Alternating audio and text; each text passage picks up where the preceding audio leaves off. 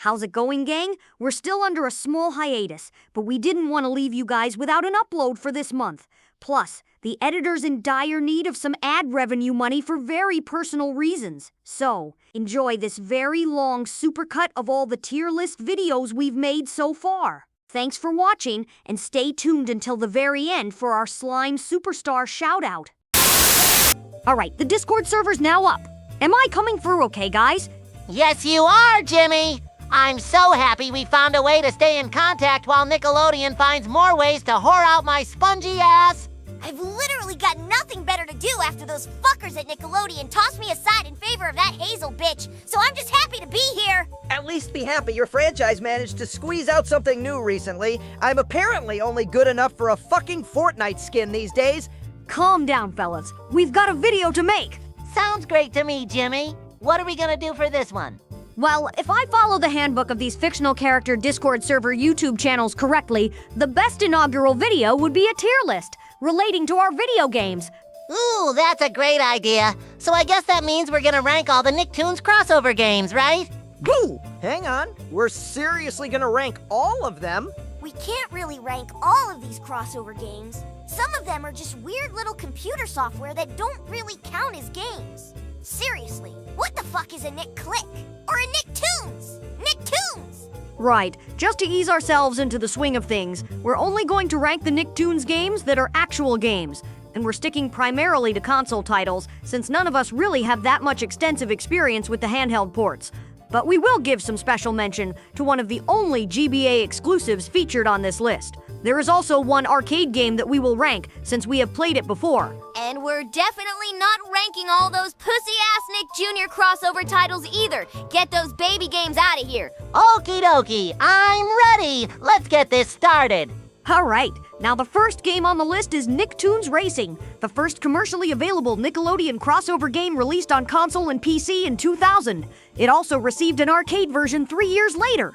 Oh, wow! My very first video game appearance ever. It was so nice to race alongside all the big shot Nicktoon stars at the time. Look, I'm not one to get critical right off the bat, but this game is so mid. Timmy, can't you show just a tiny bit of respect? This is the first game in the lineup, after all. The track design in this game was so scatterbrained. I didn't know where I was going most of the time. And that rubber banding was so atrocious. And all that just to unlock that fucking pint-sized freak plankton? Actually, I'm kinda siding with Timmy here. I don't think the game's that bad, but it's aged like weeks-old milk sitting out on a hot patio. I'd honestly vouch for a C tier to start things off. Plus, the arcade version is even worse because they removed Stimpy from the roster, all because of that absolute dumpster fire mistake that was Adult Party Cartoon. You fellas make a valid point, but I can't bring myself to put my first ever game appearance so low. Why not a B tier? It's not the best kart racer we've got, but it's still a decent enough start. Well, I suppose I can live with Nicktoons Racing getting B tier if you really want this, SpongeBob. Yeah, same here. I assume you're going the same way, Jimmy? Yes, truth be told, you three said everything I was going to say, so B tier for Nicktoons Racing. Next up on the list is, oh, for fuck's sake. Holy shit! Nickelodeon Party Blast was one of the worst fucking games I've ever played in my 10 years of living on this planet! On God, this shit is so ass! Aren't you guys being just a little harsh? SpongeBob, this game was made by the same asshats who made those awful shovelware Wii games like Ninja Braidman. Oh, my first official crossover appearance, and this is what a genius of my intellect gets. I'm just gonna go ahead and whack this shitty abomination into the deepest depths of F tier. No arguments here! Seconded! I mean, I'd argue there's some games on here that are far worse than this, but I can't argue with the majority. Now that we're past that mistake on God's green earth, let's move on to Nicktoons Basketball. Kind of an oddball choice for my first crossover appearance, but I'm not really complaining. This game is definitely better than that steaming pile of party game dog shit.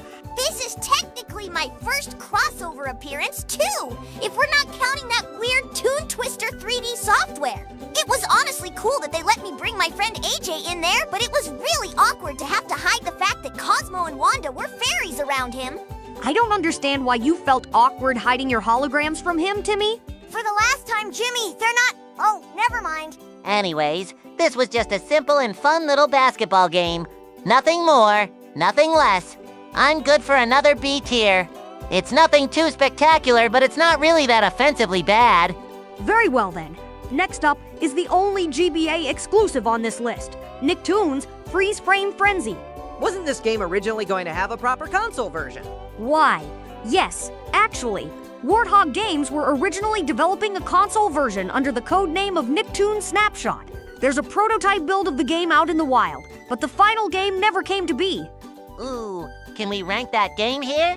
No way, dumbass! That's an unfinished prototype, not a full game! That wouldn't be fair at all! He says, while Nicktoons Winners Cup Racing is on this list, Boys, let's get back on track and rank Freeze Frame Frenzy. Well, it's nothing too special, but it was all right! My favorite part was snapping tons of pictures of Trixie Tang. Oh my god, that girl makes me act up something fierce! before Timmy devolves into a zesty simp, I'll just say that while it's not the best Nickelodeon game on the GBA, there are far worse. I'd say C tier, honestly. Yeah, Freeze Frame Frenzy was just okay. I'm fine with the C tier. Sounds fine to me. I was thinking much of the same way. Next up is Nicktoons Movin' for the PlayStation 2 iToy. What the fuck is an iToy? It's basically the Xbox 360 Kinect before that thing even existed. What was this game all about again? Well, to boil it down, it's just a collection of camera-based minigames based on our shows and rocket power for some odd reason. Ooh, I remember now. I remember watching this one guy on YouTube named Katakaris who played this game on one of his videos, and his commentary was so hilarious. Yeah, he made that game seem way more fun than it actually is. It's just okay to me. The novelty wore off on me about 3 minutes in. I'd say another C tier is in order. Yeah, I've never even played that shit. If you couldn't tell already, I'll lend the wheel to you guys for this one. I think C tier is the most optimal choice for this game. The accessibility is staggered by the fact that you need the iToy camera in order to play it, and even then, for a minigame collection, it's not that worth it. But it's worth a laugh or two if you can play it. Oh, but look! We're finally getting to the GOAT! Nicktoons Unite! Hell fucking yes. If this game doesn't get S tier, I'll personally unleash all the ghost stuff from the ghost zone. That's a really radical statement, Danny. But yeah, Nicktoons Unite is a fucking masterpiece of a Nickelodeon crossover. Aside from the story being slightly generic, and the perplexing control scheme, and the underwhelming soundtrack, and the fact that levels drag on for an absolute eternity, I still have Vietnam War flashbacks to that one fucking level near the end of the game where we had to get that Fleabot off of Goddard. But aside from all that, I agree with you boys. Unite is definitely an amazing crossover game. Enough said. Unite goes to the highest ranks of S tier. And unfortunately, after talking about the best of the best, now we gotta talk about the worst of the worst. Nicktoons Winners Cup Racing. Okay, I know that Party Blast was objectively terrible, but I'd honestly argue that Winners Cup Racing was even worse. I can't even defend this zero-effort piece of fucking trash. This shit looks like something you'd find on the Nick.com website back in the mid to late 2000s. And even then, there were games on there that were much better, and even free to play. Whoa, I didn't know this got you so riled up, SpongeBob. But honestly, you took the words right out of my mouth. This shit needs to be an F tier right now. Way ahead of you fellas. All right, next up is Nicktoons Battle for Volcano Island. Wow, this was such a fun time. Patrick and Sandy were so happy when they heard that they were gonna join us on this adventure. Even Squidward was excited to be there, despite his best attempts at hiding his overjoyed reaction. Yeah, I agree. Volcano Island was great, especially since I got to go on this adventure with my girl Sam. Nah, I'm sorry, guys, but I have a fucking sore spot with this game. Why the hell did Nickelodeon put me front and center on the goddamn game cover only to have me be a playable character for just one level? What a ripoff! Although I did enjoy finding my Trixie Tang picture. God, I love that woman so much! You're being zesty again, Timmy. Shut the fuck up, ghost bitch! Calm down, Timmy. At least be grateful that you even got to be playable. Those half-wits at Nickelodeon relegated me to a cutscene-only NPC role. Now that's a fucking ripoff. Settle down, you two. Yeah, it's a bummer how they handled the playable roster here, but that shouldn't take away from the overall quality of this game. The story was a massive improvement, and so were the controls. And holy shit, the Magu, such an awesome original villain for us to fight. Ooh, yeah, it's not good enough for another S tier, but it's definitely good enough for an A tier. Sure, A tier works. Despite the absolute butchering I received, it's still a good game. Same here. Fortunately for the both of us, we've got Nicktoons Attack of the Toybots up next. And, I mean, come on. S tier. Absolutely steer. 100% S tier. Yeah, there was no argument. Attack of the Toybots is easily the best Nicktoons crossover game ever made. The only gripe that I have is that there's no final boss fight with that twerpy, stuttery piece of shit Professor Calamitous. Still, it's not enough to take away from the fact that this game is a certified S tier. Now, next game on the list is SpongeBob SquarePants featuring Nicktoons Globs of Doom. Damn, Nick didn't really hide the fact that you pretty much stole the spotlight right from under our noses, huh? Puking Pluto. This game looks absolutely disgusting, especially my character model. What the fuck is wrong with my face? And on fucking God. Of all the villains in my rogues gallery I could be paired up with, they chose fucking Technus? Not Vlad? Not Ember? Not even the fucking box ghost? And why did I get paired up with beautiful Gorgeous instead of her bitch-ass father? Well, then again, she's far more tolerable than that aging shit stain. I fucking hate Globs of Doom. Those bastards literally tossed me aside for Tack's bitch ass. His show didn't even make it past one season, and for good reason. That show was a straight-up insult to the video games that preceded them. Personal gripes aside, the Morphoids were an interesting threat to deal with. And I like the fact that the main villain undergoes a redemption arc of sorts near the end of the game. Although I'm not a big fan of the fact he turned into a freaky one-eyed clone of SpongeBob. Yeah, I suppose you can do far worse than this. But my saltiness refuses to allow me to give this game a high rank. I'd say C tier. I haven't spoke my piece about this game, but I honestly have to agree with you guys. The game was okay, but the fact that you can't choose who you want to play as, not to mention how mindless and repetitive the combat gets, I just can't bring myself to shower this with a lot of praise. Yeah, I agree. Globs of Doom was such a disappointing end to the Nicktoons Unite saga. So next up, we have our only arcade-exclusive title, Nicktoons Nitro, another racing game. Ooh, I remembered playing this game at the Nickelodeon Suites Resort in Orlando, Florida, before they completely renovated it. It was such a fun time. It's at least a major improvement over Winners' Cup Racing. But it's not too memorable to me. I'm at least glad that they put me in this game. Only for them to just throw me right back into the fucking trash afterwards. Until goddamn Dice of Destiny. Chill out, Timmy. Anyways, Nicktoons Nitro was an admirable kart racing game for arcades, but I feel it would be much better if we had a proper way to play this game at home. They actually found a way to emulate this game for PC. That's how I played it. Cause fuck scouring the entire United States for a rare as shit arcade machine. From what I played, it was a decent racing game.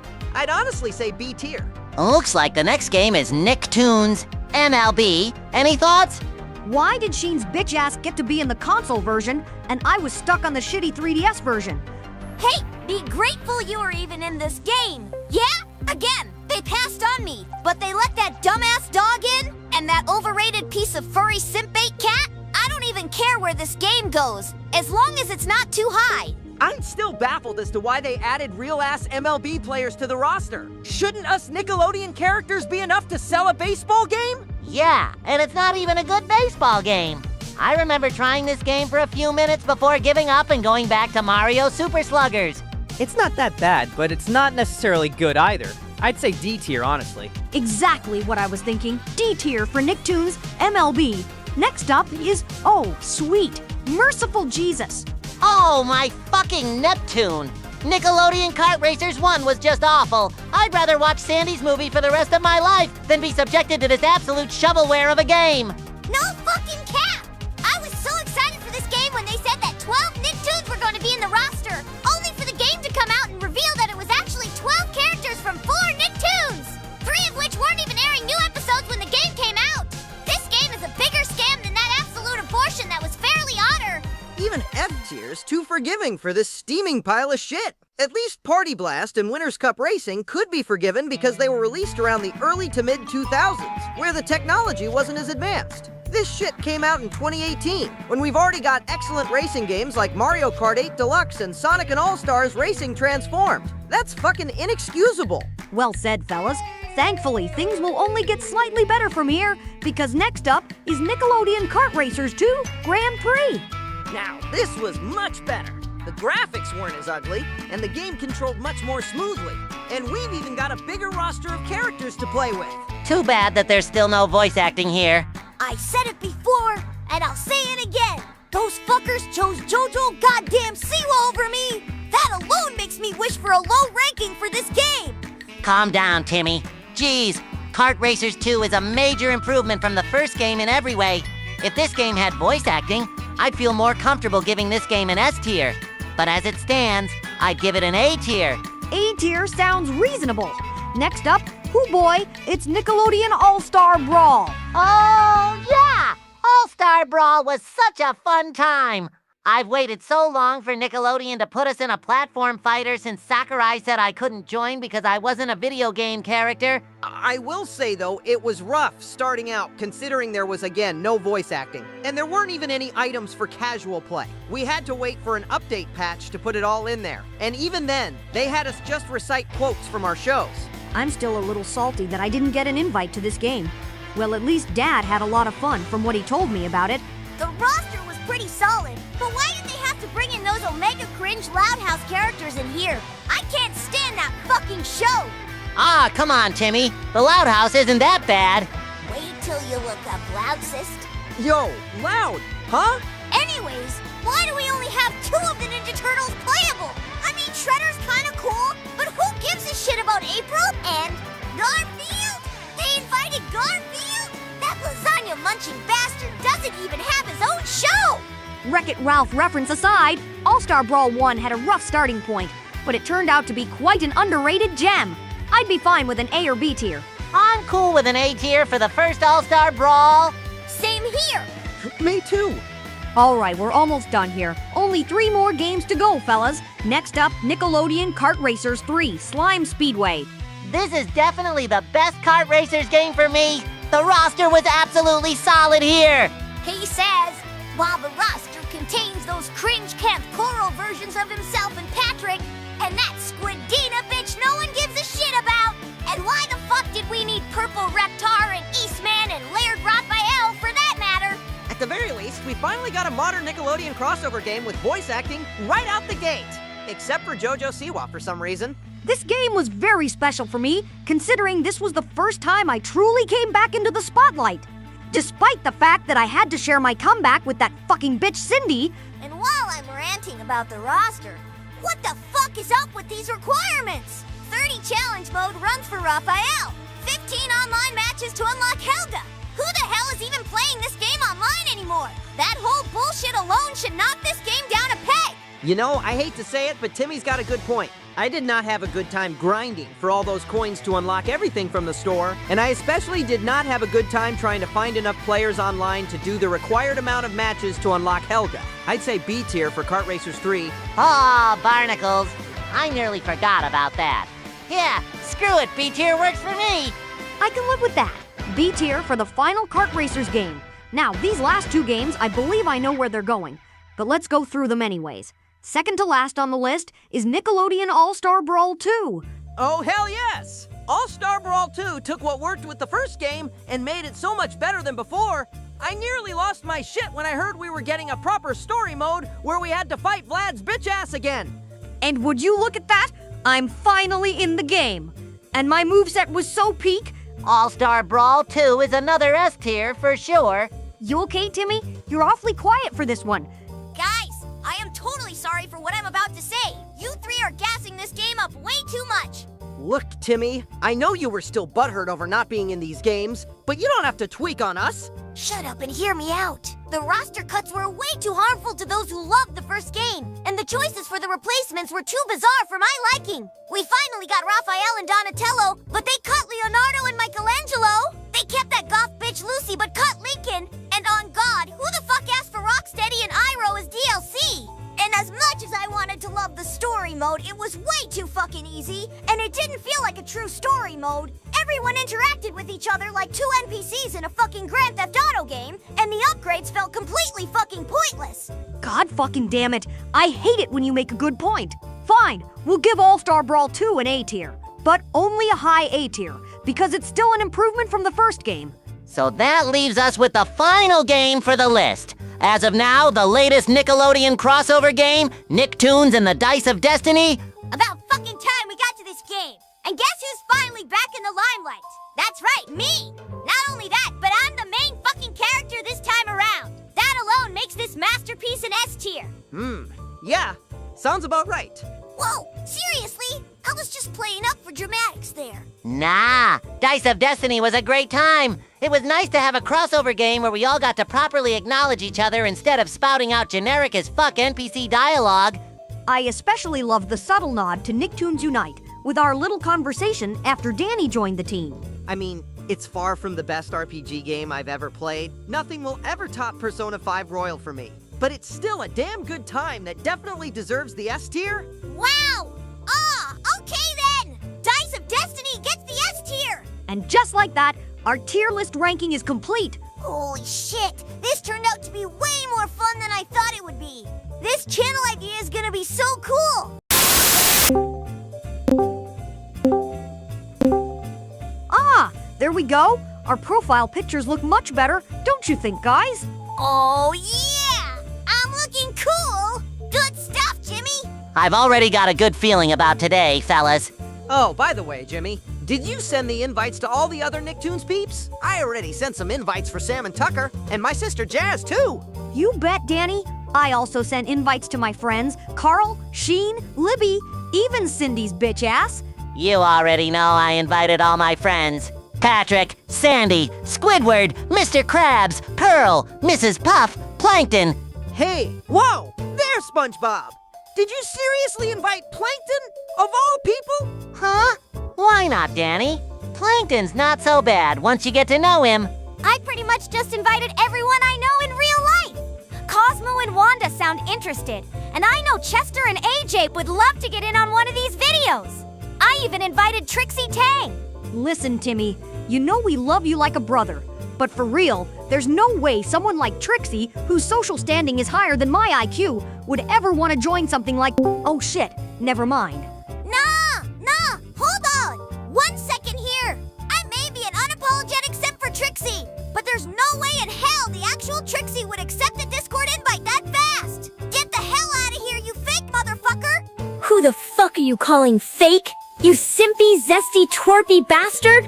Whoa! Did I say fake? I mean, absolutely beautiful, and pretty, and totally real person. That's what I thought. Holy shit, Trixie! What are you doing here? I thought popular girls like you don't have any time for stuff like video games and Discord. Of course I don't have any time for that shit. In public. But privately, I'm more of an avid gamer than any of you geeks combined. Ooh, a gamer girl! That's more rarer than a queen jellyfish. Whoa! Who the fuck is that? He's like a talking block of cheese. Hi, I'm SpongeBob SquarePants. Nice to meet you. Let's get back on track here. Trixie, I'm going to assume you're here to give us a topic for today's video. Yes, I am. Truth be told, I always wanted to share my love for a certain series of games featuring a certain blue blur. No way! You love Sonic the Hedgehog, too! She's just like me. For real! Don't even think this'll get you anywhere with me, little boy. I suppose we had to get to this at some point, considering who the main inspiration for the channel was. A tier list of Sonic the Hedgehog games. What a fantastic idea. I like the idea too, but hold on. Are you even aware of how many Sonic games there are? We would be here all day if we had to rank every single game. Don't worry your freakishly oversized head about it.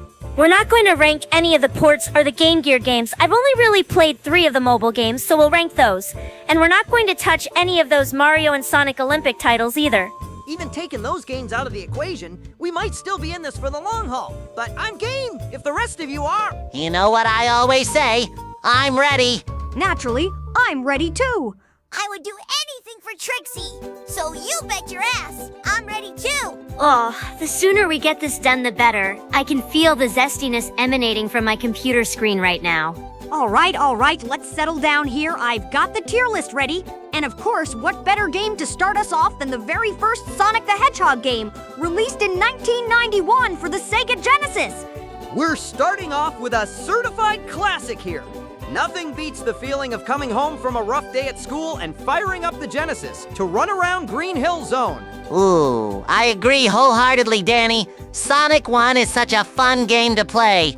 Unfortunately, while my heart wants me to love this game, there's too many cracks at the seams for me. For one thing, the special stages gave me fucking onset motion sickness, one of the absolute worst special stages in the series yet. On God! Speak your shit, Queen! And that's not even going into most of the regular stages. Marble Zone was way too big of a difficulty spike after the goated first level with Green Hill Zone. I can't believe I'm saying this, but I agree wholeheartedly. I wanted to love Spring Yard Zone, but those slot machines and shit completely ruined the level for me. Labyrinth Zone.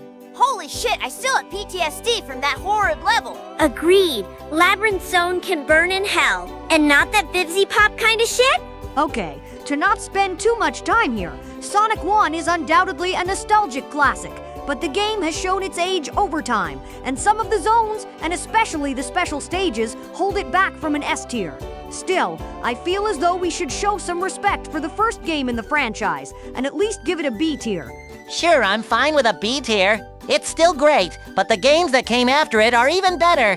Yeah, haven't talked much, but I agree with the B tier. Same! Thankfully, though, we've already got some absolute peak incoming with Sonic the Hedgehog 2. Oh, hell yeah! Sonic 2 improves on the first game by a considerable margin.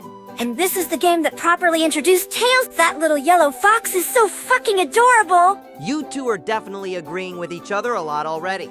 I have no idea what you're talking about, ghost bitch. Back on track, Sonic 2 was just as much of a great time for me as the first game. Patrick and I poured many hours playing through the game co-op, and the zones were much better this time around.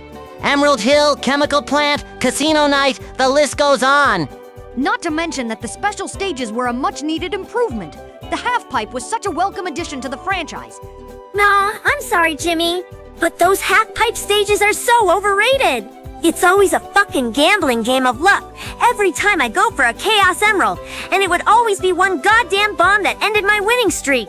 So fucking annoying. Honestly, if the special stages weren't such rigged pieces of shit, I would give this game S tier right away. But as it stands, I'd say A tier. Again, didn't have much to say here, but you guys said it better than I ever could. A tier for Sonic 2. Danny's voice crack aside, the next game on the list is Sonic 3, right? No way, Cheesehead. The actual next game on the list is Sonic CD, obviously released for the Sega CD add-on in 1993. Right. This was the game that introduced Metal Sonic and Amy Rose, right? You know, Timmy has some things in common with Amy. What? How the hell so? You both wear pink, and you're absolutely fucking thirsty for your respective crushes. Huh, that's actually fairly accurate. Oh, come on! I don't remember Sonic CD all that much. What did you have to do in this game? You basically have to collect the time stones to restore the stages back into their good futures. Considering the Sega CD was home to nothing but enhanced Genesis ports and cringe as fuck FMV games, this was definitely a breath of fresh air. No cap, the levels this time around were so creative, and it was so cool to explore both the past and future versions of each level. Except for Wacky Workbench. Well, yeah, except for Wacky Workbench. I can't believe it's taken up until now to bring this up, but the music in Sonic games have always been, and will continue to be, the biggest saving grace, and Sonic CD is no exception. Are we talking about the American or Japanese soundtracks? Yes, Fair enough. Also, finally, we've got some good special stages here. It was so addicting and fun running around and smashing the UFOs. I was so happy they brought it back for Sonic Mania. But let's not get ahead of ourselves. Yeah, I think it's safe to say that Sonic CD is a great game, all around. Not great enough for an S tier, though. I believe another A tier is in order. I'm okay with any kind of tier for this game. It does sound like a really fun game, though, so I might play it once we're done here. A tier sounds perfect. And now, we get to Sonic 3! Or more specifically, Sonic the Hedgehog 3 and Knuckles. I swear to the almighty King Neptune, if 3 and Knuckles doesn't get S tier, I'll personally give the Krabby Patty secret formula to Plankton. Absolutely crazy comment aside, yeah, I don't think there's any use in debating this, right, guys? nope. It's no wonder why Sonic 3 and Knuckles is often considered to be the greatest Sonic game ever made. The zones? Peak. The elemental shields? Peak! The special stages? Even more peak! Danny, is your voice all right? It's cracking a lot more than usual today. Hey, don't blame me! Blame the AI messing with my voice! Fourth wall break aside, let's not forget about that godly soundtrack composed by the one and only Michael Jackson himself. Also, side note, fuck you, Sega, for replacing it in that mid-as-fuck Sonic Origins. Enough said! Sonic 3 and Knuckles goes in S tier, right where it belongs! So, what's next? There were a lot of spin-off titles released after 3 and Knuckles. There's Sonic 3D Blast, Sonic the Fighters, Sonic R, and Knuckles Chaotix. Truth be told, I never really gave a shit about those games. From what I've seen, all 4 of them were pretty mid as fuck. A certain red knucklehead is gonna get really angry at you for saying that Knuckles Chaotix is mid? Tricks? Do I sound like I give a shit? If he tries anything, he's gonna have to go through my legions of security guards. They pack more of a punch than he could ever hope to achieve. I can certainly attest to that. My back is still aching from that last pounding I received. In that case, we can move on to Sonic's first proper 3D game, that being the one and only Sonic Adventure. Yeah, this is happening. Timmy's cringe Sonic impression aside, Sonic Adventure was so peak. The classic speed and precision platforming gelled very well with the innovating 3D environments. And the multiple playable characters added so much variety and fun in the mix. I will say though, the multiple playable characters for me are a mixed bag. Playing as Sonic, Tails, and Knuckles are perfect. But then again, Amy's just a slower version of Sonic.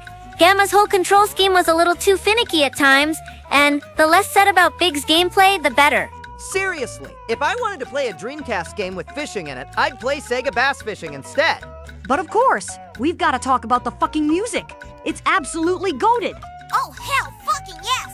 This was the first game where we got Crush 40 to compose the main theme, and holy shit, they cooked with absolute fire! And the rest of the vocal tracks were such bangers, and even the instrumental tracks slap harder than the time I slapped Mr. Krabs for thinking he was a robot in disguise.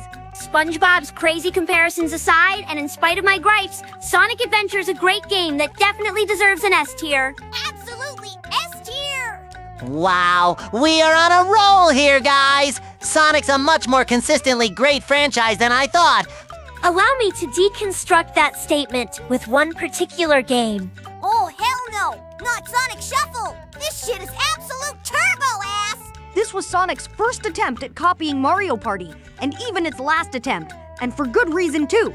This is one of the worst party games ever made. Worse than Nickelodeon Party Blast? Okay, it's not that bad, but still, Sonic Shuffle is an objectively terrible attempt at copying Mario Party, and it's probably for the best that the series never try to make another party game ever again.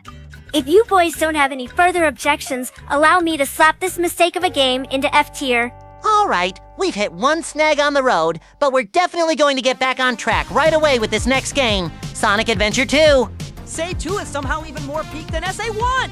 I mean, come on! This is the game that introduced Shadow the fucking Hedgehog! One of the coolest motherfuckers of all time! The speed stages were some of the best in the 3D games. And that soundtrack, holy shit, the soundtrack! Live and Learn, and Escape from the City, 2 of the greatest tracks ever put in a video game! Well said, Danny. Sounds like Sonic Adventure 2 is going into S tier alongside the first game. Naturally, it's literally perfect! I'm absolutely in agreement. Guys, Timmy's quiet again. Wait, don't fucking tell me. Sonic Adventure 1 was better! There! I said it! Oh boy, here we go again. Timmy Turner, you better have a good fucking reason for saying such slanderous shit. I might actually entertain the thought of going out with you if you actually make a good point, which you won't. I'm not going to argue that the soundtrack is much better, and I'm definitely not going to argue that the Sonic and Shadow stages are the best in the adventure duology. But treasure hunting with Knuckles and Rouge is so much more tedious than it was in Adventure 1. I hate how huge the stages are. It takes fucking forever to find just one Master Emerald shard. And don't get me fucking started on the Tails and Eggman stages. Mech shooting in this game is somehow even worse than Gamma's stages in Adventure 1. I can forgive Eggman being in a mech because that's his whole shtick. But what in the holy name of fuck is Tails doing in a mech? He's more than capable of kicking ass without any machinery. Just look at him in Adventure 1. Shit, those are actual good points. God damn it. And yet again, Timmy somehow convinces us to drop an easy S-tier contender into high A-tier. For real, he can't keep getting away with this. What am I supposed to say? Sorry for being honest with you guys. Besides, I got a date with Trixie, so I don't really give a shit. Whoa, when did I ever say your bitch ass got a date with me? I said I would entertain the idea, not actually go through with it. God fucking damn it! So close! What are the chances that we're gonna get burned at the stake for putting Adventure 2 in A tier instead of S tier? Undoubtedly, 99.5% sure.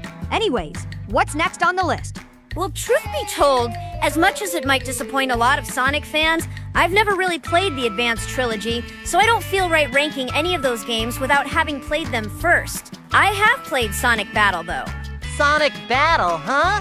I don't remember much about this game. I literally played only one match and got so confused and lost that I dropped it immediately and went back to either Smash Ultimate or All-Star Brawl 2.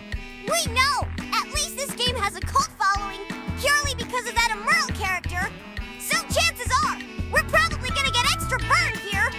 Honestly, from what I've seen and played, I'd have to say C tier.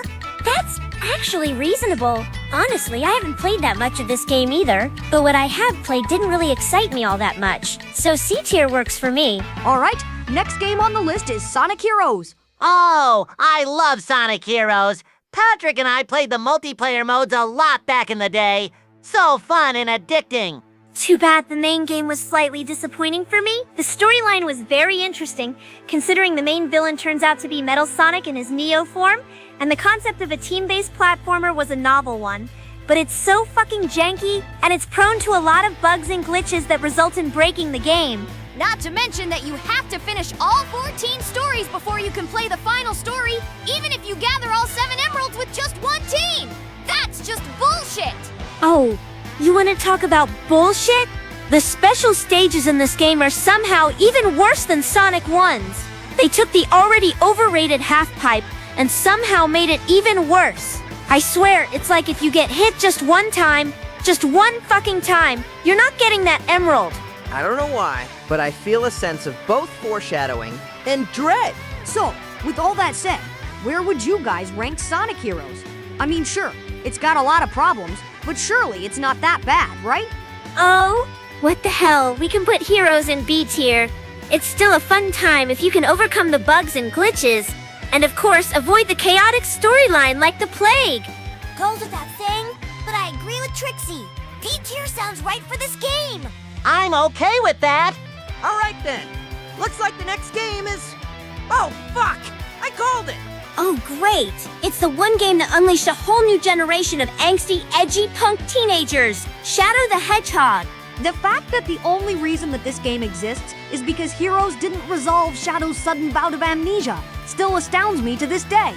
Taking the edginess out of the equation, Shadow was such an absolute mess. The controls were somehow much more stiff and janky than in Heroes. The requirements for most of the hero and dark paths are way too tedious and ridiculous. And hot fucking damn! What the hell is up with all the damn fucking needless goddamn swearing all over the fucking place?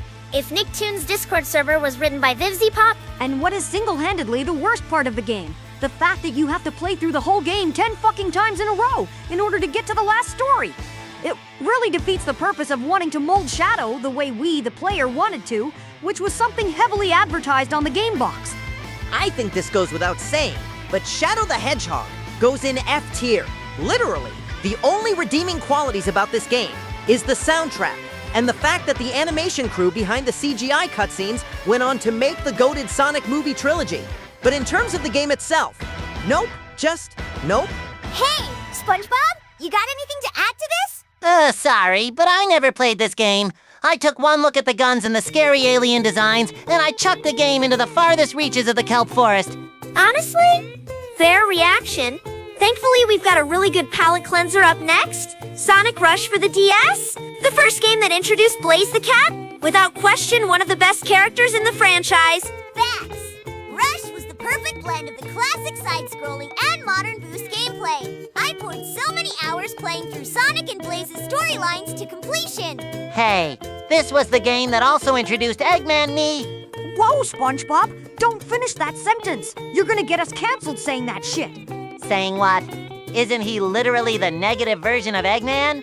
Yeah, but it sounds way too close to a certain other word. If you say his name out loud. Are you boys done mulling over the name of a video game villain now? I feel as though by Nintendo DS standards, Sonic Rush should get a well-deserved A tier. It's a great game, but I know that there are games that are even better. Oh, absolutely A tier. Sonic Rush proved that 2D gameplay is still viable, even in the modern format. Ooh, Sonic Riders is next up. I'll admit the controls were really hard to grasp at first, but it was so much fun once I got the hang of it. Yeah, Riders was great. The hoverboards were a nice evolution to the usual kart racing fare, and the Babylon Rogues were a cool and comedic trio of rivals to race against. I love this game so much. I asked Cosmo and Wanda for my own hoverboard to race around in. Hold up. Who are Cosmo and Wanda? Oh, my friends on the internet. Ah, I see. They sound nice. Although, I get the feeling that I've heard those names before. Hey, Jimmy, can we get back on topic and put Sonic Riders in A tier, please? Huh. Oh, sure, Timmy. I was honestly thinking A tier as well. It's a great racing game, but I still prefer Mario Kart or Crash Team Racing over this. Next on the list is... Wait, Sonic the Hedgehog? Didn't we already rank this game? That was Sonic 91. This is Sonic 06. I'm aware that I said that Heroes was a buggy, glitchy mess, but holy fucking shit! 06 is downright unplayable. I can't get through one goddamn level without clipping through the floor and falling out of the level. And don't get me started on Princess Elise. Leaping fucking leptons. She is one of the worst, most annoying characters in the entire series. She gets kidnapped more times than goddamn Princess Peach. And the fact that she wanted to keep the world in a ruined state just so she could be with Sonic was just selfish. Disgusting interspecies romance aside, Sonic 06 was an absolute dumpster fire that nearly ruined the entire franchise. Instant F tier. I never really played this game, so I don't care where it goes. Guys, hear me out! For fuck's sake, Timmy. You are not about to tell us that 06 isn't that bad of a game right now. If you can somehow convince me that 06 doesn't deserve F tier, I might actually go out with your sorry ass. But there's no way in hell you can find any positives with... The soundtrack is among one of the best in the entire series. His World, All Hail Shadow, Dreams of an Absolution, just to name a few. And this was the game that introduced Silver the Hedgehog. Sure, he had a really rough start here, but they molded him into an absolute futuristic badass later on, especially in the IDW comics. And holy shit, Mayfiles! He's probably the most underrated villain in the franchise. The way he was able to manipulate Silver into believing that Sonic was the Eblis trigger was so tight, and the fact that Shadow had to detach his inhibitor rings in order to defeat him initially showcases how powerful he is. And need I mention the fact that he fucking kills Sonic in the beginning of the last story? No other villain has even come close to doing that. Fuck, he's got a good point. Okay, Timmy. You convinced us. Sonic 06 can get a D tier instead. Fine. I suppose I can live with that. Now that I think about it, it's not really that bad of a game. Oh, barnacles. Sonic and the Secret Rings is next. I didn't have a really good time with this one, to be honest. I've got 3 words to describe this trash fire. Forced, motion, controls. That single-handedly ruined what could have been a fun and creative adventure with Sonic running around in the Arabian world of Aladdin. It's at least more functionally sound than Sonic 06, so I would say C tier? Yeah, Secret Rings was just alright for me. I mostly played this game on the Dolphin emulator, where I could map the controls to work on a proper Xbox controller. So C tier works for me.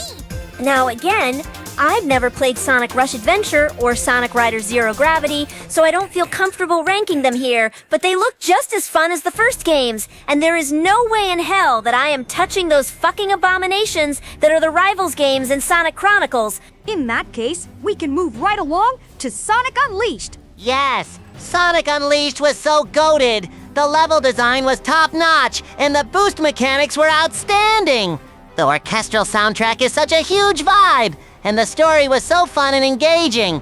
I really hope Chip can come back in a future game. But on the other hand, there's also the Werehog. Those slow-ass combat sections give me PTSD from fucking Globs of Doom, and that fight music playing on loop over and over again, it's like a fucking awful earworm that won't get out of your head. Am I the only one who didn't really mind the Warhog levels? Sure, the combat was repetitive, but I still felt like they were a nice change of pace compared to the high-octane gameplay of the daytime stages. No way! I like the Werehog stages too! And the design of the Werehog himself looks so badass! just so we're clear, we are talking about the Xbox 360 and PlayStation 3 version of this game, right? Of course we are. Nobody gives a damn about that downgraded port on Wii and PS2. I do, though. Okay, for the sake of time, the positives of Unleashed managed to outweigh the negatives, so I would like to vouch for this game to get an A tier. Sounds good to me. Sounds good to me. There you go. Agreeing with each other again? Is there something you're not telling us, Trixie? Hey, look! Sonic and the Black Knight! This is much better than Secret Rings. Oh, absolutely! Black Knight was a major improvement in every way. The story was so much more engaging, and the dynamic between Sonic and Caliburn was quite sweet to see play out. And it was so cool seeing characters like Knuckles, Shadow, and Blaze as their respective medieval counterparts. They were pretty tough to fight as well. And holy shit! The final battle, where Sonic transforms into Excalibur Sonic. I was popping off so much at that moment. Oh my god, same here. I don't think Black Knight is better than Unleashed, but it still deserves a high B tier. Sounds good to me. Next up, we've got Sonic and Sega All-Stars Racing. It's kinda sad that this game isn't fondly remembered all that much ever since All-Stars Racing transformed and Cross Worlds came out. This was a pretty fun time. Absolutely. This game introduced me to so many other Sega franchises, like Alex Kidd, Nights into Dreams, Space Channel 5, just to name a few. I especially love the Xbox 360 version of this game, since that version had Banjo and Kazooie as playable characters. Too bad those two were in their god-awful nuts and bolts design. That shit looks so disgusting. But aside from that, yeah, this was a pretty fun racing game, but it's a little too similar to Mario Kart to make it stand out all that much. I'd say B tier for this one. B tier absolutely fits this game. It's still good, but the racing games after it are just so much better. Well, save for one, but we'll get there when we get there. Well, Valid words all around, ladies and gentlemen. Now, next up, we've got some bizarre titles here. Sonic the Hedgehog 4, Episodes 1 and 2. Okay, 2 questions. 1, why did they wait until 2009 to give us Sonic 4? And 2, why the fuck did they make this shit episodic? If I wanted to play an episodic game, I'd play one of those Telltale games. it doesn't really matter either way. Sonic 4 as a whole is the equivalent of Chester's entire neighborhood. Nothing but absolute fucking garbage. Episode 1 especially is on my shit list, mostly because they brought back that awful motion sickness-inducing bonus stage from the first game. Episode 2 was only a slight improvement, at least in my opinion. Tails and Metal Sonic were much needed additions, and the level design and music was slightly better here. But the fact that this game forces you to get the Chaos Emeralds, only for the ending to not change at all, and said ending being a fucking unresolved cliffhanger, holy fucking shit, these two games are just awful. Settle down, Jimmy. Let's put Episode 1 in F tier and Episode 2 in D tier. These were really poor attempts at revitalizing the classic series of games, and they absolutely did not deserve to be called Sonic the Hedgehog 4. I couldn't agree more, guys. Oh, please, let the next game be better. Sorry, Timmy, because Sonic Freeriders is next. I get that we made it clear in the last video that Nickelodeon Kart Racers 1 was the worst racing game we've ever played. But I'll give it the slightest benefit of the doubt. At least Kart Racers 1 properly functioned. But Sonic Freeriders, I can't even get past the fucking menus.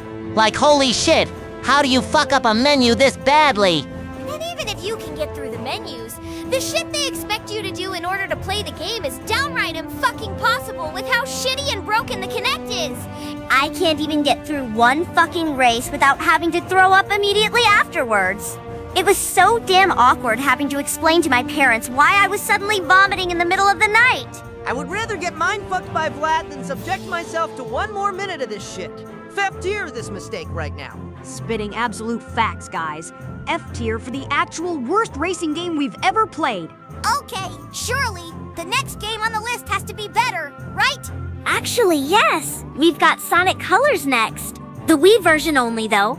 I've never played the DS version, but I've heard from so many people that it's so good, and actually even better than the Wii version. And I refuse to give that dumpster fire re-release that is Sonic Colors Ultimate the time of day. Oh yes, Sonic Colors was such a breath of fresh air after the 1-2 Dumbo combo takedown of Sonic 4 and Freeriders. It may not be that special compared to something like Unleashed, but it's still one of my personal favorites. Too bad this was the point where Sonic started to use a lot more juvenile humor in their games. I swear Baldy McNosehair was never a funny joke the first fucking time, and it sure as shit wasn't funny the other 9,000 times afterwards. This is definitely one of those instances where the story didn't really matter all that much. If the gameplay was still good, then that's all that should matter at the end of the day, right? Absolutely. Just ask any Mario fan, and they will tell you the exact same thing about all of their games. I'd say that Sonic Colors deserves a B tier. It's a great game, no doubt, but the writing does severely knock it down a bit. Timmy, I know you've been quiet again, and I swear to Thomas Edison, if you fucking try to convince us otherwise again. I think Sonic Colors deserves a B tier too. Oh, okay then. Never mind. B tier for Sonic Colors. Oh, shit. It's my absolute favorite modern Sonic game, Sonic Generations. No way Generations is your favorite too? Sounds like you've got something in common. Huh. Shut the fuck up before I air you out to dry, Sponge! Anyways, Generations was such a damn good time. Racing through all those nostalgic stages, and Crisis City from Auto 6. For some reason, as modern Sonic was so fast and addicting, and the classic Sonic stages were a true throwback to the Genesis games. This is how you do it, Sonic 4. I couldn't agree more. Sonic Generations deserves nothing more than an S tier. Facts, and more fucking facts. Generations deserves the S tier. Should we skip ahead a bit and rank Shadow Generations as well? It is part of the same game after all. I don't see why not. I honestly thought Shadow Generations was even better than the original game. The story and writing really helped me appreciate Shadow a lot more as a character, and the levels here were so much better. And let's not forget about those fucking bosses! The Bio Lizard from Adventure 2, Metal Overlord from Heroes, goddamn Mephibiles from 06, and holy shit!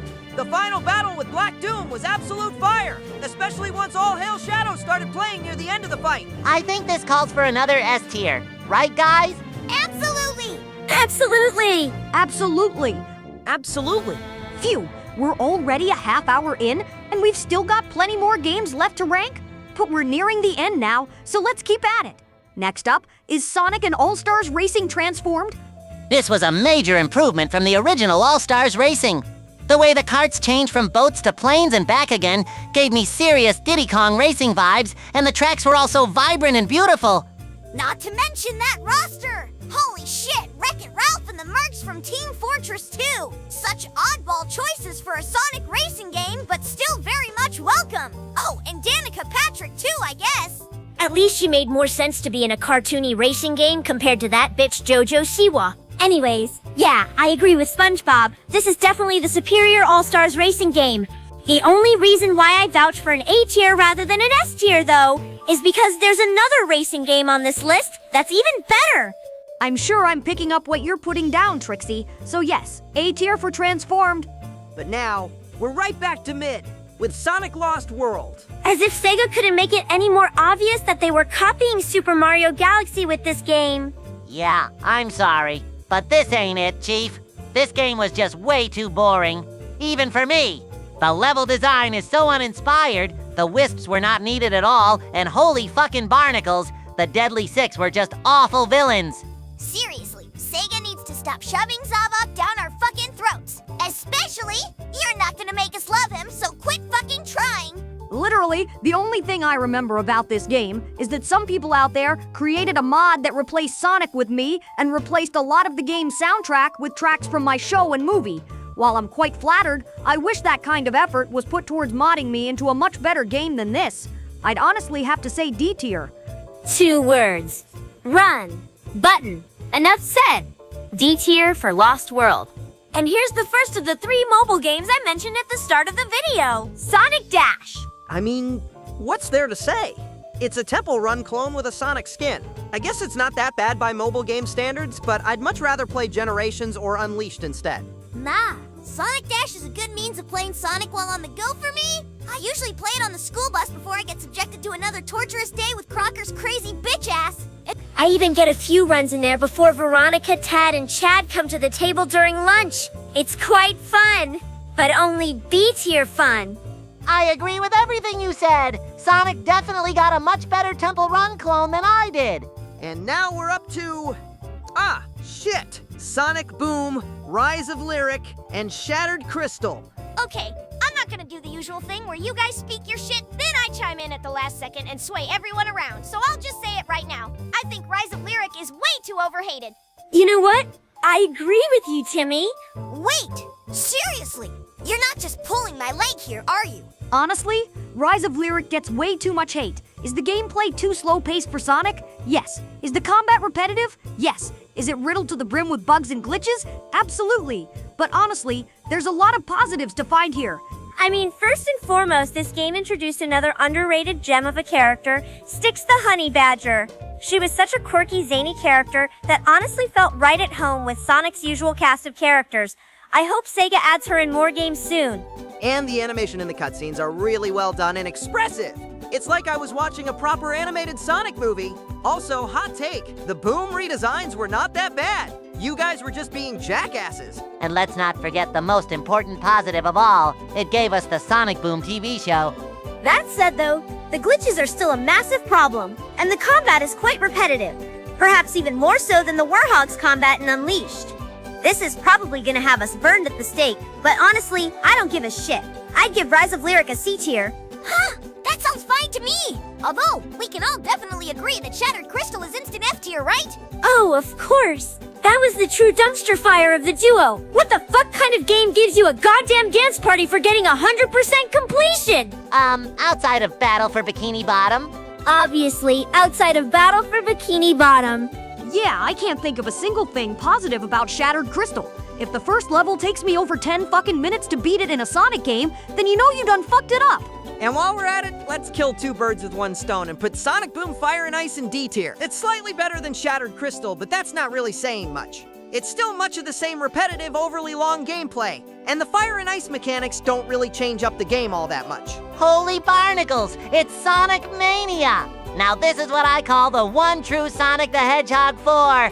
Is there any point in dwelling on it any further? We all know where this glorious masterpiece is going, right, boys? If this game goes anywhere other than S tier, I will literally kiss Tootie live on camera. You'd better not! Aw, is that jealousy I detect in your voice, Trixie? I mean, can we just put Mania in S tier and move on, please? Fine. There was literally no way we could argue on the contrary that Mania is one of the greatest Sonic games ever made in recent memory. Facts! And now, dear fucking Neptune, it's Sonic Forces! More like Sonic forces me into a state of absolute boredom. Overused joke aside, holy fucking shit. What the hell happened here? They had the perfect premise with Eggman finally defeating Sonic and taking over the world, and they completely fucked it up. I knew we were in for a really bad time when they said that Sonic was being tortured for the 6 months he was held captive, only to show up later looking the exact fucking same. And why in the hell did they turn my sweet little Tails into such an absolute piss-panting coward here? And Jesus fucking Christ, Infinite is the living definition of the stereotypical cringy edgelord. The only reason he turned to villainy was because Shadow decked the absolute shit out of him and called him weak. And who in the writing team thought it was a good fucking idea to bring back classic Sonic for this game? He serves absolutely no purpose to the plot other than to be a cheap way to create a bridge between this and Mania. And sweet fucking tartar sauce, I would rather get stuck in the heat lamp in Shell City again than play even one of classic Sonic's stages here. But the Avatar was a really nice addition, and the customization options on display for them are quite elaborate. And their gameplay isn't actually that bad. And the music, as always, is a great collection of bops. I'll give it to them. The Avatar and the music saves Forces from getting F tier, but it's getting no higher than D tier. But believe it or not, the mobile version, Sonic Forces Speed Battle, is somehow better than the main game. Honestly, that's actually true. I mean, it's just Sonic Dash, but as a multiplayer racing game, but I still had a lot more fun playing this than the actual Forces game. But since it's essentially the same thing as Dash, it's probably fair to just give Speed Battle B tier alongside it. Fair enough for me! I haven't played too much of this one, to be honest, but it's still fun. And now we come to Team Sonic Racing. Yeah, I'm not gonna sugarcoat it. This game was just boring and mediocre. On God, bro, I did not give a shit about the storyline or what little there was of it, and the team mechanics just complicate what should be a simple racing game. Not to mention that the online is still broken, with no signs of it ever getting fixed, now that Crossworlds is out. Honestly, considering Crash Team Racing Nitro Fueled was coming out around the same time, this game had no chance whatsoever. Sounds like another D tier is in order here. It's not the worst racing game, but I'm not gonna call it good either. Thankfully, we're finally emerging from the dark ages and onto new heights with our next game on the list, Sonic Frontiers. Now this is how you tell a mature storyline. Horses! Sonic Frontiers was so peak! The open zone gameplay was so fresh and new, and the combat was actually fun and engaging for once. Oh, but you know the best part, right? Oh, hell yes! Those badass supersonic boss fights with the Titans! Absolutely. And oh my god, when those epic tracks came on, I began to pop off every single time. Holy shit! Same here! Oh yeah, it's all coming together. Let's not forget about the story.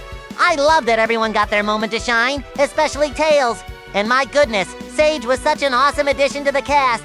She's cold, but at the same time, she is just so sweet and adorable. I completely flooded my house with my tears when she sacrificed herself at the end of the main game. Good thing the Final Horizons update gave her a much better outcome then. Honestly, my favorite part of this game was how they were able to humanize and have us sympathize with Dr. Eggman. He was pretty much the MVP here, in my opinion. I believe it's safe to say that Sonic Frontiers is going in S tier. Absolutely! No objections at all! That goes for the rest of us. All right, gang, it's been a long journey, but we're finally near the end. Only 4 more games to go. Right on! Next up is, the murder of Sonic the Hedgehog? What the hell is this? Oh, this was actually a visual novel kind of game made for April Fool's Day. But honestly, this game was much more than just an elaborate joke. Yeah! I was really engaged with the story in this one. I knew the quote-unquote murder wasn't real, but they sure as shit made it look real. And the twist at the end actually got me good. Ooh, and those little mini-games you had to play in order to make the suspects confess were pretty fun too. It's just a nice, concise, and short 2-hour storyline that's pretty fun and engaging while it lasts. Plus, it's completely free to play on Steam still, so it really doesn't hurt to try it out. This might sound like an over-exaggeration, but I think Murder should get an A tier. Absolutely! If for no other reason than the fact that this game has the GOAT, Barry the Quokka! Yes, Barry supremacy in this house. What the fuck is a Quokka? Anyways, moving right along, we've got Sonic Superstars up next. Any thoughts? I mean, Superstars was an admirable return to the classic games in a 3D format. Fang coming back as a main antagonist was quite welcomed, and Trip the Sungazer was a cute new character.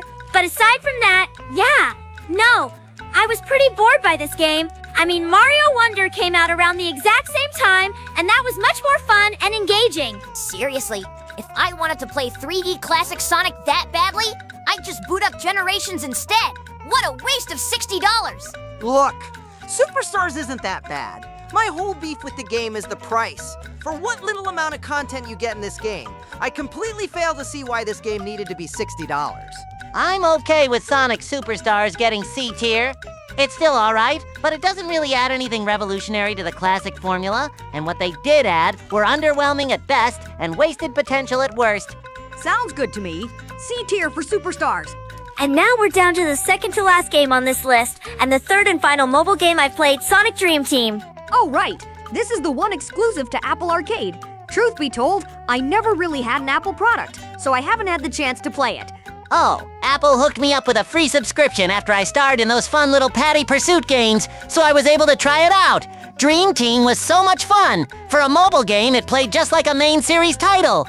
And they took the whole multiple playable characters gimmick from Heroes and made it so much better here. Playing as Rouge and Cream again after so many years was so peak. Facts! And the storyline being focused on Cream's dreams being the key Eggman needs to unlock the reverie was honestly quite engaging for a mobile game.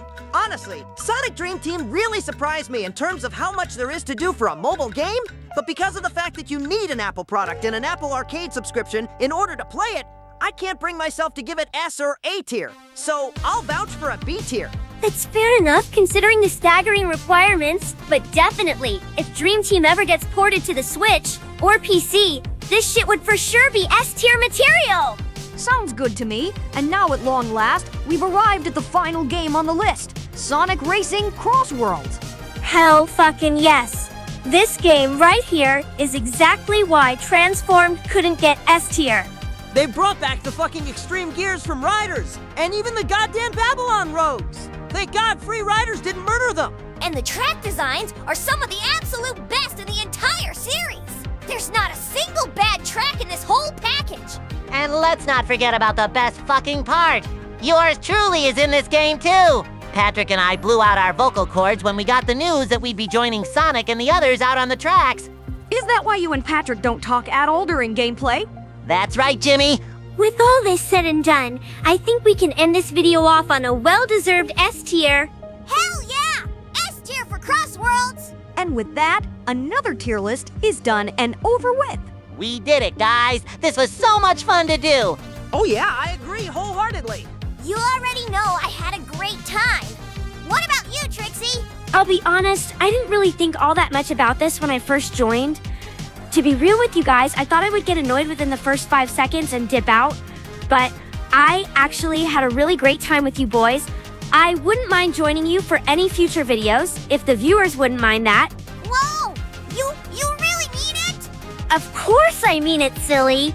And that, ladies and gentlemen, is the beginning of the romance arc. Danny, I swear to fucking God!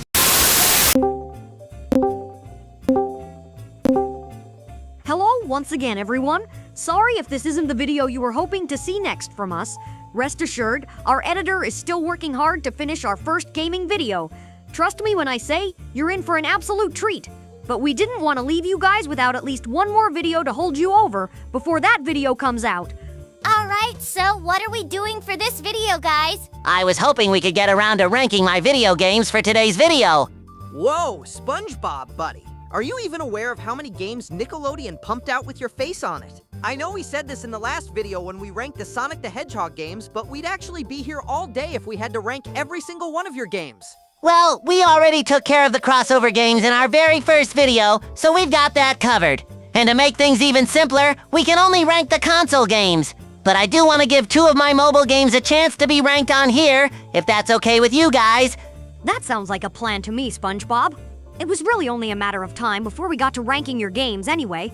Hey, what about our games? When are we gonna rank those, huh? My bitch ass only got 2 games, both of which were handheld exclusives. And you and Jimmy each have like 4 games. That would be the shortest video in the history of our channel.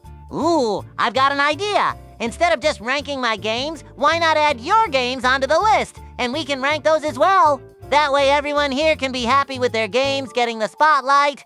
Oh, hey, that's a really great idea. I mean, who knows if we'd ever get to our other games anyway? That's so ingenious. I'm honestly pissed that I didn't think about that. All right, hang on while I add our games to the list. While Jimmy does that, I just wanted to say thank you all so much for 50 subscribers. Yeah, thanks guys. We really didn't expect to get this much support when we started this channel, but we're still very much appreciative to you all for watching our videos, leaving comments, and all that good shit. We're not gonna give anything away just yet, but if this channel reaches 100 subscribers, we might have something extra special planned for you all. All right, fellas, the tier list is ready to go. Now then, for the sake of fairness, since Danny has the least amount of games out of the 4 of us, we'll go ahead and rank his games first. First up is Danny Phantom, the Ultimate Enemy for the GBA. Ah, right. This game is based on, debatably, one of the best episodes of my show. The one where I literally had to fight my fuck-ass evil self.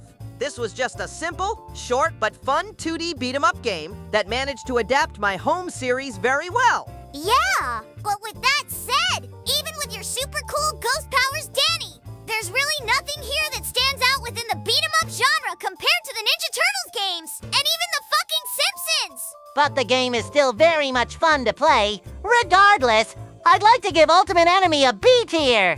The episode itself is certified S tier, and the game did a really great job adapting the story to the GBA. That sounds fair enough to me.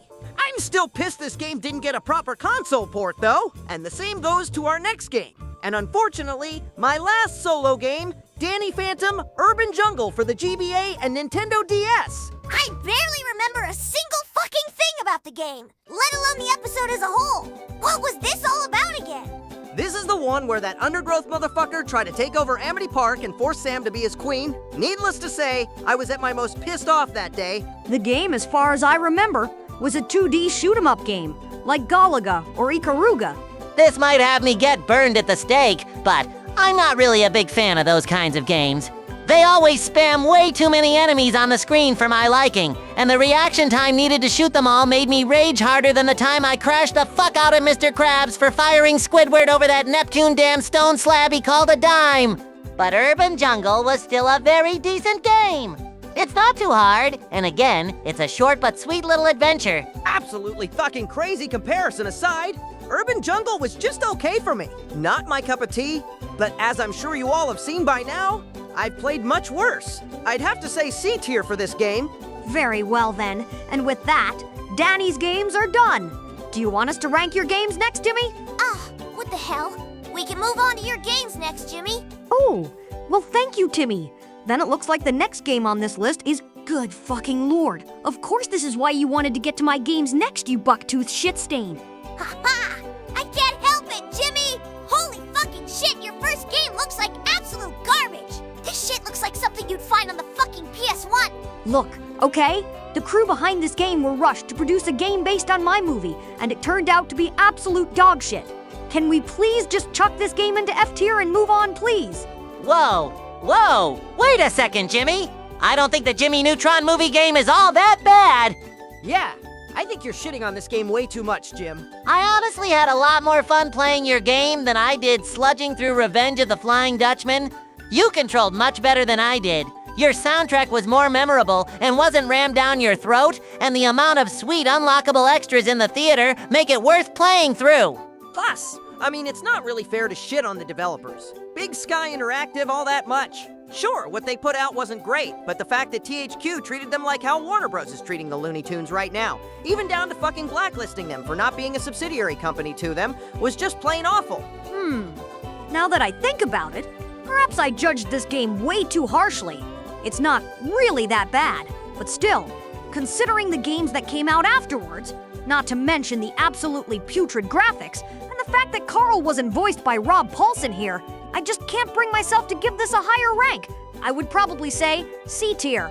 Next up is a very weird title, Jimmy Neutron versus Jimmy Whoa! Hold up, Jimmy! Don't say that shit! You're gonna get us canceled! Are we really starting this again? You guys do realize he's not really gonna say the you-know-what word, right? Of course we know, man, but we're just trying to be safe here. I mean, there's nothing all too special about this jackass anyways. He's literally just me, but evil, and with a goatee for some bizarre reason. As much of a pain in my ass that he is, the real evil Jimmy is much better than this dork. Anyways, this game is just so damn weird. The PC version pretty much serves as a standalone sequel to the PC version of the movie game, and plays exactly like it. It honestly plays much worse than the movie game for one reason, and one fucking reason alone. Tank controls. Yeah, and the GBA version is somehow even fucking worse. The bird's eye perspective was so disorienting, and it makes jumping from platform to platform literally impossible. So then, how are we gonna rank this one? Do we base it off the PC version or the GBA version? Why not base it off both versions and whack them into F tier?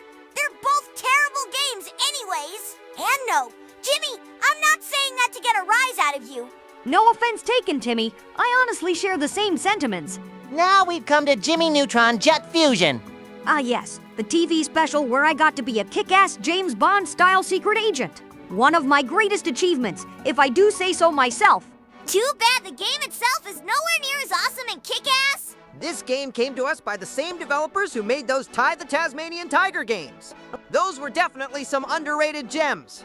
But, honestly, I get the feeling that they've never watched your show, Jim, let alone the fucking TV special this game is based on. On God, what the hell is up with the whole poop machine bullshit? This is the kind of shit that would happen in my games. This special had the perfect outline to make a game out of. How the hell did they fuck it up so hard? Sweet merciful Neptune Timmy, calm the hell down! Seriously, why is Bro crashing out so much today? Did Trixie dip on you during your date or something? No, our date went just fine. But then that hoity-toity Richie rich fuckboy, Remy, tried to come and ruin it. If I didn't have Cosmo and Wanda on the sidelines backing me up, I probably would have blown it with Trixie. Sorry for being extra aggressive and annoying, you guys. Don't sweat it, Timmy. At least things still turned out fine. And you're still our best friend and brother. Seconded. Thirded. Wow, thanks you guys. That really means a lot. Where were we again? Oh, Right, the Jet Fusion game. Well, it's at least 1,000,000 times better than the movie game, and Neutron versus Shittron.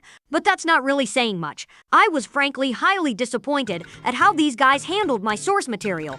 But of course, I've played much worse games. Jet Fusion can get a C tier, but now, we've definitely saved my greatest game for last. Jimmy Neutron, Attack of the Twonkies. Oh, hell yeah! Attack of the Twonkies was a really great game. The special was just alright to me, but the game was so much better. The way you had to capture and suck up all the little Twonkies gave me serious Luigi's Mansion vibes. But what truly stood out to me was the graphics and presentation. Holy shit, it's like I was playing through an actual episode of your show, Jimmy. Goes without saying, but Attack of the Twonkies can get an A tier. It's an amazing Jimmy Neutron game, but it is held back by the fact that you can't go back to any levels after you've beaten them, and you'd have to restart the entire game if you wanted to go back and do better. Well said, gentlemen. My final solo game was a truly great send-off for me, outside of the crossover games, of course. But now it's finally time to talk about my games. First up is the Fairly Odd Parents. Enter the clef for the GBA. Ooh, this is the one where you were your superhero persona the whole time, right? Damn right! Cleft, the boy chin wonder. So many times better than that Robin dork. Absolute cap to the extreme aside, Timmy. Your first solo game is honestly quite forgettable. It's probably one of the most generic side-scrolling platformers I've ever played on the handheld. And it's beyond short. Literally not even a few minutes after I turned it on, I beat it. Generic doesn't necessarily mean that it's bad, though. It's still an okay game, but there's so much better out there. Enter the Cleft can get a C tier. Agreed? Damn, you bitches are hard to please. But I expect much better words for my next game. The Fairly Odd Parents break into rules. I will admit, you made an admirable attempt to turn your show into 3D, and your soundtrack slaps surprisingly hard, especially the final boss theme. But what the fuck is wrong with your audio compression? The music and sound effects are just fine, but your voice clips are just bit crunched to hell and back. And not to mention that, again, breaking DAW rules is way too fucking easy. I 100% completed the game the very same day I bought it and took it home. And holy fucking shit, what was that absolute dumpster fire mistake you call a final boss fight? Okay, what the fuck, you guys? I joked around with Jimmy about his games just one time, and you're all immediately dogging on all of my games. Sorry you can't accept the fact that your games are mid to the absolute mid, Timmy. I am this fucking close to leaving this server, I swear to fucking God! Jimmy, Danny, enough of that. So what if the game is too easy? So what if the final boss fight is mid? I mean, for fucking Neptune's sake, we glazed the absolute shit out of Attack of the Toybots in our first ever video, and that shit didn't even have a final boss fight. Okay, fine. I'm sorry, Timmy. I was just a little salty that you had the better game in 2003 over me. Yeah, I'm sorry too, man. I was still mad that I never really got a solo game on PS2, or GameCube, or even Xbox. It's alright, you guys. Now that I really think about it, breaking DAW rules isn't really all that great. You guys made some valid points with the voice clips, and the fact that the game is easier than fucking Rugrats Royal Ransom. Seriously, how in the holy name of fuck is a game about talking, diaper-pissing babies so fucking hard? I was gonna say skill issue, but yeah, I gotta agree. Speaking of which, are we gonna get to the other Nickelodeon games? We're not the only ones who got solo games after all. Not today, unfortunately. Our plate's already full as is. But if the viewers are interested in our thoughts on games like Barnyard or even Tak and the Power of Juju, we might make a part 2 to this video. Anyways, back to this list. Breakin' DAW Rules truly shines as a faithful adaptation of the Fairly Odd Parents, but the early childhood level difficulty and low-quality voice audio hold it back into B-tier territory. Sounds fair to me. But now, we've come to, without question, my best game, the Fairly Odd Parents, Shadow Showdown. Oh, you're absolutely right, Timmy. Shadow Showdown is definitely your best game. I actually have to agree. The presentation and animation quality looks much better. The voice clips don't sound like they're coming out of Alistair the Radio Demon's asshole, and while it's still easy, there's a decent amount of challenge here, especially with the boss fights. And here's something we forgot to talk about with Breaking Down Rules. The wishes in that game were pretty much glorified plot devices that served only one purpose alone, and then never used again. But here in Shadow Showdown, the wishes are proper power-ups you use to progress through the levels. That's how you utilize the main draw of the show. It was quite surprising that we got some original characters made exclusively for this game.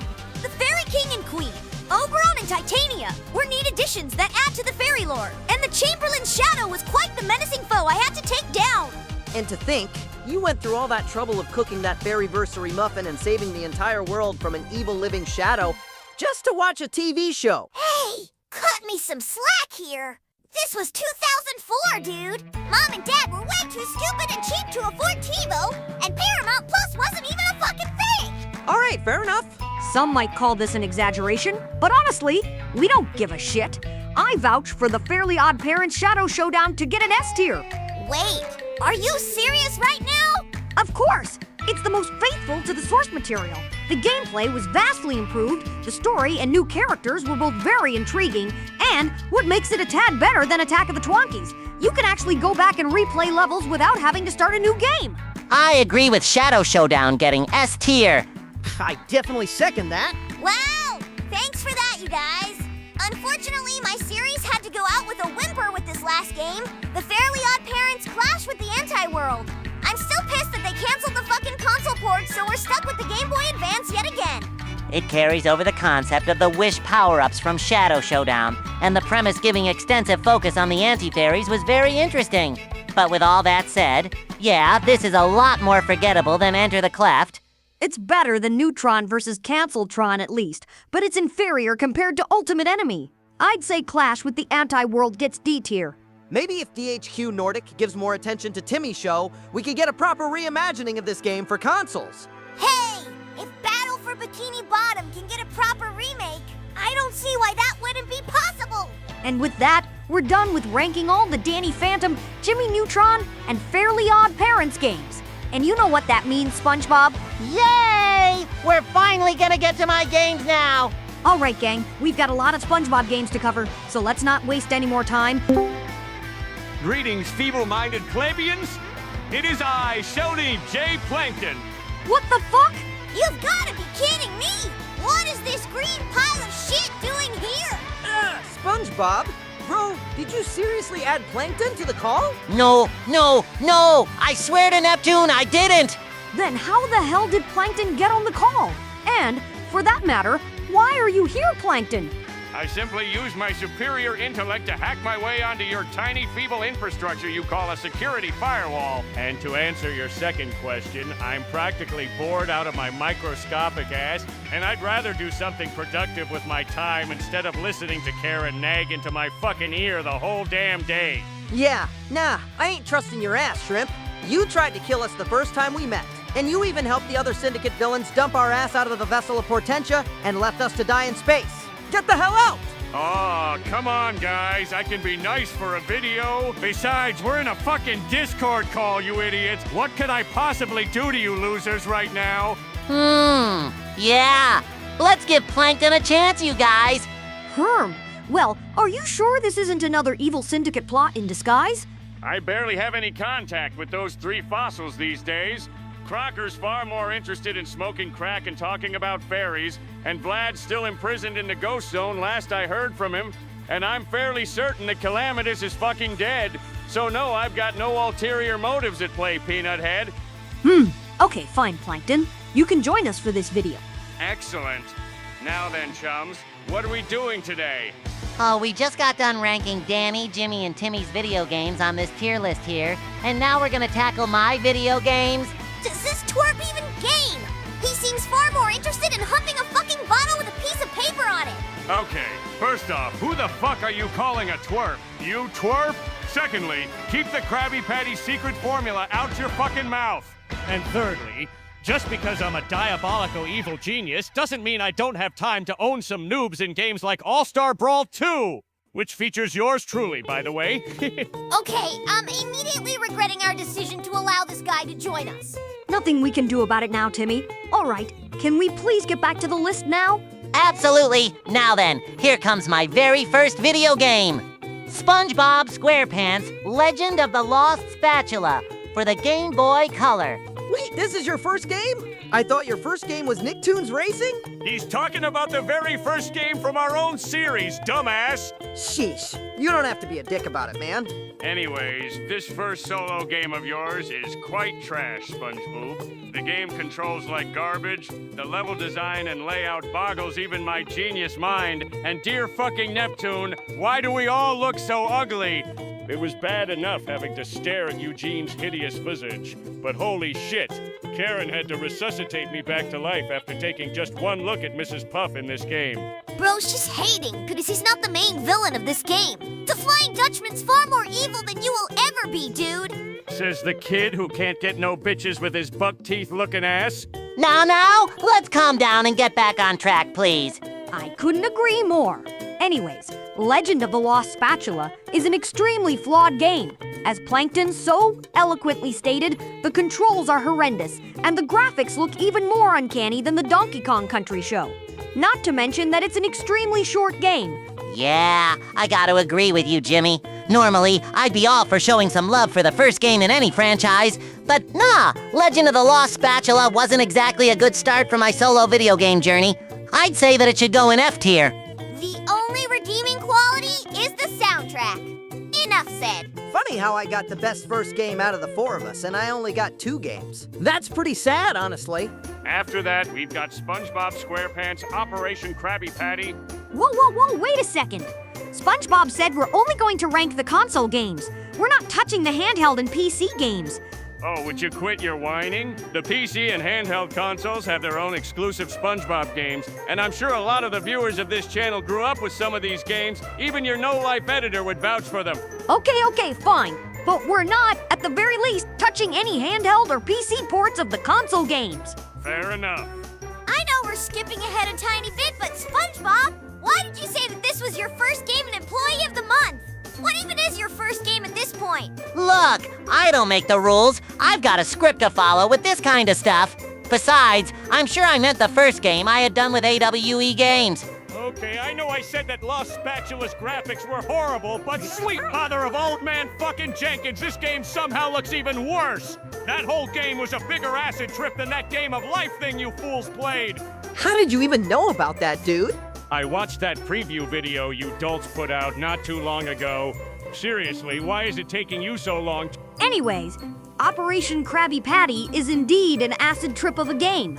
But when you boil it down, it's nothing more than a mini-game collection with no sense of story or comprehension whatsoever. But we can definitely agree that it's still a tad better than Lost Spatula, and that the bizarre 3D cutscenes can be quite charming at times, right? I suppose so, but Operation Krabby Patty is getting no higher than D tier. Alright then, next up is F tier. Wait, what? We didn't even get to... Please, just put the next game into F tier. SpongeBob, you okay, dude? You're not normally like this. Oh wait, I get it now. He's talking this way about Super Sponge for the PS1. Yeah, I'd be whacking that shit in the F tier right away too. This fucking game, it helped me realize why Squidward always seemed annoyed at me all the damn time. From the beeping sounds every time I ran out of jellyfish, to those ungodly, annoying footstep noises every time I moved around. And sweet, merciful Neptune, this was the most tedious and downright bullshit adventure I had ever been on. And for what? A fucking Mermaid Man and Barnacle Boy autograph for Patrick's birthday? Look, those two will always be my idols, and may they rest in peace forever, but hot fucking damn! Had I known that they were just gonna make me go through one of the worst adventures in my career just so they could sign my friend's photograph, I would have just gone to the store and bought Patrick a fucking Mermaid Man figurine. damn. Well, with that said, let's move on to SpongeBob SquarePants Employee of the Month. Ooh, finally, a good game of mine. This was my first foray into point-and-click adventure games. I always loved the Monkey Island games, and Sam and Max hit the road growing up, and I was so happy that Nickelodeon gave me a point-and-click game of my own. With that said, though, the puzzles in this game were far more easier than those games you mentioned. And again, it's quite a short game if you know what you're doing. But hey, this is one instance where just because it's a short game, that doesn't mean that the time spent wasn't enjoyable. Yeah, I had fun with this game. At the very least, the plot here made much more sense than in Operation Krabby Patty. And the gameplay doesn't make me want to become a ghost for real. Damn, all this glazing for a game where my only purpose was to become a fucking weatherman? I guess Employee of the Month is quite decent in terms of point-and-click adventures. I'd say B tier, purely because there are far better choices to pick from. Sounds good to me. But unfortunately, we're now up to SpongeBob SquarePants, Revenge of the Flying Dutchman. Okay, forget everything I said about Lost Spatula or Operation Krabby Patty. This game has the ugliest character models for us by far. Especially myself. Why the fuck did they make it look like I was wearing black eyeliner? I appreciate the attempt made to go for a more Banjo-Kazooie style game, and again, my heart goes out to the folks at Big Sky, but this game is still horrendously bad. On fucking God! The controls were so clunky and slow to respond. The costume power-ups are way too skewered in the jellyfishing outfit's favor. And what is up with the story here? Why is the Dutchman all of a sudden a genie? Wouldn't be the last time his backstory changed. And if I know our show very well, it most certainly won't be the last time Nickelodeon keeps changing our backstories either. And that fucking soundtrack is so annoying and repetitive. The tracks themselves aren't really that bad, but the fact that those bitches play over and over and over and fucking over again. God, that alone makes me want to whack it into F tier. Okay, well, it's still better than Super Shit, at the very least. But like I said earlier, I'd much rather play Jimmy's movie game over this. Revenge of the Flying Dutchman can get a D tier. Absolutely agreed. Now the next game on the list is... Cess tier. Wait, this again. Jimmy, come on! Just put it in S tier already! But guys, Jimmy, the whole internet is gonna burn us at the stake if we put it anywhere else. Just do it already. I mean, sure, but... Do it, or else I'll leak your secret love letters to this Cindy Vortex individual. Okay, fine. Sheesh, I mean, there really wasn't any point in debating it anyway. Without question, SpongeBob SquarePants Battle for Bikini Bottom is one of my greatest achievements ever, a truly amazing collectathon platformer that brought my world to life in such an awesome way. Everything from the controls, to the level design, to the kick-ass soundtrack, and being able to play as Patrick and Sandy too. And every single bit of this glorious masterpiece is all thanks to me and my duplicate Otron machine. That's absolute cap, bro. Literally, the only thing wrong with this goated game is the fact that they didn't get Clancy Brown to voice Mr. Krabs here. They didn't even fix that shit in the rehydrated remake. Speaking of rehydrated, THQ Nordic and Purple Lamp did a great job remaking this game. The controls might be a little slower here than in the original, but for the most part, it's still very much faithful. Too bad that the fucking multiplayer Horde mode holds Rehydrated back from getting S tier alongside the original. Seriously, what even is that shitty excuse of a multiplayer mode? It's over in like 45 minutes and you don't even get any trophies or achievements for even playing it. Absolutely agreed.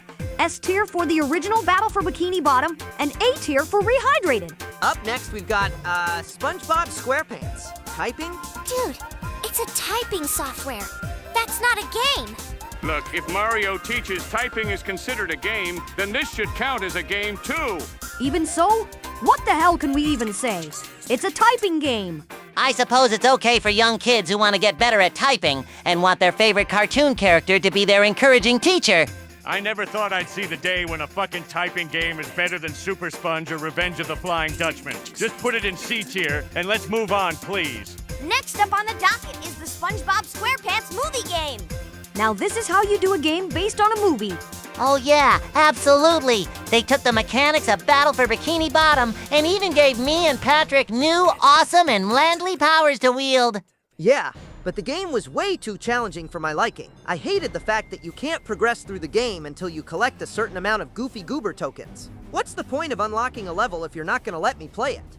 And while I did enjoy the gameplay, I hate that it felt way too linear compared to Battle for Bikini Bottom. And as Danny alluded to, you have no choice but to go back and play all those side missions in order to get enough tokens to play through the rest of the game. Sounds like you both have an extreme case of skill issue. Maybe you scrubs just need to get good. Bitch, did you even play this game? Of course not. Why would I want to stop myself from taking over Bikini Bottom at my finest hour? Goes without saying, but my first movie game can go in A tier. The linearity and whiplash level difficulty spike hold it back from being just as good as Battle for Bikini Bottom, but it's still a really great game. And next up, we've got another banger of a game, SpongeBob SquarePants Lights Camera Pants. Oh, hell yes! Chester, AJ, and I poured so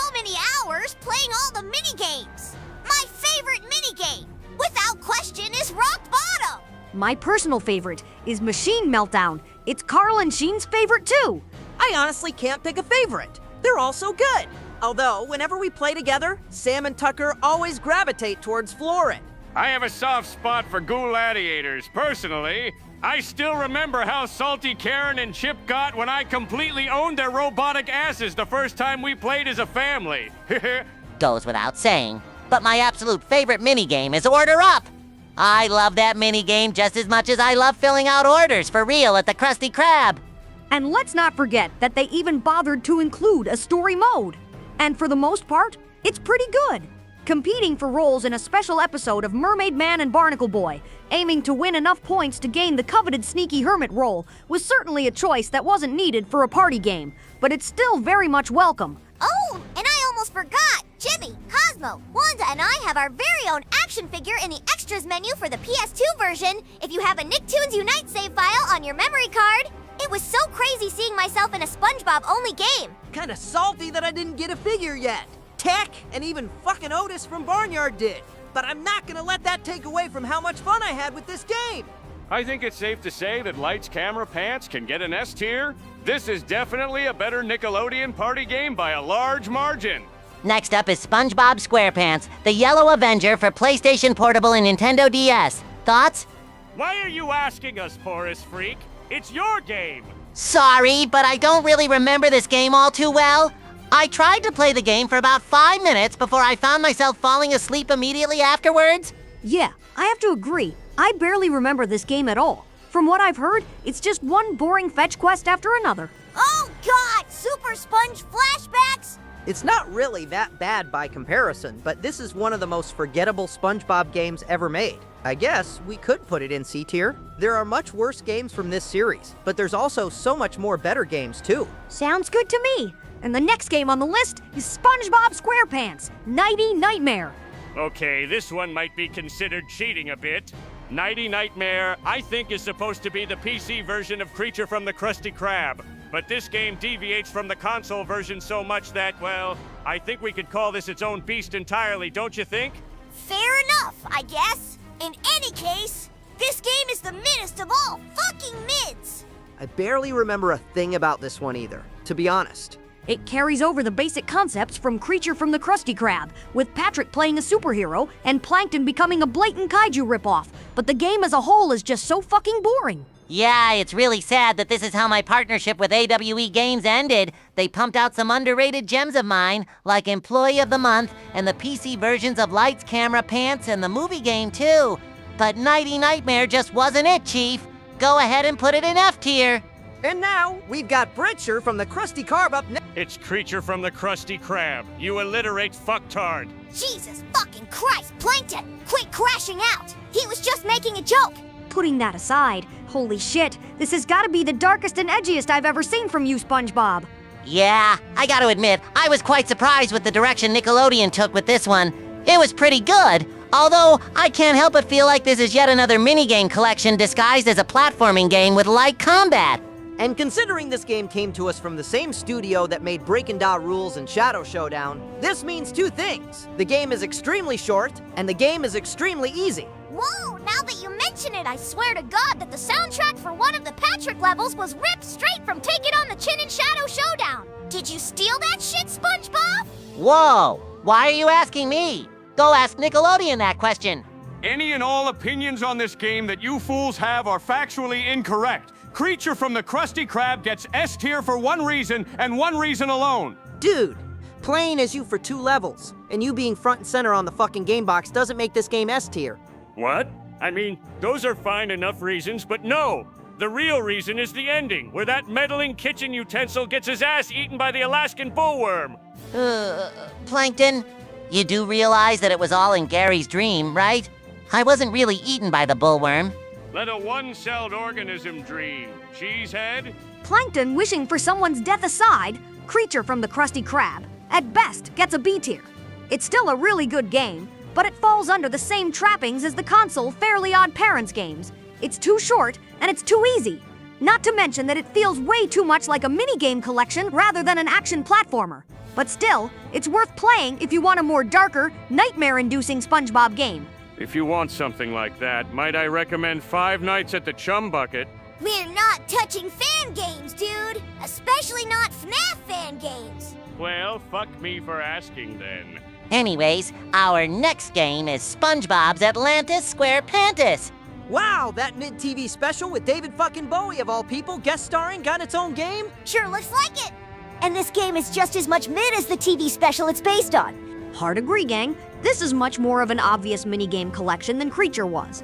1 minute, you're playing a photo-taking game, then the very next minute, you're playing a mid-ass rhythm-based game, and then you're driving around Atlantis on that bus, and before you know it, you're now taking part in a puzzle platformer.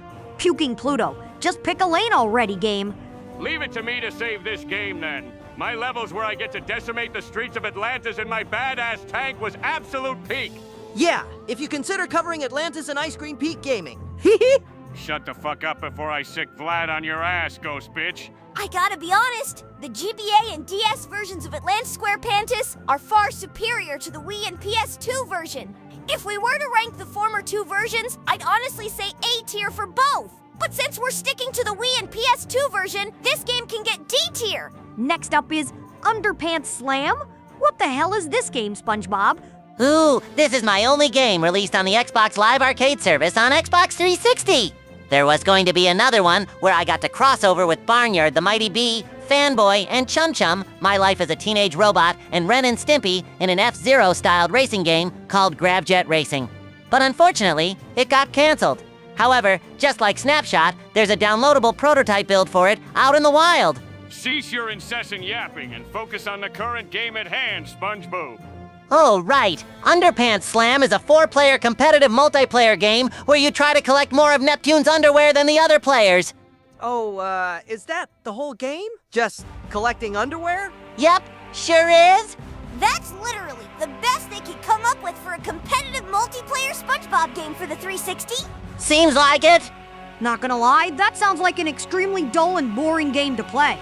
I agree wholeheartedly. It's an absolutely miserable experience playing this shit single player, and it's still absolutely miserable playing it multiplayer too. With that said, I'd rather play this over shit like Super Sponge or Nickelodeon Party Blast, so it can at the very least get a D tier. Next up is, whoa! You didn't tell me that you crossed over with Drawn to Life, SpongeBob. This was the shit back then. Oh yeah, this was a really fun crossover. Being able to draw your own character as you go on a fun platforming adventure to save Bikini Bottom from Doodle Bob was so peak. Oh, I absolutely agree. Drawn to Life was basically prototype Scribblenauts, but that doesn't take away from the fact that it was still peak DS gaming back in the day. Enough said! Put that good shit in A tier! And now we've come to... shit! This game! SpongeBob versus the big one, Beach Party Cook-Off. Geez, they'd make a game about any TV special, huh? Who even remembers SpongeBob versus the Big One? Literally, it's just a special about SpongeBob surfing against a sentient tidal wave. I'm like 99.5% sure it gained a lot of promotion because Johnny Depp was in it. Wishology came out around the exact same time, and I had fucking Kiss and Brendan fucking Fraser in there. Where the hell was my Wishology game, Nickelodeon? Getting back on track, Beach Party Cook-Off was a neat little Cooking Mama clone. It was pretty sweet that Plankton's cousins helped me out with preparing the food for Jack Kahuna Laguna's beach party. Those fucking inbred turncoats. I don't care where this shit goes, just rank it and move on. Well, Beach Party Cook-Off, like SpongeBob said, is an admirable Cooking Mama clone. But I'd rather just play the actual Cooking Mama games instead. With that in mind, I'd say it can get a C tier. Staying on the trend of TV specials being turned into games, we've come to the final game made with THQ and Heavy Iron Studios, SpongeBob's Truth or Square. Ah, yes. The TV special full of lies and deception. Seriously, do you have any idea how many people you pissed off that day, dude? So many people were looking forward to figuring out the Krabby Patty secret formula and seeing you get married to Sandy, only for the episode to wuss out at the last second. At least everything I promoted in Wishology actually happened there. Are we here to rank SpongeBob games, or are we here to yap about fucking TV specials? Get back on track already, you rambling morons. Okay. Sheesh, dude. Anyways, Truth or Square, the game is far more superior to the TV special. It was pretty cool running around levels inspired by classic SpongeBob episodes. This is how you celebrate 10 years of the show's history. Too bad that they made SpongeBob the only playable character, while Patrick, Sandy, and Squidward are relegated to time-limited power-ups. And the soundtrack is basically rehashed from both Battle for Bikini Bottom and the movie game. And sweet merciful Jesus, that ending was straight up awful. Wouldn't be the last fucking time I got foiled in that way, unfortunately. Look, I still had a good time with this game, but it's nowhere near close to peak compared to Battle or the movie game. I'd say B tier for Truth or Square. That's fair enough for me. And coming up next, it's SpongeBob's Boating Bash. Not gonna lie, this is a pretty underrated gem here. This is the kind of racing game I'd expect from SpongeBob. There's a lot more focus on wrecking stuff and destroying other opponents' cars. And it's pretty fun and addicting. We're talking about the Nintendo Wii version, right? Haven't we already established that we were sticking to home consoles only, dude? Has your IQ dropped significantly or something? I was about to retort that insulting statement, but I find myself asking that question every day that I remain living on this planet. Depressing comment aside, SpongeBob's Boating Bash is indeed quite underrated. I can't even tell you how many hours I poured into this game, trying to unlock all the different vehicles and all that good shit. Plus, it even bothered to include a story mode, with a new original villain named Seymour Scales. I still can't believe that sharky-ass motherfucker scammed me out of a driver's license. Do you have any idea how long I've been trying to get that bitch? Of course. And if Nickelodeon keeps having their way, your ass is never getting that license. Fuck you! Status quo! Fucking preach, brother!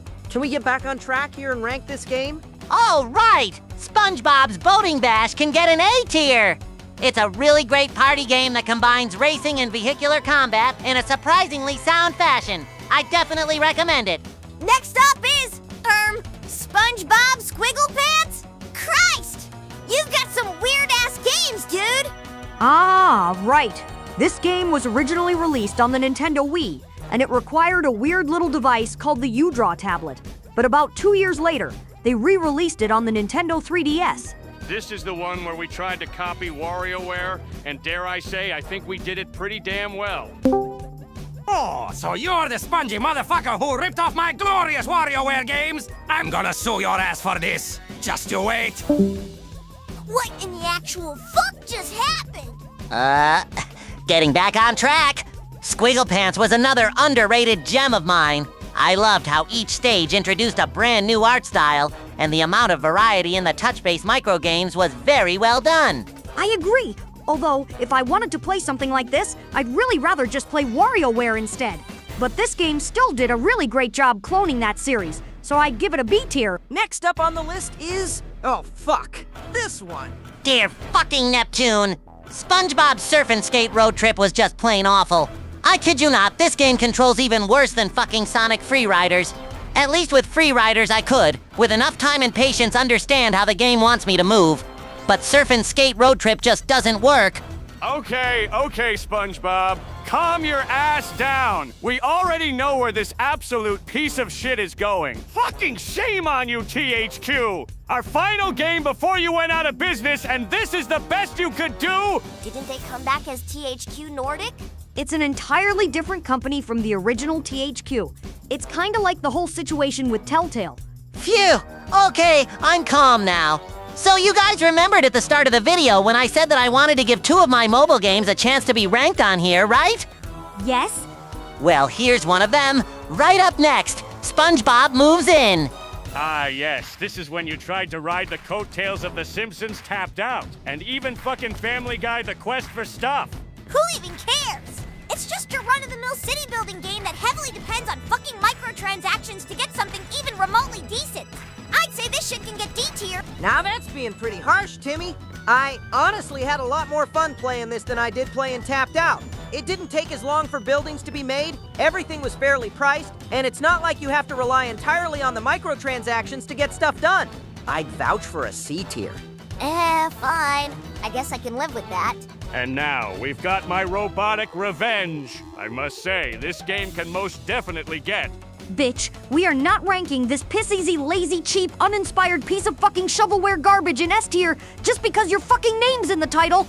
Christ!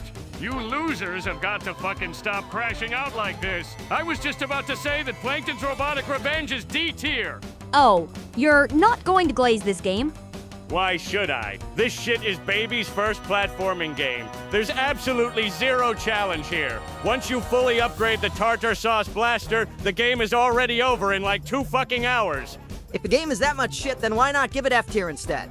Because the next game immediately after this, SpongeBob Hero Pants, is infinity times worse. Oh my fucking god! Hero Pants is one of the worst movie license games I've ever played. Yes, it's even worse than my own movie game. It's literally the exact same game as Plankton's Robotic Revenge, but somehow it's much more cheap, much more boring, and much more worse.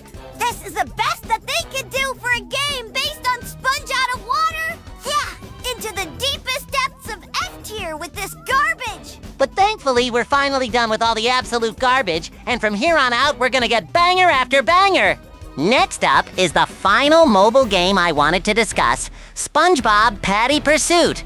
Oh hey, you mentioned this game during our Sonic video when we were ranking Dream Team. It's kinda crazy that they brought back that robotic battlesuit I used in Robotic Revenge here. And they even made Karen the final boss instead of me.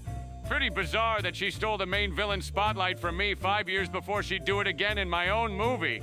With that said, while the game is quite fun and engaging enough for an auto-running platformer, it unfortunately falls under the exact same trappings as Sonic Dream Team. You need an Apple product and an active Apple Arcade subscription in order to play it. And as of right now, Nickelodeon hasn't shown any interest in porting this game to PC and consoles, or its sequel, for that matter. Wait, Patty Pursuit got a sequel? Oh, yeah! They put that out not too long ago.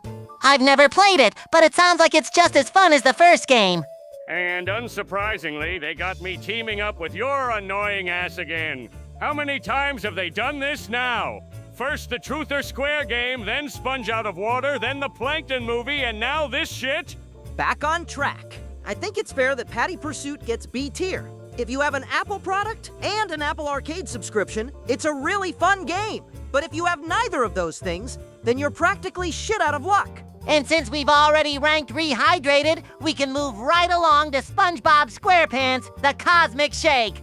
Holy shit! We absolutely peaked with this one!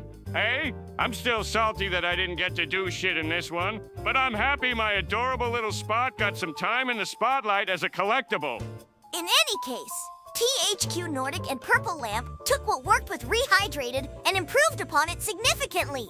The variety in the levels affected by that freaky cosmic jelly was so awesome to see, and I like that the bosses are altered versions of your friends. I still find it crazy that you believed every single word that lying-ass bitch Cassandra said, SpongeBob. But she seemed so friendly. How was I supposed to know that she was evil the whole time? Regardless, Cosmic Shake was an amazing return to form for SpongeBob games. I think it's safe to say that this game gets S tier. And now, the second to last game on this list is SpongeBob SquarePants, the Patrick Star game. Really? That brain-dead fat ass got his very own game? Are we talking about the greatest game ever made? Oh, shit. Hi, Patrick! Christ, I really need to update my security protocols after this video is done. Anyways, you got anything to say about your game, Patrick? But of course, it's nothing short of a modern-day masterpiece with the best graphics and a very thought-provoking storyline. And of course, its amazingly handsome and talented main character. You can freely explore Bikini Bottom and do whatever you want with absolutely zero consequences. The Game Awards are 100% wrong. This should have won Game of the Year in 2024. This is, without question, the greatest video game of all time, and definitely deserves nothing more than an S tier. You moronic buffoon, this shit is an even more broken version of that fucking goat simulator game. Stop capping, baby boy. Give it the S tier, bitches! Whoa, chill out, Patrick. I'll give you credit, Pat. The open-world sandbox nature of this game really makes it stand out from the other games on this list. I like the fact that you can complete every single objective however you want and at your own pace. I must agree. The Patrick Star game truly helped me see the world through the eyes of someone with significantly less intelligence like me. Tell you what, Patrick. Old buddy, we won't give your game S tier, but we can definitely give it an A tier. We had a lot more fun with it than I thought we would. Does that sound fair to you? Sure, SpongeBob, I can definitely live with that. You you smooth-brained jackasses are really giving this glorified brain rot A tier? Of course we are, Plankton! Ugh, whatever. We've only got one more game left to go, and then I can finally hop off and bleach my eyes and my brain out. Ooh, yes. As of now, my latest video game adventure, SpongeBob SquarePants, Titans of the Tide. Holy fucking shit! Just when I thought we had peaked with Cosmic Shake, THQ Nordic and Purple Lamp pumped out even more peak! On God! A storyline where King Neptune and the Flying Dutchman have an all-out raging feud that turns the world upside down was something I'd never thought we'd get in a SpongeBob game. Unfortunately, it is slightly shorter compared to Cosmic Shake, but that doesn't take away from the fact that this is another one of the best SpongeBob games ever made. Just avoid that season pass and those fucking awful DLC challenge levels like the plague, and you're all set. But let's not forget about the best fucking part! They finally made me playable again! That alone bumps this game to S+ tier! The highest we can go is S tier, pal. And that's definitely where Titans of the Tide belongs. And it looks like we're all done here, gang. Another Go to Tier List video, done and over with. Finally! Dear fucking Neptune, I never thought I'd be able to survive sitting in the same call with you 5 morons. I'll find a way to make you all pay for numbing my brain so much. Just you wait and see. Is that something we should worry about? Nah, we've beaten his tiny ass before, and we'll do it again if he tries anything. A quick disclaimer, all voices in this video are AI generated purely for satire and entertainment purposes only. The following video, and the channel as a whole, have no affiliation with Nickelodeon or Viacom, or Telltale Games, or Steve Purcell. All voices do not represent any real people or voice actors. And finally, the characters featured in this video are purely fictitious. Any similarities are purely coincidental. Anyways, enjoy the video. All right, gang, another day, another tier list video to make. Wait a second! I thought you said we were going to primarily focus on gaming videos at the end of the last tier list video. What changed? The editor's still getting ready for our Nicktoons Unite marathon we announced a while back, remember? That shit's gonna be so peak. At least until we get to Globs of Doom anyway. Oh well. In any case, what's the tier list video for today, Jimmy? Ooh, are we finally gonna rank our shows and or movies? No, not just yet, SpongeBob. Subtle foreshadowing aside, if it's not Nickelodeon related, then what the hell is it? How do you guys feel about ranking the Telltale games? I've been playing a lot of their games recently, and I think it could make for an interesting topic of discussion for a video. Oh yeah! I'm down for a Telltale tier list! Same here, but unfortunately, there are gonna be some games we're gonna have to omit, right? Yes. For this list, these are the following games that will not be ranked, purely because we've never played them, and honestly, they don't pique our interest.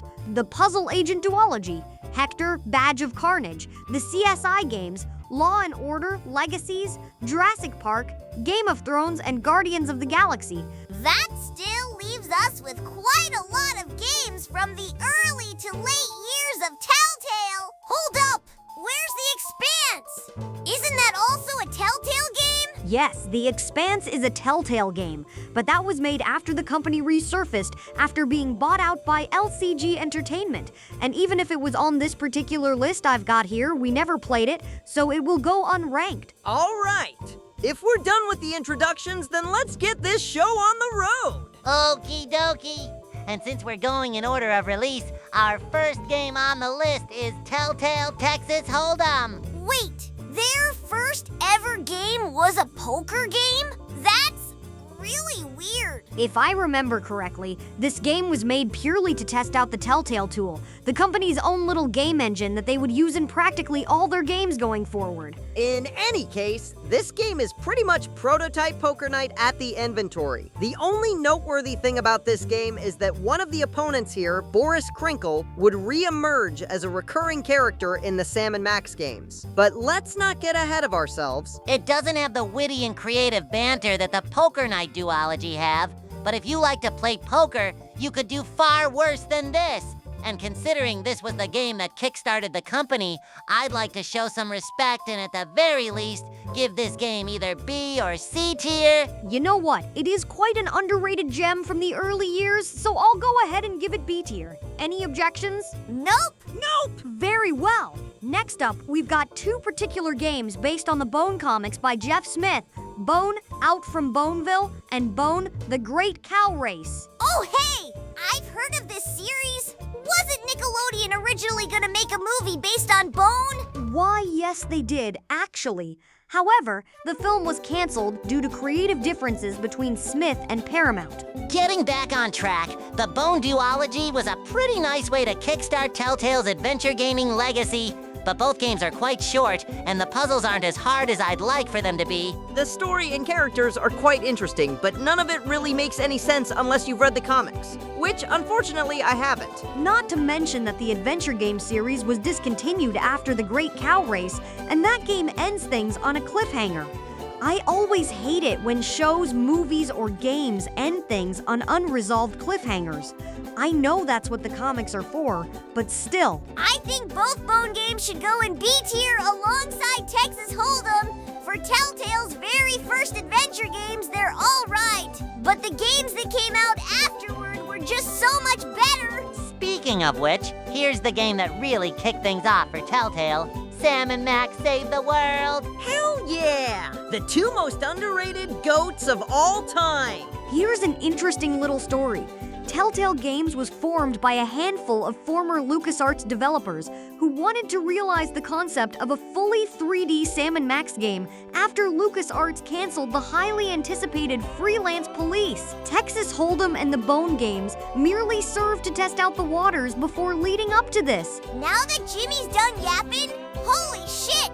This may be one of the funniest series of games I ever played! Facts! I know a lot of folks would prefer Hit the Road over the Telltale trilogy, and while I did grow up with Hit the Road, as I said in the last tier list video, the Telltale trilogy really solidified my love for Sam and Max as a whole. This game also pioneered the concept of an episodic point-and-click adventure game, making it all feel like one big interactive TV show. It's quite amazing. That said though, the stories in Save the World aren't as great as the other two games, in my opinion. Sure, they had a lot of funny-ass moments here, like the many horrible disguises Bosco would wear in every episode, and the fact that Max becomes the fucking President of the United States in episode 4? Honestly, Max would be a far better president than the actual president we've got right now. Come on, guys. I thought we said we weren't gonna get political here. That aside, I gotta agree with Danny. Save the World is still a great first season for the trilogy, but it is debatably the weakest of the trilogy. Not to mention that the remaster done by Skunkape Games suffers a tiny bit worse, considering they removed some jokes even after they promised not to cut anything. I still think that it should get an A tier though. It's much better than the last 3 games at the very least. Yeah, I have to agree. It's not my personal favorite of the trilogy, but it's still a damn good time regardless of how you play it, whether it's the original or the Skunk Ape remaster. Now we move right along to the second season, Sam and Max, Beyond Time and Space. Beyond Time and Space, to me, had the much better storylines compared to Save the World. I really loved the first episode, where they had to take down fucking Santa Claus, of all people. That said though, on a technical level, Beyond Time and Space does feel like an expansion pack to Save the World. Everything looks exactly the same, from the character models to even the user interface. But the animation on the characters are slightly improved here, as well as the voice acting. Everyone sounded so bored and uninterested back in Save the World, but here it sounds like the actors finally got a grasp on how their characters should sound. Not to mention that this game was the first to incorporate the usual standard 5-episode format for every Telltale game going forward, with some exceptions here and there. As much of an improvement that Beyond Time and Space is, I think it should get an A tier as well. A high A tier at that? Sounds good to me. You know, this would usually be the point where a random character or two would barge in and join us for the rest of the video, but I suppose the security adjustments are really working their magic now. Holy tap dancing cripes on Texas toast, Max. We've somehow magically established digital contact on an online social platform being run by 4 cartoon characters. You know, you could just say we've been added to the call by the basement-dwelling, sweaty neckbeard of an editor. And this is why I should keep my big mouth shut. Anyways, holy shit! It's Sam and Max themselves! What's good, guys? Hey, well, you know us. Kicking teeth into criminals and matching wits with eldritch abominations. Just your average run-of-the-mill Wednesday. A little birdie told me you 4 were ranking all the Telltale games, among other miscellaneous drunken ramblings. You bet we are! We just got done ranking the first 2 seasons of your games. Would you like to stick around for the rest of the list? Well, I mean, that damned phone hasn't rung ever since 2021, so we've literally got nothing better to do, outside of waiting for the inevitable sweet release of death, of course. That's just the Chuckleheads' way of saying, hell yeah, we're in. In that case, let's get back to the list. Next up is Strong Bad's Cool Game for Attractive People. Oh shit! Homestar Runner mentioned in the year of our Lord 2026? Oh yeah, that guy. I played poker with him once. Good times. I honestly don't know why that guy hates his own game so much. It was pretty great by point-and-click adventure game standards. I must agree. It's not as memorable as your games, but for fans of Homestar Runner, we're certainly eating good with this one. My personal favorite episode is the one where Trogdor infects the world with video game logic. That episode gave me flashbacks to that Reality 2.0 mess we dealt with back in Season 1. I will say, though, the accessibility is a little staggered for those who've never set one foot on the Homestar Runner website, considering it throws a lot of references that you wouldn't understand if you were just a casual fan. Aren't our games just like that, though? Sometimes, yeah. But we try to do our own thing instead of mindlessly referencing shit that happened in our past materials like one of those legacy sequels. Anyways, SBCG for AP is still a great time, but it's not as memorable as the Sam and Max games. I'd say it can get B tier. I'd hope that Strong Bad himself wouldn't be mad about this, but he's already made his opinion on it very clear by now. Next up on the list, we've got Wallace and Gromit's Grand Adventures. Ooh, I love Wallace and Gromit. I grew up watching their short films and movie a lot. Ah, right. This is when Telltale started to get more lucrative IP deals instead of exceedingly niche franchises like Bone. And us, for that matter. By the way, Sam, how is it that you're able to talk just fine but Gromit can't? You're both bipedal dogs, after all. Chalk it up to inconsistent logic, little buddy. Anyways, Grand Adventures is slightly more shorter than the last few games, considering the episode count went from 5 to 4 here. But the faithfulness to the source material is quite amazing. My personal favorite episode is the one with all the dogs. Not surprising in the slightest. Quiet, Fuzznugget. I should also note that this was the first Wallace and Gromit project that Ben Whitehead provided the voice of Wallace for, considering Peter Sallis was retired at the time before his passing. I remember it was highly controversial at the time, but thankfully, he's gotten so much better as Wallace, as evident by the newest movie, Vengeance Most Foul. Highly controversial voice acting changes, huh? Sounds awfully familiar. We're not in 2006 anymore, Sam. I think it's safe to say that Grand Adventures can get an A tier. It's a great collection of Wallace and Gromit stories, no doubt, but there's just so many better choices to pick from. Like the next game on the list, Tales of Monkey Island. Oh hey, this was when our old buddy Guybrush joined the fun. Sorry, but I personally prefer Curse of Monkey Island. Not to shit on Tales, of course. It was a much better attempt at a 3D Monkey Island game after that absolute dumpster fire mistake that was Escape. Ew, don't mention that game in my presence, bonehead. Anyways, this really was a nice little comeback for the Monkey Island series. I really enjoyed the darker tone it was going for, and Morgan was a nice addition to the cast. Hey, Sam, isn't that fat pirate guy who hosted the inventory in this game? Oh, you mean Reggie? Yeah, I believe so. As SpongeBob alluded to, this was the point where Telltale started to tell more darker and mature stories in their games, and believe you me, we haven't even scratched the surface when it comes to their more mature outputs. I think this calls for yet another A tier. Another great game from a really great franchise. And now we're up to the third and final season of Sam and Max, the Devil's Playhouse. Ah, yes. This is the one where Max got those freaky-dicky psychic powers. If this cinematic masterpiece doesn't get S tier, I will actually eat all of your heads off, and mine too. How the hell would that even be possible? You want to find out? Let's not start traumatizing children on the call right now, Max. Wait until we step back outside to do that. In any case, yeah, this wasn't even any contest. The Devil's Playhouse is the first certified S tier in the Telltale catalog. It's got the best episodes in the Sam and Max trilogy. The dark and gritty nature feels right at home with the original comics, and it was just a really great send-off for the series as Telltale shifted towards more mature and well-known IPs. Well said, Jimmy! Next up is... Oh, hey! Here's Poker Night at the inventory! Oh, hey, I was in this one. Good times. Didn't you already bring this up earlier, dude? Max is all short-term memory, remember? Sam, why the fuck is there a giant talking kitchen sponge in this call right now? See? Back on track. Poker Night at the Inventory was a much better poker game than Telltale Texas Hold'em. The presentation and character dynamics on display really make it worth playing through. It was honestly so badass that Heavy from Team Fortress 2 was one of the opponents here. Not to mention all the TF2 items you can unlock for beating everyone. On God, though, Tycho really needs to chill the hell out with his obsession with animals. Ew, tell me about it. That creep's more insane than even me. I didn't think that would even be possible. I was a little disappointed I was just a blink and you'll miss it cameo here, but as long as Max had a good time, I really couldn't care less. With that said, I think Poker Night at the Inventory can get an A tier. It's a really great game if you know how to play poker, and the dynamics with the characters are worth the price of admission alone.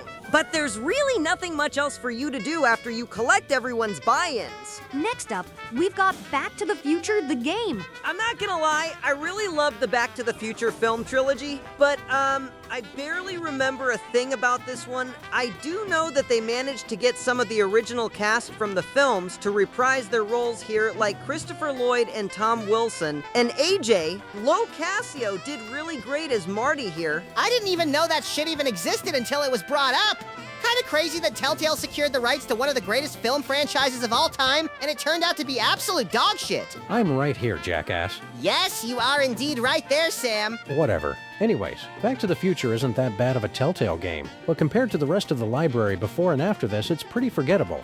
Dare I say, it's pretty mid. Don't say mid, Sam. Sounds like it's going into C tier then? Haven't talked in a bit, but I agree with everything you all said. Oh boy, this next game is a really big hitter.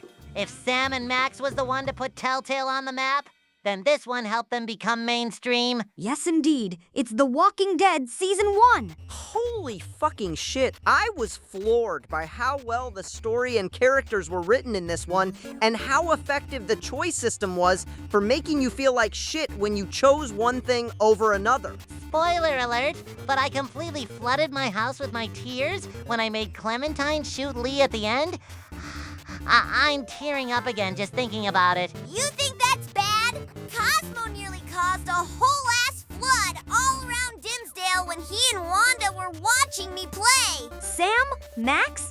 Anything you two wanted to add to this? If I wanted to play an interactive movie game that badly, I'd subject myself to the absolutely grueling torture session that is Night Trap. Don't listen to Max, guys. I was quite surprised at how non-adventure game this adventure game was, but I don't really mind it. I was even happy they included a reference to us with that bottle of Benang seen in the RV in episode 3. Christ, of all the things they could reference from our games, that's the one they chose? That's not even the worst part, but we'll cross that bridge when we get there. Foreshadowing aside, I think we all know where this masterpiece is going.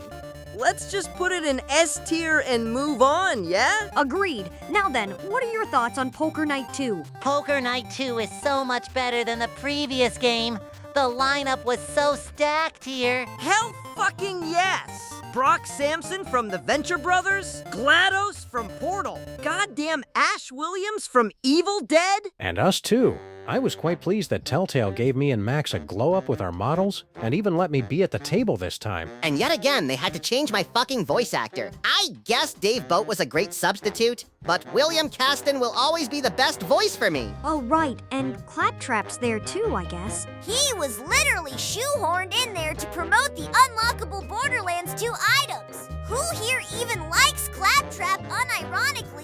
not me. that's for sure. Regardless, Poker Night 2 is an improvement over the first game. The bounty challenges and extra unlockables add a good amount of replayability, and the dynamics here were so much better than the first one. I really hope Skunk-Ape Games can make a remaster of this one soon. Wait, who the hell is Skunk-Ape Games? Those are the guys that made all those remasters of our games, Chucklehead. Oh, right. In any case, sounds like Poker Night 2 is going in S tier. Sounds good.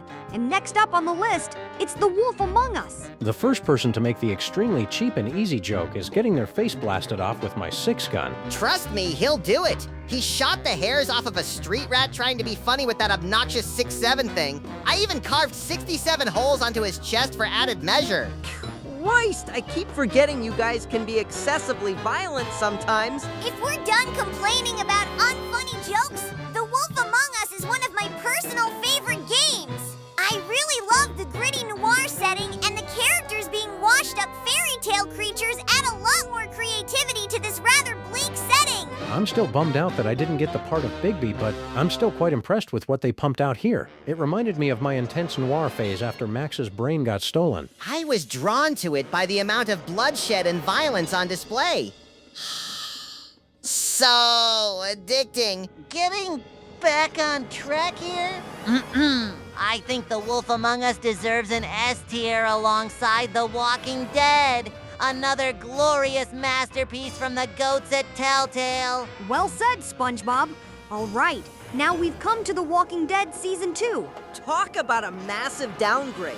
I was so excited to finally play as Clementine this time around, but Christ, this season was filled with all kinds of contrived and forced deaths that wasn't needed at all. And, spoiler alert, how the fuck did Kenny survive getting swarmed by walkers at the end of the first season? I really gotta agree. Everything about Season 2 was just a disappointing downgrade compared to the masterful storytelling the first season had. Not to mention that disrespectful reference to me in Episode 1. They put a dog in there, named him after me, and had the poor thing gunned down all because they were hungry. Telltale, you're on my hit list. Goes without saying, but I was really let down with Season 2. It was good at the time, but looking back on it, yeah, this was a really mediocre sequel to an absolute masterpiece. This might be a controversial hot take, but Season 2 of The Walking Dead is going in C tier.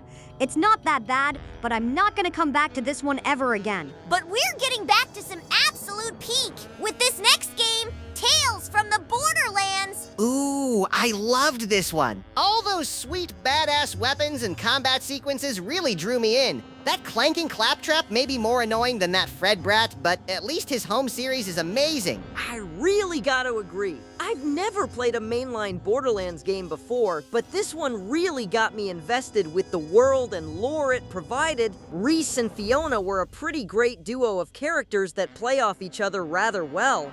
And the rest of the cast is full of really quirky and memorable peeps. I'd really love to gush more about this particular game, but we don't want this video to be filled with an abundance of spoiler alerts, and I'll just say that you guys really need to play this game right now. And avoid that absolutely soulless, skin-wearing scam that is new Tales from the Borderlands like the plague that it is. Go ahead and put that good shit in S tier, guys. Looks like the next game on this list is Minecraft Story Mode. Okay, I know a lot of people really didn't like this one purely because it's Minecraft, and it was a really drastic shift in tone compared to Telltale's previous releases. But honestly, I don't think the hates deserved it all. I must agree.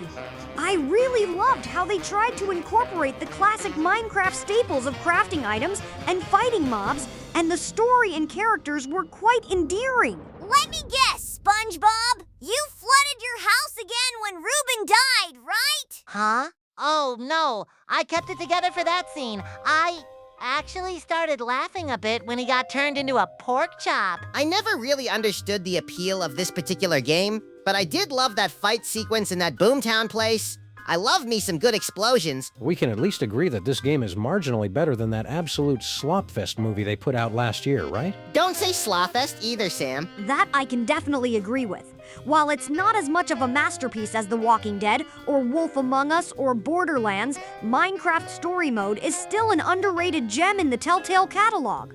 Although, I'm not the biggest fan of the episode count. Seriously, 8 episodes? You could make a whole other season's worth of a game with that many. I think Minecraft Story Mode deserves an A tier. It is a little rough around the edges, but if you can look past its flaws, it's a really great game that adapts the concept of Minecraft really well. All right, and now we're up to The Walking Dead Michonne. Guys? I never played that one, now that I think about it. Me neither. I didn't even bother with that one. Same here. What the fuck is a Michonne? You can go ahead and put it wherever you want, kid. Ah, shit. I've never played this one either. Fuck it.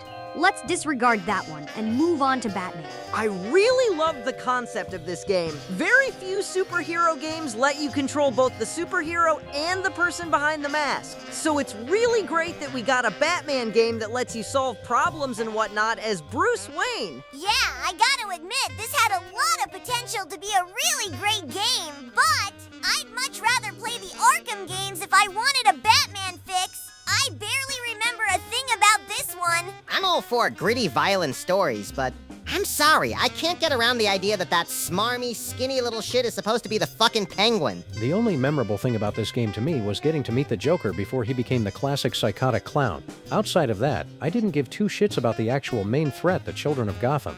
Yeah, I don't really look back on this game with fond memories. It's not bad. Of course it's not bad. But it wasn't as memorable to me as some of the other games on this list. Then it sounds like Batman's going in B tier. Ugh, shit. The Walking Dead: A New Frontier is next. I'm gonna be real with you, I completely skipped this one. This series was supposed to be about Clementine, and I could give a shit less about any of these other characters, especially the main character. It's like if they made Sam and Max Season 4 and made the main character Super Ball. What were these asshats thinking? The biggest problem that New Frontier has is the fact that it's officially Season 3 of the Telltale Walking Dead series. If this was just another spin-off like 400 Days or Michonne, then I wouldn't really care all that much. But the fact that they had to shoehorn Clementine in there and call it Season 3 just hurts this game a lot more than save it! Yeah, I gotta agree with the Beaver Kid. I feel as though I would get a lot more invested in Javier's story and his relationships with his group if it was just a spin-off season. But since it's supposed to be Season 3, it just serves as a glorified roadblock in Clementine's journey. Not to mention that, outside of the sprinkled-in moments with Clem and AJ, none of what happens in this season really gets carried over into the final season. But let's not get ahead of ourselves. For being such a mostly worthless experience and a poor excuse of a 3rd season, A New Frontier can get D tier. Again, it really should have been its own separate spin-off season. And now, we're up to Minecraft Story Mode Season 2! This announcement literally came out of nowhere when it first dropped, but I gotta be honest, this was such a major improvement from Season 1 in almost every way. The story was better, the combat was better, and the crafting was better too. I especially love all those moments where you can freely build whatever kind of structure you want. It's just another neat little addition that adapts the free-form building of the original game extremely well. And I really love the added layer and depth they gave to Petra, and even the new characters introduced felt right at home with the lore here. Whoever designed those sick badass mobs in the Sunshine Institute, I want to track them down and give them a big old kiss. Christ, Max, chill out. You don't even like, whatever gender they may be. And holy shit, the final battle with Romeo the admin goes surprisingly hard. Especially with that badass techno track playing in the background. Like we said before, this might be an exaggeration to most, but we really don't give a damn. Story Mode Season 2 can get an S tier. Looks like we're getting down to the bottom 2 here. Next is Batman the Enemy Within. The only thing anyone really remembers about this one is what they did with the Joker. Outside of that, I don't have much recollection with this one either. Yeah! Not gonna lie, I was too burned out from the first Batman game to even give this one a chance. It just felt like more of the same to me. I tried to play the first episode before I ended up falling asleep from boredom. Again, I'm sure this duology has its fans, but if I wanted to play a Batman game, like Timmy said, I'd just play one of the Arkham games. Literally, the Joker is this game's only saving grace. Being able to mold what kind of villain he can be, depending on your choices, was quite a novel idea. Much like the gimmick they were going for with the first game, but they tried to throw a lot of other stuff that just didn't gel very well with what they were doing with the Joker. Sounds like Enemy Within is going in C tier then. And how fitting is it that this next game is not only the final game on this tier list, but it's also the final game that Telltale made before initially shutting down The Walking Dead, the final season. Talk about a major step up after the constant mid-after-mid releases.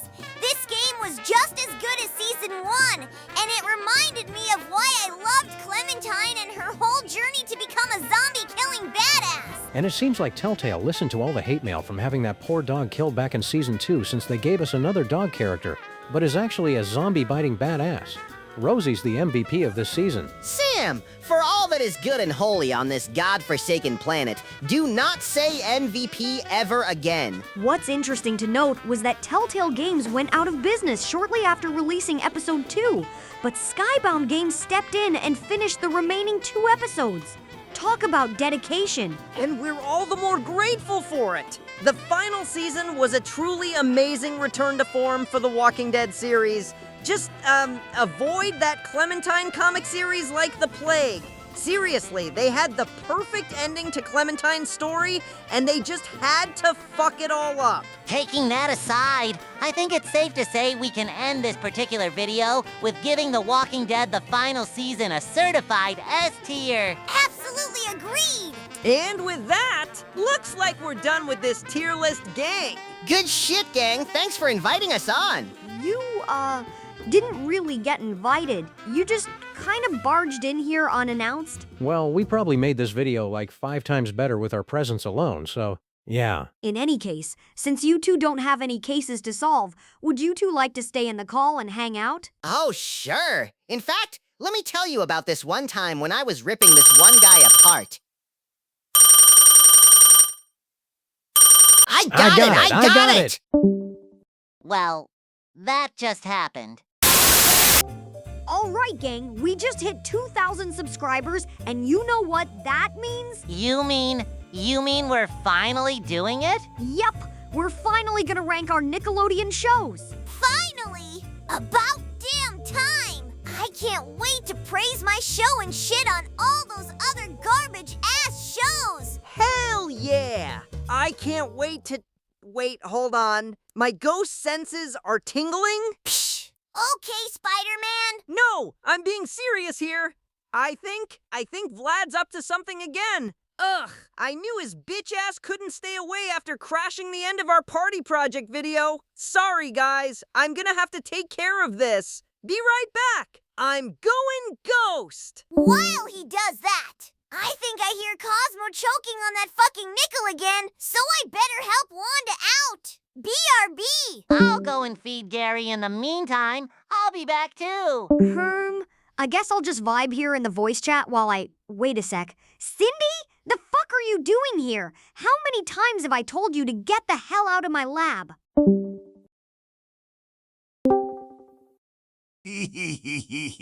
Worked like a charm. Okay, Calamitous, go ahead and bring the others in. Oh, yes! Finally! I have successfully hacked my way onto Neutron's pitiful, Ukes, are we dead-ass doing another video with this senile fossil forgetting all his fucking lines? Do not worry, Plankton, for I have mastered a particular spell that will allow Calamitous to speak normally. Ooh, how impressive, Vlad! Will the effects be permanent? Unfortunately, no. It'll only last until this particular video is over. Well, shit. Better enjoy this while we still can, I guess. In any case, now that we've finally infiltrated the Nicktoons voice chat, what will we do now? It appears as though those fools were attempting to create a tier list, so we shall beat them to the punch and rank our fellow Nickelodeon villains. I like the idea, but wait a second! Nickelodeon created just as many villains as they did heroes. We'll never be able to get through every single one of them before those buffoonish Nicktoons get back here. Not to worry, Crocker, for I have a simple solution. Since this particular list has so many villains, we shall only rank the main antagonists from the shows, movies, and video games. And breaking the fourth wall here. Since we haven't seen all of the Nickelodeon shows, we'll only rank the villains from the shows we have seen in chronological order. And as you eagle-eyed viewers might have seen, we've added a new tier onto this particular list. Apparently, whoever made this tier list included characters who are objectively not villains, whether they're not inherently evil or redeemed in the end. That's where those particular characters will go when we get to them. Even taking all that into equation, we're more than likely gonna be in this for the long haul. Are you sure we'll have time? Trust me, the distraction I put into play shall keep Daniel and his immature brats he calls friends occupied for a long time, hey. Enough with the introductions. Let us begin our villains tier list. Of course! Now the first show up on the docket is Rugrats. And Angelica Pickles is our very first character on the list. What's so dangerous about a 3-year-old spoiled brat? Because that's all she is. The only times where she's truly villainous is during the baby's acid trip level imagination sequences. She has also appeared as the final boss in a number of Rugrats games, like Royal Ransom and Adventures in Gameland. And she does also make up 1/3 of Flame Fatale and Dice of Destiny. Unfortunately, she's not truly evil. Sure, she may bully those diaper-pissing babies and steal their stuff on occasion, but when she actually does something truly villainous to them, she has shown to regret it later on, like in Rugrats in Paris, for example. And the spin-off series All Grown Up shows that she's mellowed out of her antagonistic ways upon growing up as a teenager. So, how are we gonna handle this? Do we rank these guys based on how evil they truly are? Or how great they are as characters? If we're talking strictly on how great of a character she is, young Angelica is S tier for how iconic of a character she is from her home series. But if we're talking on how villainous she is, it's more so either F tier or not a villain. She acts like a bully, but she's not a truly reprehensible villain. Well, we've got to put that not a villain tier to good use. And since she's still relatively on the side of good at the end of the day, Angelica Pickles goes into that particular tier. Fair enough. And now we've come to the villains of the first Rugrats movie, the Circus Monkeys and Scar Snout the Wolf. I mean, the monkeys were only acting out because their train broke down and they got lost. Their only villainous acts stem from taking Dill away from the babies and antagonizing the babies when they get cornered on that bridge in the climax. The wolf was the only one who actually wanted to kill and eat the babies. I had completely forgotten how dark those Rugrats movies can be when you really think about it. In any case, the Circus Monkeys can go into D tier and Scar Snout in C tier. They were truly active threats to the babies in the movie, but neither ones truly stand out as memorable characters. Scar Snout only gets a slight edge for actively hunting down and trying to kill the kids. Sounds good. And rounding out the Rugrats villains, we've got Coco LaBouche and Jean-Claude from Rugrats in Paris. I've never truly seen such reprehensible humans who wanted to hurt and kill a group of children who can barely read and shit in their diapers. They were quite amazing villains. Oh, absolutely! Coco was quite conniving and cunning, even if her only goal was to become CEO of a major company at the end of the day. And Jean-Claude gains massive respect for actually trying to kill those brats in the climax. Sounds as though we've got some high-rank villains, finally! Coco can get an A tier and Jean-Claude in B tier. They're genuinely good villains, but not truly great villains. Very good rankings, gentlemen. Very good indeed. Now we move to the Ren and Stimpy show, and it looks as though one of the title characters is up next. Ren Hoke. I mean, this little bastard is truly deranged in the head, and he has brutally hurt and tortured the one person who's supposed to be his, quote, best friend. But he still hangs out with that brain-dead cat at the end of the day, and they've even teamed up to beat my ass back in All-Star Brawl 2. Ren, to me, is a more deranged version of Eugene. He's uncomfortably greedy and always goes to extreme lengths to get whatever kind of stupid monetary gain he can get his grubby mitts on, even if it means actively turning against his friends. But, like Vlad said, he still hangs out with that stupid Stimpy at the end of the day. Should Ren really count as a villain? 3 words. Ren seeks help. Are we actually going to count that horrid adult party cartoon into the equation? That abomination isn't even Nickelodeon related. Fair enough.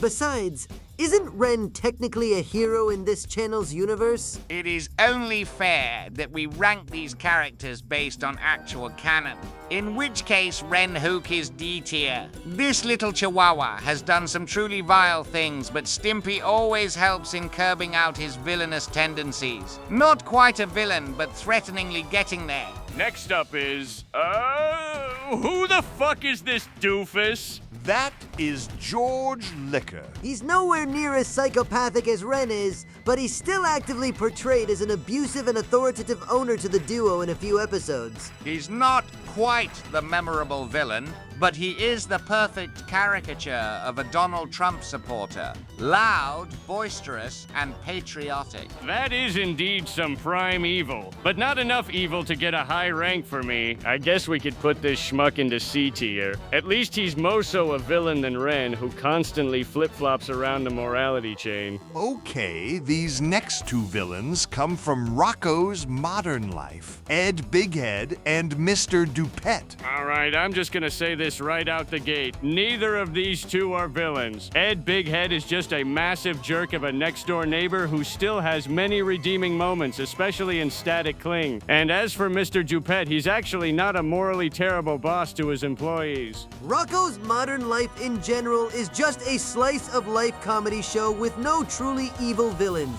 Just everyday bullies and jerks. And that's the boring kind of villainy. Into the bottom of the list they go. Next is Hey Arnold. And we've got,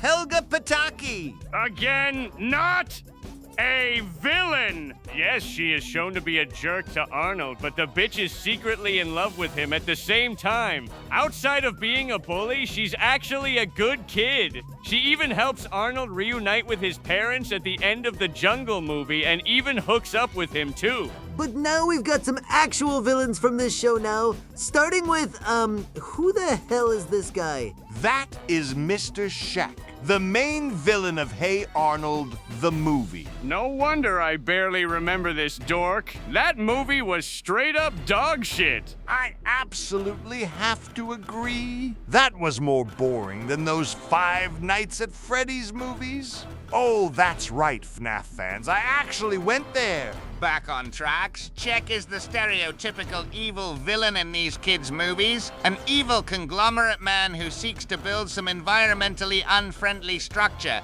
Such a villain has already been done to death. When will it end? For pure unoriginality, Mr. Sheck should get an F tier. And the final Hey Arnold villain is La Sombra, the main villain of Hey Arnold, the Jungle movie. Now this is a villain. He's the reason why Arnold was separated from his parents for such a long time, and his villainous goals of stealing the legendary Corazon relic is far more original than all that corporation bullshit from the first movie. La Sombra's also truly special in that he's one of the few Nickelodeon villains to actually die.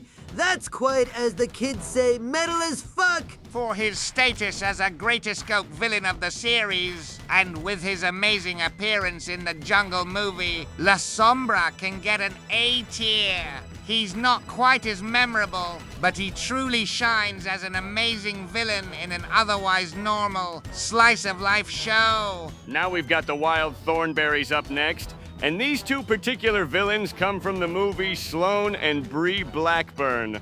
Ooh, that reminds me! Calamitous, I've heard from some folks that your voice sounds awfully similar to Nigel. It's because we share the same voice actor, obviously. Anyways, these two were a genuinely intimidating threat to young Eliza, and they are quite diabolical poachers, what with using a massive electrical fence to kill all those elephants at the climax. but they're barely in the movie enough to serve as an overarching threat. Ain't no way Nickelodeon tried to hide the fact that they were villains in the movie proper when all the trailers for the film spoiled the absolute shit out of that, quote, plot twist. Sloane and Bree can get B tier. They really are great villains, but they're not on screen long enough for them to truly shine. And our next show on the docket is, of course, that annoying Sponges show. And we all know who's first up from this show. Ooh la la, who is that handsome devil I see?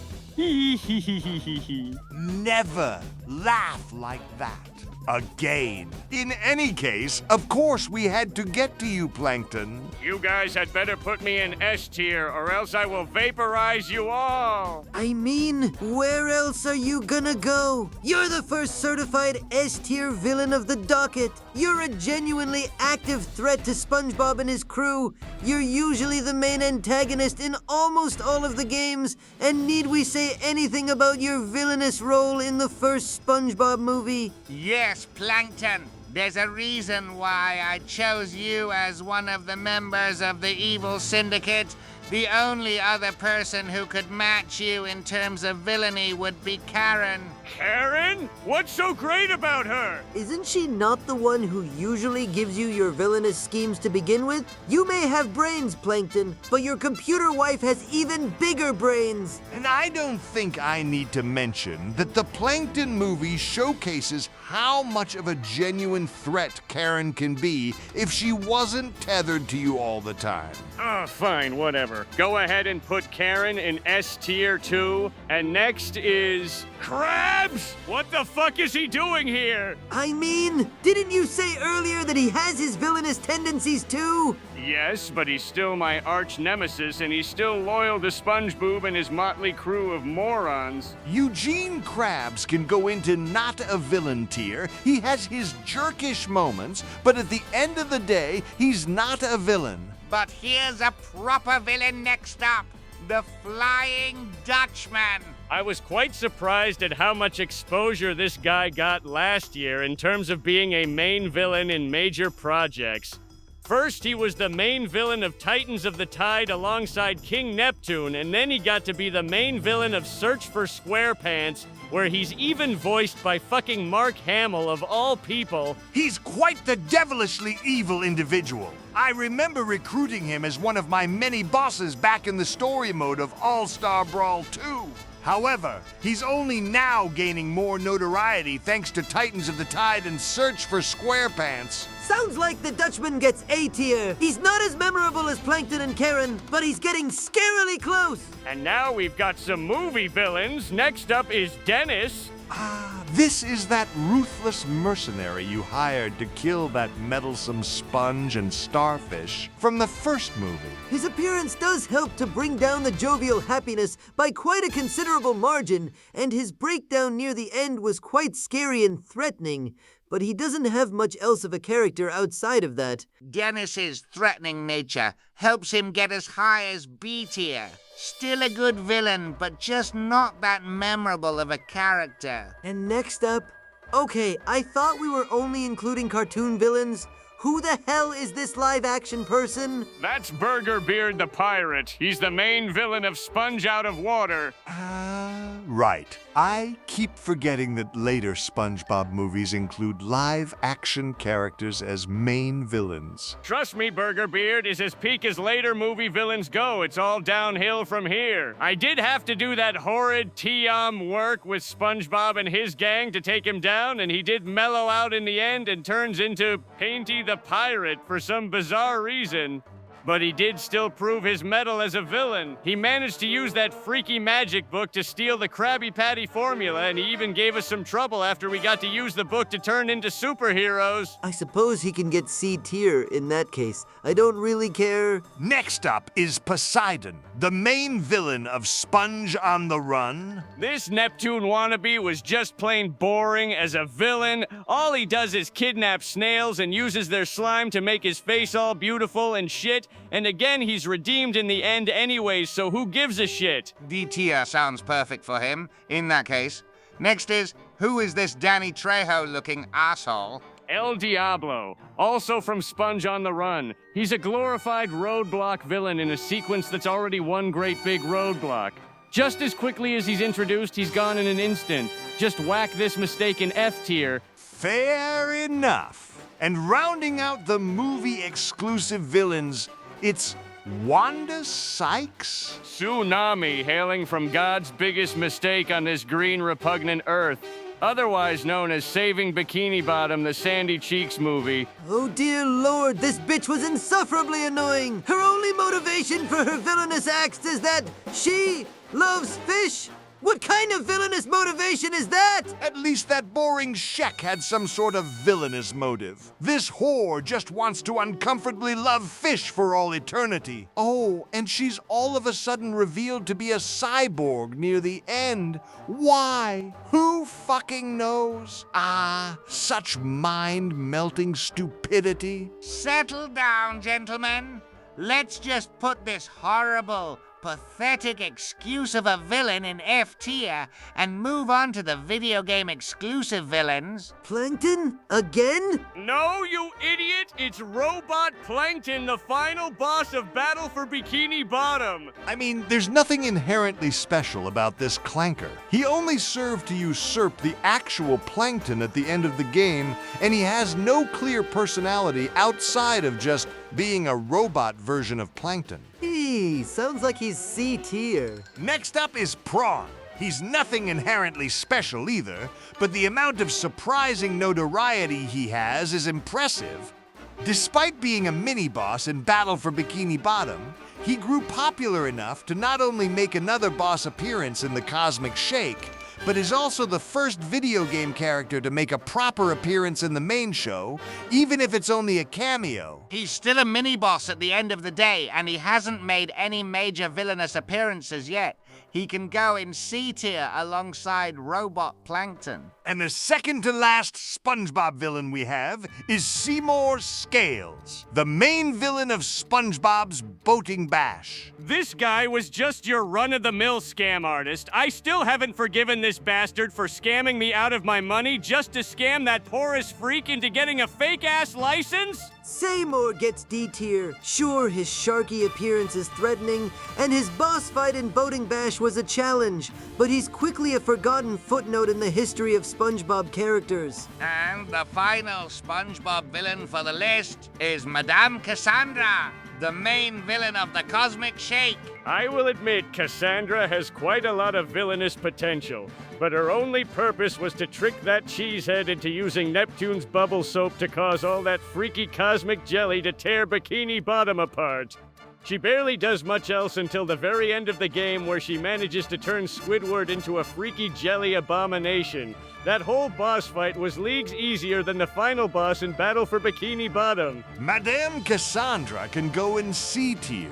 She's a much more fleshed out villain character than Seymour, but she isn't quite as fleshed out as some of the other higher tier villains on this list. And with that, we're finally done with SpongeBob villains. Next up are villains from the Fairly Odd Parents. And who better to kick off this section than myself? Denzel Crocker! Naturally, this is another S-tier contender.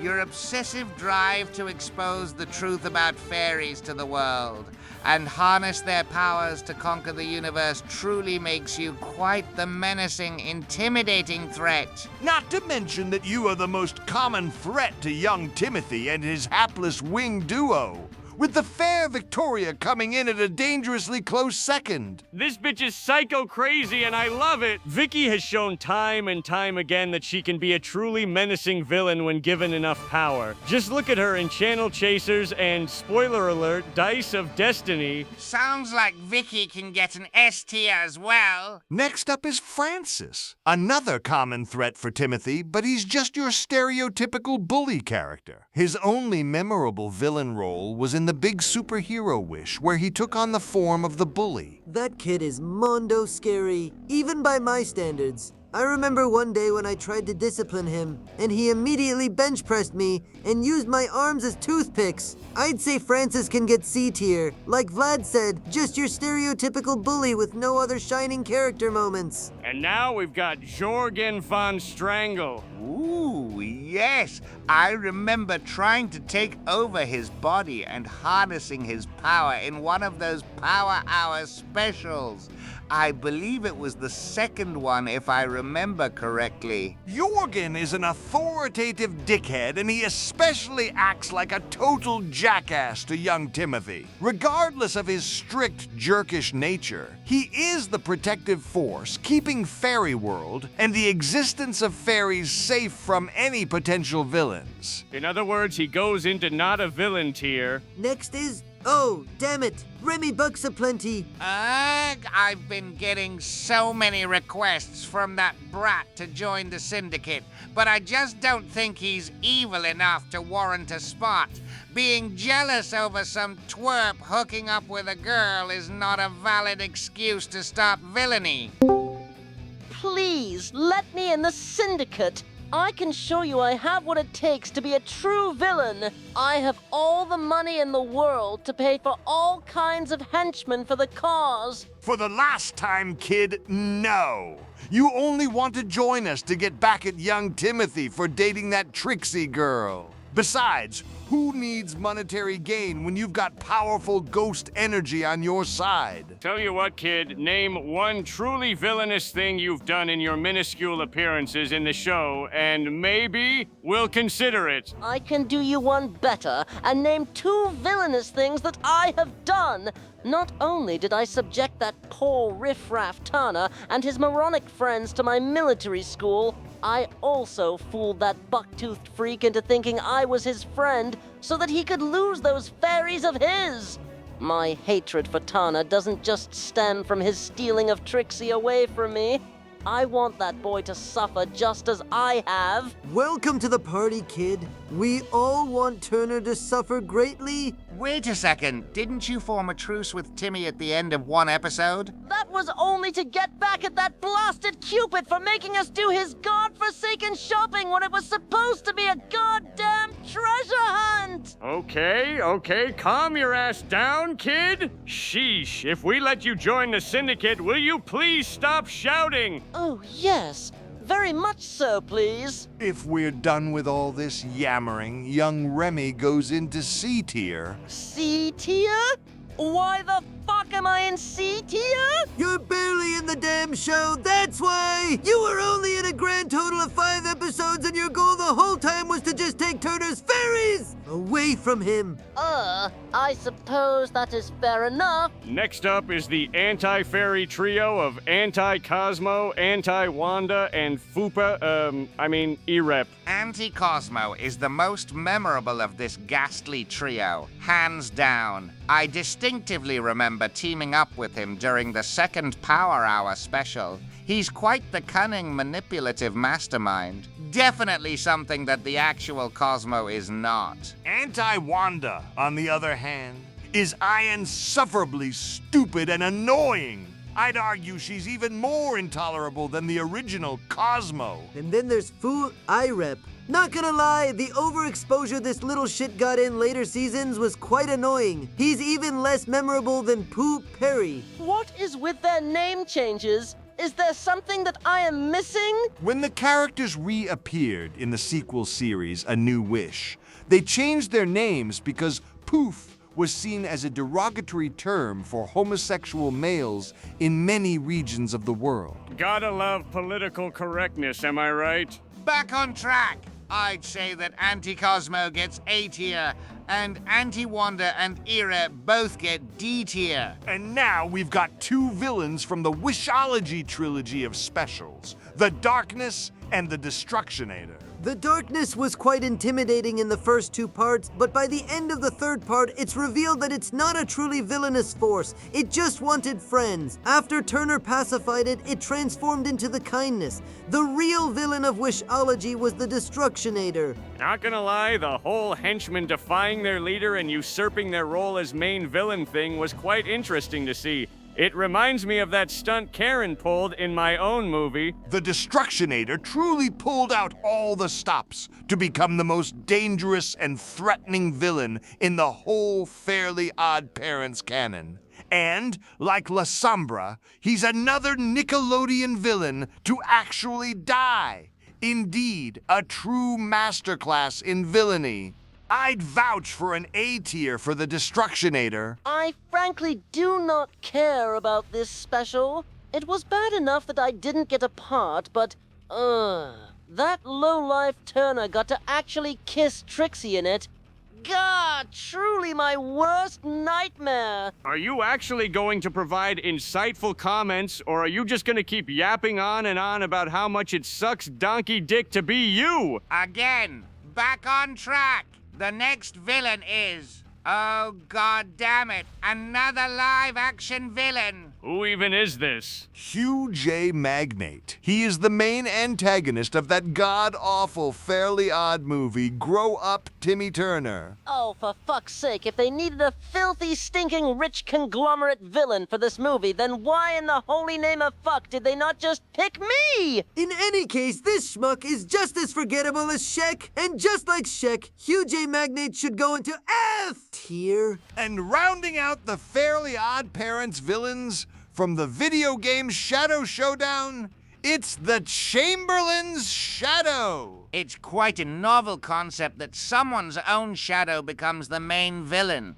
But I jest, despite the cliche, the Chamberlain's Shadow was indeed a menacing foe for this game. I agree. Although, again, I hate the fact that they tried to make him a plot twist villain. Just like Sloan and Bree, it's kind of hard to make him a plot twist villain when he's right on the front fucking cover of the game box. Not to mention that his boss fight at the very end of the game is the most pitiful final boss I have ever seen in a video game. Worse than that quote-unquote final fight at the end of Breaking the Rules. Okay, at least the Shadow actually put up a fight by comparison. The Shadow can go into B tier. His design is intimidating, and his goal to reverse the way shadows work makes him a dangerous threat.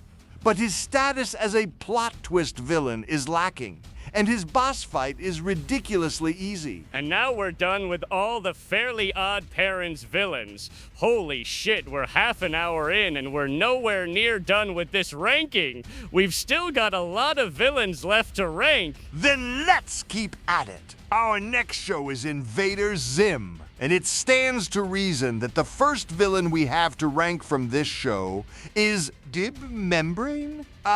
Correct me if I'm wrong, but isn't he supposed to be the hero of the series? Apparently, Globs of Doom say otherwise, since he joins the evil syndicate side, while Zim joined the hero's side. That's the kid's own fault for siding with the villains. If you're gonna be with the villains, then expect to get treated like one. In any case, Mr. Membrane is ultimately not a villain, regardless of where Globs of Doom placed him. He is indeed the hero of the series, considering he's constantly foiling Zim's plans to conquer the Earth. Enter the Flopus is shining proof of this. In which case, let's get to the actual villain of this series. The very villain that the show is named after, Zim himself. Not gonna lie, I was honestly expecting Zim to show up on the call, but I guess he couldn't make it. Actually, I tried to include Zim, but his voices on Fish Audio were all just completely awful, so I decided to shelf him for now. Fourth wall break aside, Zim truly is the living definition of a boisterous, overconfident weakling. He prides himself as an elite alien invader, but is as effective as the fucking box ghost. His greatest moment, without question, comes from Enter the Florpus, where he used the collective power of those mem bracelets to teleport the Earth within the direct trajectory of the almighty Tallest's airship. But aside from that, he's ultimately an ineffective villain. Zim is a great S-tier character, make no mistake. but as a villain, he's C tier at best. Unfortunately, his robotic assistant, GRR, is even worse. I never thought I'd ever find someone even stupider and more brain-dead than that fat-ass starfish, but here we are. I specifically remember this robotic defect joining those putrid group of heroes in infiltrating my evil Toyco factories and defeating all my toy bots. If he's supposed to be a villain, then he's the absolute worst villain I've ever seen. Worse than Tsunami? Okay, fine. He's slightly better than that bitch. Go ahead and put Garar in D tier. He's loyal to Zim, but his IQ is in the negative digits and does more friendly, heroic stuff as opposed to villainous things. Why are you saying his name like that? Isn't it supposed to sound like grrr? Blame the AI for messing his name up. Anyways, moving on. It's the almighty tallest. For being leaders of a race of extraterrestrial planetary invaders? These two are such carefree, childish slackers. I mean, the only reason why Zim is on Earth to begin with is just so these two didn't have to put up with his shit. And even when Zim actually tries to give a serious report on his efforts, they don't show any interest in coming to invade Earth. They're villains who don't want to put the time and effort into actually being villains. Not to mention that when the Earth actually gets put into their trajectory and enter the Florpus, they immediately decide to blow up the planet just so that they can do away with Zim. I will give credit, though, that is their biggest villainous moment in the series, but that's not really saying much. The tallest shall both go in C tier. They have potential to become the biggest villains in the series, but unfortunately their laziness severely hold them back. And now we're up to Tak. That Tarzan reject is not a villain. Not Tak from Tak and the power of Juju, you idiot. Tak from Invader Zim. Oh, right. I knew that. Sure you did! Anyways, Tak is probably the only Urkin in the whole series that is genuinely a threat. She's far smarter, stronger, and more competent than Zim, and even the fucking tallest. There's just one problem. She's only in one singular episode, and the show was cancelled before she could get any more appearances. She was going to appear in Enter the Florpus, but they cut her out in favor of her ship. In fact, her ship makes more appearances than her. But can we at least agree that her one appearance alone is enough to bump her up to B tier? If she were to get more appearances, then she could definitely get a higher rank. Fair enough. Now we move on to the villains of Jimmy Neutron. And naturally, it's reasonable that we start with none other than King Goobot from the movie! What? That scrambled pus bucket goes first? Didn't the movie come first and then the show came afterwards? Ha! Whatever. Anyways, Goobot was quite a threat. Thanks to that peanut head's insistence on making contact with aliens, he managed to round up every single adult in Retroville to serve as a sacrifice to that freaky chicken dinosaur thing called Pultra. Yes, Goobot is a true villainous leader, but he doesn't really do much of anything outside of commanding other people to do his bidding. The only time where we actually see him do something on his own was in, of all things, Jimmy Neutron's Nicktoon Blast, where he breaks into the lab at the end of the ride and forces the riders to do that annoying chicken dance before Carl stops him. That defunct Universal ride doesn't count, even if I prefer it over that annoying Minions ride. Even taking Nicktoon Blast out of the equation, I say that King Gooboot goes into B tier. He is indeed quite the persistent threat in young James's career, considering he was there right from the beginning. But like Crocker said, he prefers to just let others do his work for him instead of getting his hands dirty himself. And now, we finally get to me, Professor Finbar Calamitous. Before he starts yapping about how great he is, I'll go ahead and put him in S tier. We already know he's going up there anyway. Yes. King Gooboot may be Neutron's very first enemy, but I am the most consistent and the most persistent in his rogues gallery. Ever since my very first appearance, I've been actively plotting that young boy's doom for a long time, and my schemes even extend into the known multiverse. From harnessing the powers of Jorgen von Strangle to forming the evil syndicate in hopes of exterminating those wretched Nicktoons, it's safe to say that I am the greatest Nicktoon villain of all time. Sorry to say it, but that's absolute cap. Come talk to me once you successfully take over Retroville. No, sorry, Plankton, but I must agree. Calamitous is the most consistently evil villain in this whole list so far. You still have plenty of redeeming factors, even taking on more heroic roles in some projects. I'm still quite sore that you rebelled against me in All-Star Brawl 2, you know? Look, it was either that or be a playable character, and everyone knows they want to play as me so bad. Moving on, we have the lovely, beautiful, gorgeous... Ah, yes, my lovely daughter.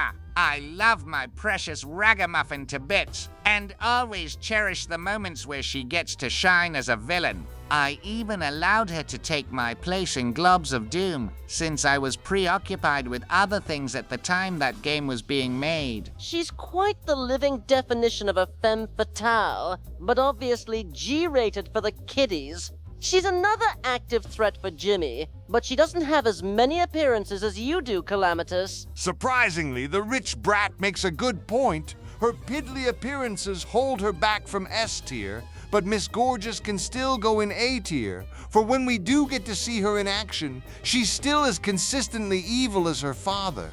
Does that satisfy you, Calamitous? Yes, I suppose so. You do make a good point on her lesser amount of appearances, even counting Globs of Doom. And last up, we've got some evil clones, Evil Jimmy and Jimmy Whoa! Wait a second. I don't think we can even say it. Oh, for God's sake, Negatron! It's the equivalent of taking Megatron, but replacing the M with an N. It's Jimmy Negatron. Fucking hell, you sensitive snowflakes need to cut that shit out. Whatever the case, what's there to really say about these two? Every kids show has to have an evil clone of the main hero. SpongeBob has abrasive SpongeBob. Danny has his evil side from the ultimate enemy. Even Timmy got an evil clone for one episode. I will give credit that Evil Jimmy actually tries to be a unique character with a different hairstyle and different voice, but he only gets 2 episodes to shine, which holds him back quite a bit. Megatron, on the other hand, is quite unoriginal. The only things they changed compared to the real Jimmy was that Negatron wears an outfit akin to what I wear, and despite being the same age seemingly, Negatron somehow has a fucking goatee. These two are just completely unoriginal and don't have much appearances to shine.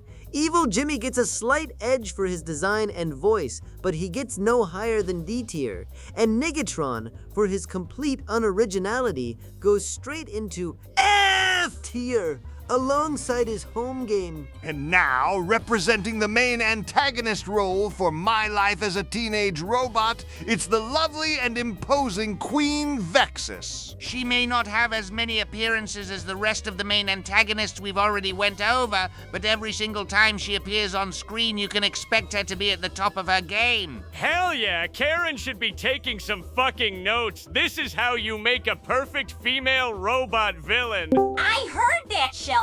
Shut the fuck up, bitch! What did you just call me? Am I gonna have to bring out my Hydra form again? No, sweetie. That won't be necessary. I'm sorry for calling you that word. That's what I thought. Wait, you're doing a villains tier list and you didn't invite me along? Oh, you're such a fucking asshole, Sheldon. Can you blame me? I thought your ass would be hanging out with those gal pal cunts again. Sheldon! I mean, gal pal friends. I totally meant gal pal friends, absolutely. If you two are done with your marital drama, can we please get back to this tier list now? Sorry, Vlad. Go right ahead. Oh, and if it's all right with you guys, I'd like to stick around for the rest of this video. Sure, we don't mind at all, Karen. Agreed. Yes, indeed. Just great. Anyways, who are we up to now? Queen Vexus. from my life as a teenage robot. Ooh, I love her. Ever since Plankton gave me a proper body to move around with, I always hoped I could be just like Vexus. Being able to control other machines, shapeshift into different creatures, even creating trans-dimensional portals with absolute ease. She's the perfect villain for us robotic women. She would become a truly vital asset to the evil syndicate if only I could get in contact with her. Anyways, Queen Vexus absolutely deserves the S tier. And now, we're up to Danny Phantom! Gee, I wonder who's next on the list. I say sarcastically. Of course it is I, the one and only Vlad Plasmius. I am predicting a 100% probability that Vlad will go into S tier alongside the other syndicate members. But of course, outside of Calamitous, I am the most consistently evil of all the antagonists on this list. I pride myself as the fiercest, strongest, and most deadly villain in Daniel's Rogues Gallery. My greatest villainous achievements are too many to count. However, if I were to give some examples, I managed to manipulate Daniel's sister, the young and fair Jasmine, after he foolishly denounced her pitiful ghost hunting skills. I created that female clone that everyone on the internet seems to love for some bizarre reason.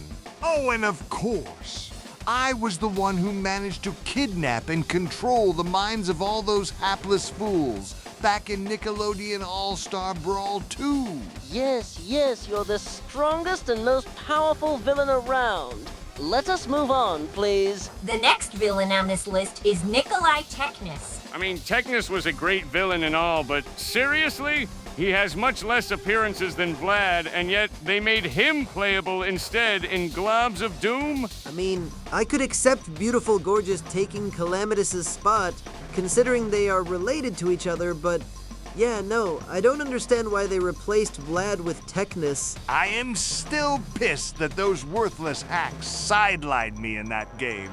There's a reason why the Nicktoons Unite series died a horrible, painful death, you know. Technus to me is a lesser version of Vexus, mostly stemming from the fact that they both have the power to communicate with and control other machines. His skills do make him an active threat in the series, but he doesn't have as many appearances as one would have hoped. Then perhaps he can go into B tier. Next up is, her. What's wrong with Ember McLean? She's a great female villain. Her debut episode is often considered to be one of the series' best episodes, and her songs are actual fire. She's also a part of Flame Fatale in Dice of Destiny. True, but she has even less appearances than Technus. Not to mention that little bitch is still on my shit list for standing against me back in All-Star Brawl 2. Ember can go into B tier. Whenever she makes an appearance, she makes for a truly great and unique villain. But definitely not among the same ranks as Vlad and a lot of other higher-ranked villains on this list. Wait a second, what the hell is Clockwork doing here? He's not supposed to be a villain! Actually, this list seems to have included Clockwork because at the end of the campaign story mode for Nickelodeon All-Star Brawl 2, it's revealed that in his attempts to shut off Vlad's mind-controlling machine, Clockwork got exposed to the effects of the machine, causing his mind to get controlled and turn evil. Because of this, he serves as the true final boss of the story mode. Seriously, Plankton, your ass was there. How did you already forget about that? Cut me some slack here, okay? I barely remember a thing from that bare-bones excuse of a story mode. Whatever. Clockwork could have made for an amazing villain. Imagine Dr. Nefarious Tropy from Crash Bandicoot, but as a powerful ghost. But of course, he's ultimately on the side of good through and through.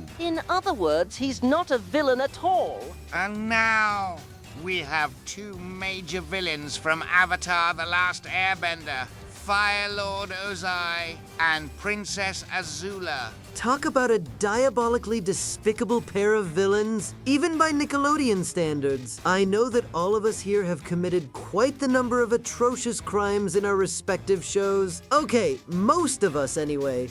But Ozai and Azula have truly laid their mark in Nicktoons history as the most vile, reprehensible, and downright irredeemable villains ever created for a Nickelodeon show. I will give credit where it is due, and say that at the very least, Ozai is the only one who can truly rival me in terms of sheer power and villainy. Of course, Azula is no slouch either.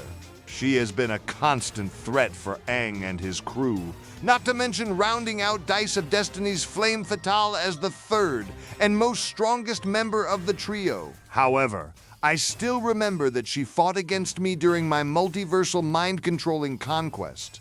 But for once, I'm not going to let that cloud my overall judgment. Sounds like both father and daughter are going into S tier then. But as we move into the next show, El Tigre, The Adventures of Manny Rivera, we've got a villain who actually worked alongside me during said conquest, the lovely Sartana of the Dead. Of course, it should be stated that no other villain going forward will truly match or even overshadow Ozai or Azula in terms of sheer power and villainy. With that said, while Sartana is a genuine threat to Manny, she only appears in 10 of the show's 48 episodes. For the main antagonist of the series, that is quite the pathetic number of episodes to appear in. Not to mention that all her power and even her life source stem from that guitar of hers. Take that thing out of the equation and she's practically already dead. She can go into B tier. Her lacking number of appearances and striking weakness do hold her back quite a bit, but when she does make an appearance, she shows exactly why she's considered a threat. But now we've got Manny's grandfather up next. Is this guy even really a villain? He's fiercely loyal to his family, and he's also defeated his own share of villains in the series. Well, back in his heyday, he was the notorious villain Puma Loco. Exactly, back in his heyday. That doesn't mean shit in the present. While he is not overtly evil anymore, he does still try to teach young Manuel the joys and fun of becoming a villain just like him. It reminds me of the days when I tried to convince Daniel that it was more fun being a villain than being a hero. El Tigre, in general, is quite the interesting cartoon, in that the main protagonist, while usually depicted as a thoroughbred hero through and through, Manny is depicted as a morally gray character. He's depicted doing heroic stuff, but he has also done his fair share of villainy. The fun of the series was trying to figure out which side he'll truly land on. Too bad it only got one season. We're not ranking the TV shows, Karen. We're ranking the villains. Get back on track already. Don't tell me what to do, you shit stain. Enough bickering. At the end of the day, while Grandpappy Rivera was a notorious villain back in his prime, he has long since been retired and mainly serves as Manny's villainous guide. Even so, he still fights alongside his son and grandson to take down bigger threats. With this, Puma Loco can go in D tier. Looks like we're moving on to Tak and the power of Juju. Are we referencing these two villains based on the video games or the TV series? The video games, please. I refuse to give that absolute dumpster fire mistake of a cartoon the time of day. Fair enough, considering that I was already planning on basing them off the games myself. Now then, what do we all think about Tlala? Hoo boy. I already know the AI is going to have a field day butchering the fuck out of his name. In any case, Tlaloc is quite the menacing villain in the first two Tak games. Although, while he is a genuine threat, there is also a slight comedic edge to him. After stealing the Moonstones and rendering the Moon Juju useless, he used that newfound power to turn the Pupanunu people into sheep. The second game is where he truly shines as the main villain, manipulating Tak into provoking the Dream Guardian, while harnessing the powers of the dream world for his own diabolical gains. Now that's what I like to see. Unfortunately, they turned him into an absolute fucking pansy in the TV show. He only appears for like one episode and he acts nothing like he does in the games. Why in the holy name of fuck did they use this dork for globs of doom? Good thing we're not counting that horrid abomination then. In any case, Klarlock goes into A tier. He's a truly memorable character, what with being Nickelodeon's first ever original video game villain and all, but the other villains in higher A and S tier are just even better. But on the complete opposite end, there's Travis the Dark Juju, the plot twist main villain of TAC, the Great Juju Challenge. Talk about a pathetic loser! His only motivation was to get together with the Moon Juju against her consent. How deplorable. And you lusting over young Trixie is any better? Well, shut up! Unfortunately, Remy makes a good point. His only motivation was to satisfy his uncomfortable lust over the Moon Juju, and the only time we truly see him is at the very end of the game, and you don't even properly fight him. You just do another one of those clunky as fuck proving ground challenges, and that's it. Talk about pathetic. I think we are all in agreement that this glorified simp goes into F tier. And next we've got 3 villains from both the Barnyard movie and Back at the Barnyard. Dag, Snotty Boy, and Nora Beatty. Dag's really the only one of the 3 who's a genuine villain to the barn animals, especially Otis. Snotty Boy is as effective of a villain as Sid Phillips was in the first Toy Story, and Nora is practically a fucking Karen. Her name isn't Karen, dumbass. No. He meant the slang term Karen. The name symbolizing the stereotypical bitchy blonde woman who demands a lot of attention. That personality fits Nora Beatty to a T. She's pretty much the same as Crocker, or to give a more realistic example, Candace from Phineas and Ferb. Exactly. She seems to know that the animals are able to talk and walk like humans, and she practically spends the whole series trying to prove her claims. She's more akin to the typical sitcom antagonist rather than a full-blown villain. With all this said, Dag goes into B tier, and Nora and Snotty Boy, can both get C tier. This next villain is a truly special case. Her home series only had a grand total of 6 episodes, but she gained such a large cult following over time. It's the mean and green vendetta from Making Fiends. I won't lie, it has been quite the long time since I've seen that show. But yes, I do have to agree. She may not have had enough time in the spotlight to truly shine, but she did leave a lasting impression while she still could.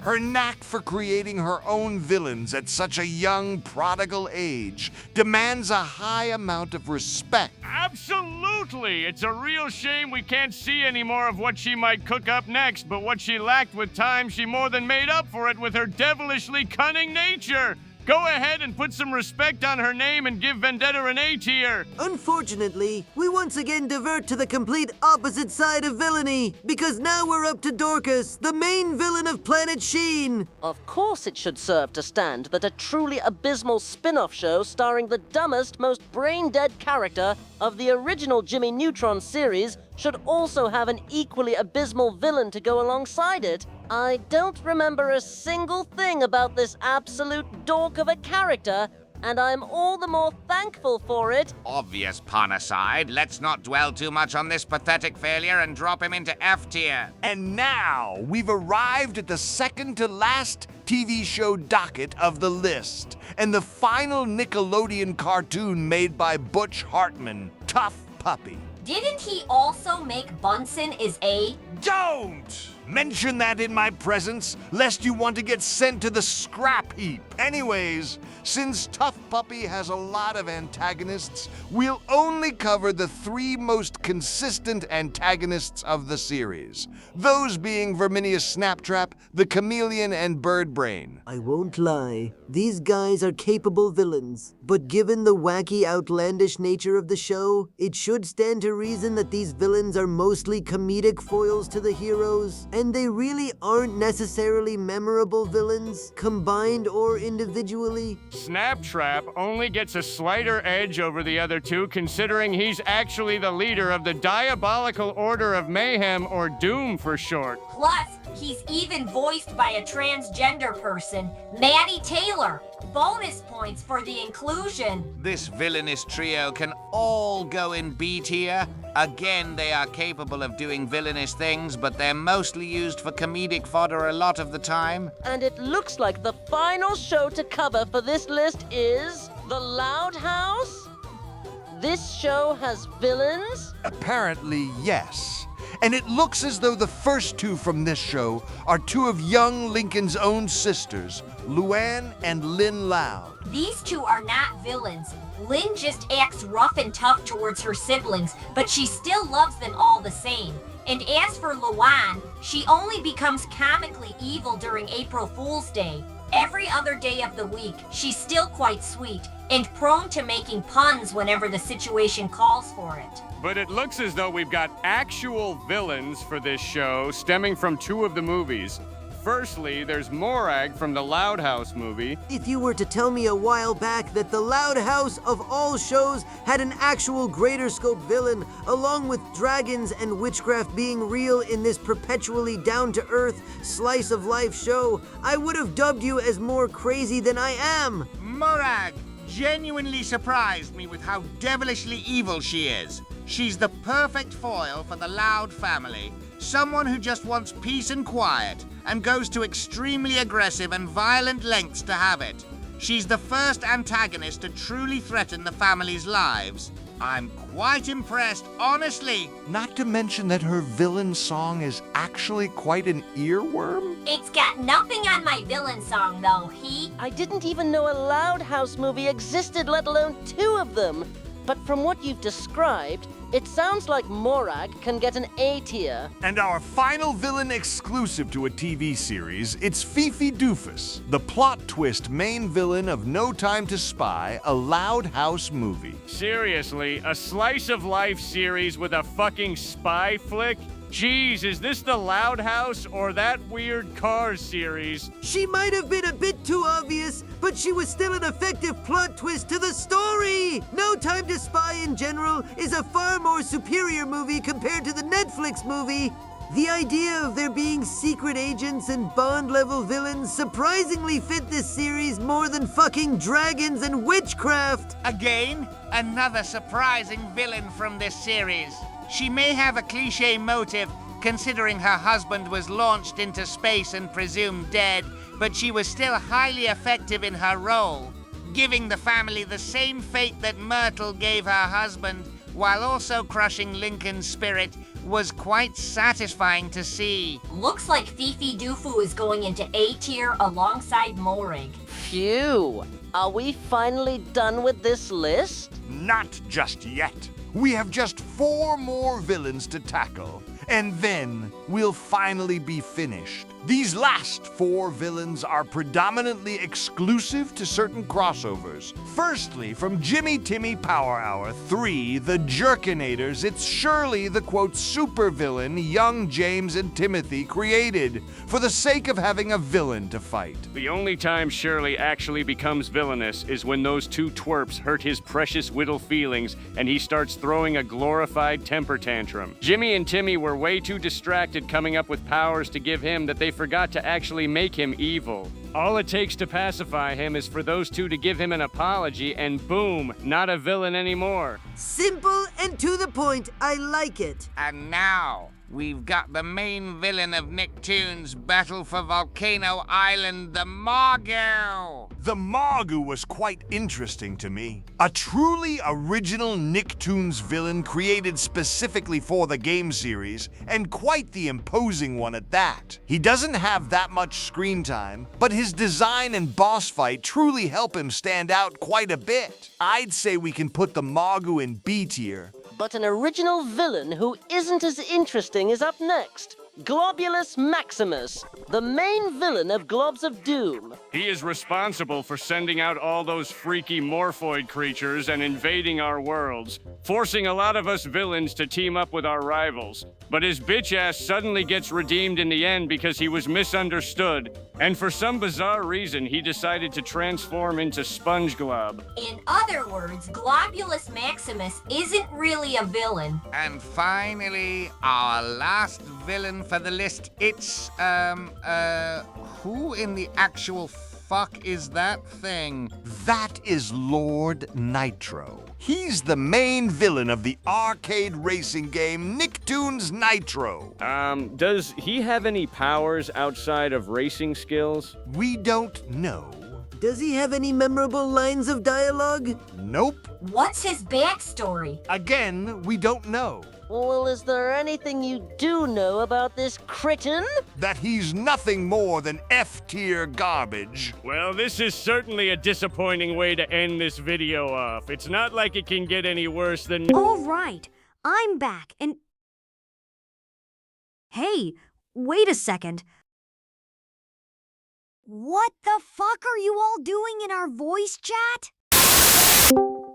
Okay, thank God. The security protocols are back and fully operational. I still can't believe those syndicate jerks managed to hijack our last tier list video. Aw, man, I was really looking forward to ranking our TV shows. Oh well, a video of that scale probably shouldn't be wasted on the 2,000 subscriber special anyway. I still want to do a tier list on Nickelodeon shit though. Well, what can we possibly do? We've already ranked the Nicktoons crossover games, and we've ranked our individual games as well. And I'm pretty sure we're saving ranking the TV shows and movies for a bigger subscriber milestone. What else is there left to rank? Ooh, how about we rank all the Nick Jr. show? Ain't no way we're touching that baby-ass channel, man. All that channel's got nowadays is that overrated Paw Patrol bullshit. Yo, did someone say babies?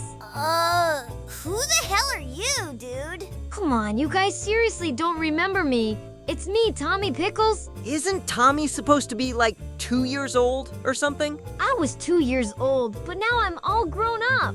Oh, I get it now. Good to see ya again, Tommy. Title drop reference aside, how's it going these days, Tommy? Pretty good, actually.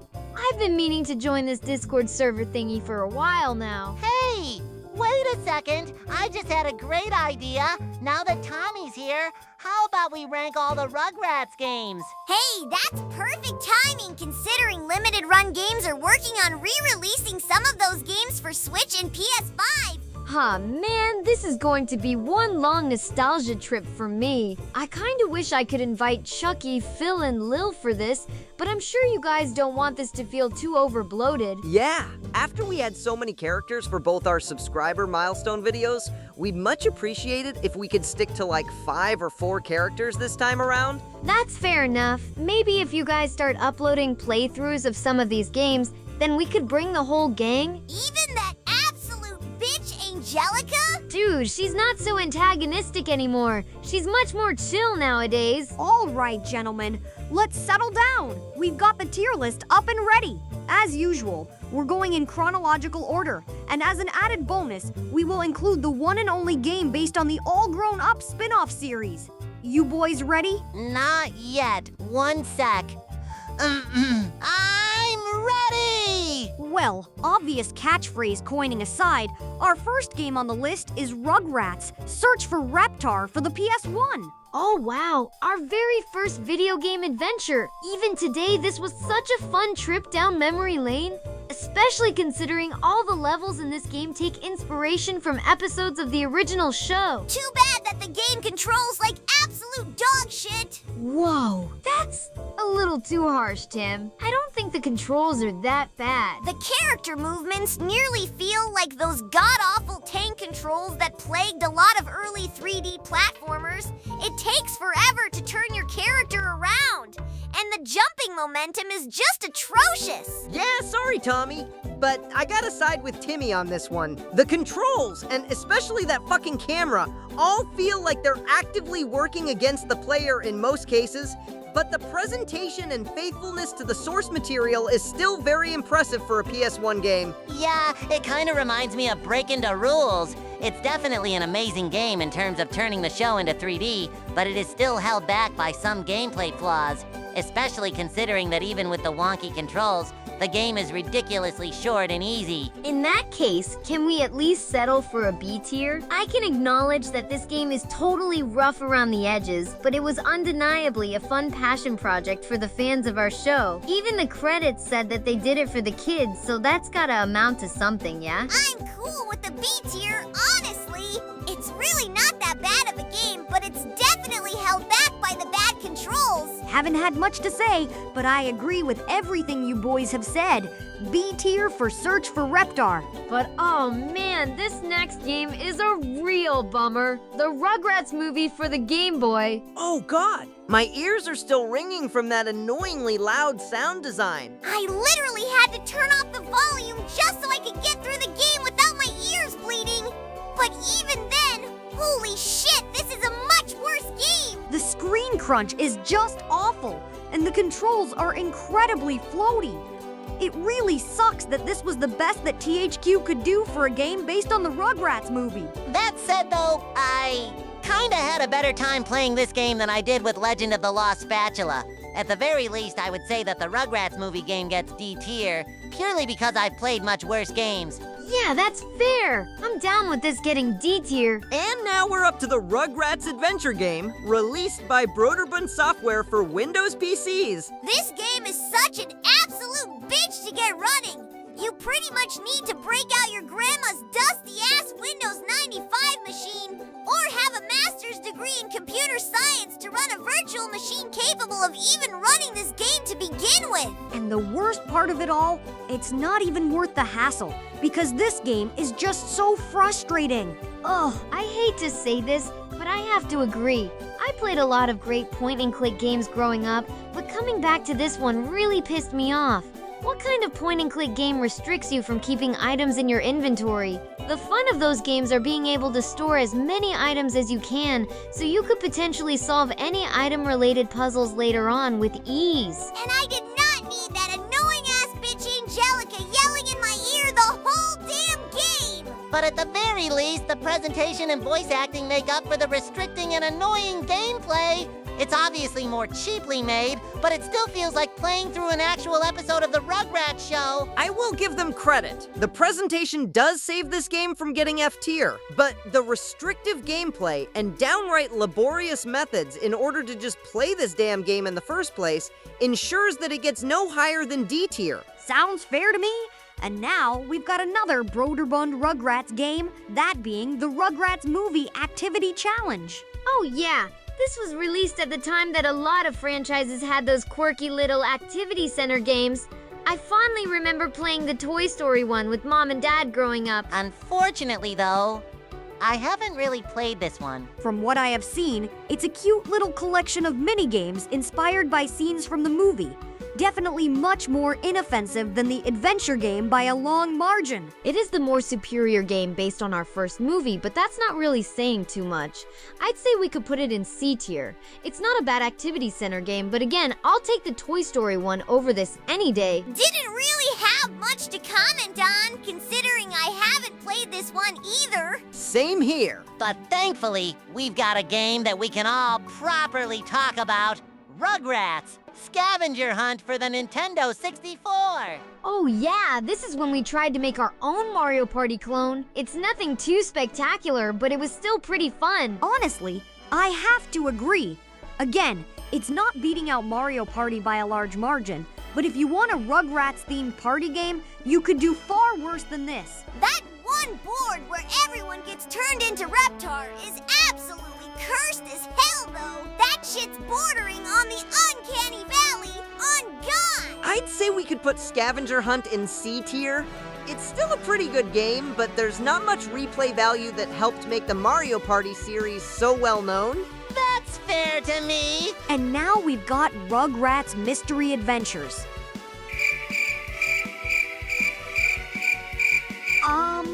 I'm gonna assume by the sounds of crickets that none of you played this either?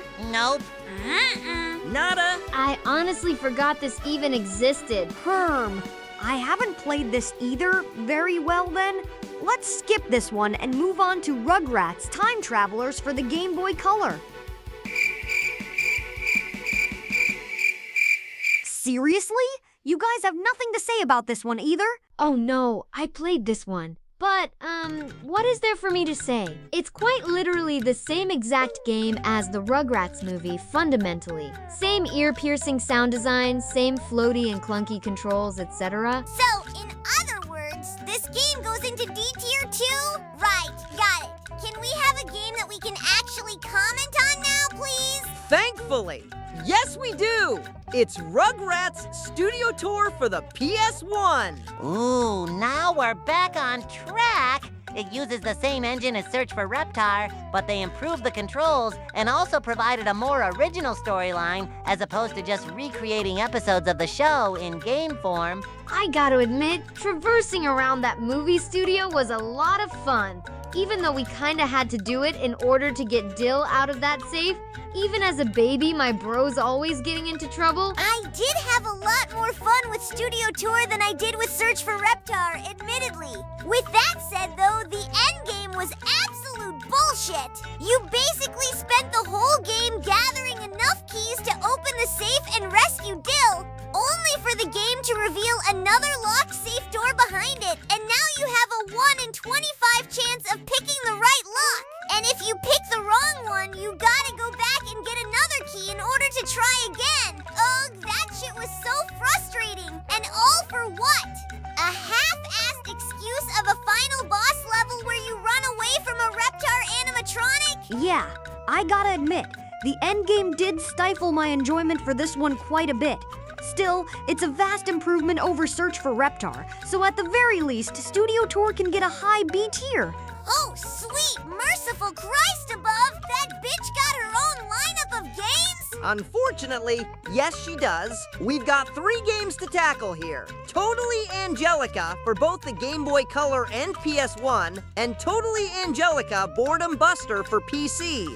Somehow, and I can't believe I'm saying this, Totally Angelica on GBC is sort of better than both the first movie game and Time Travelers. But that's not really saying much.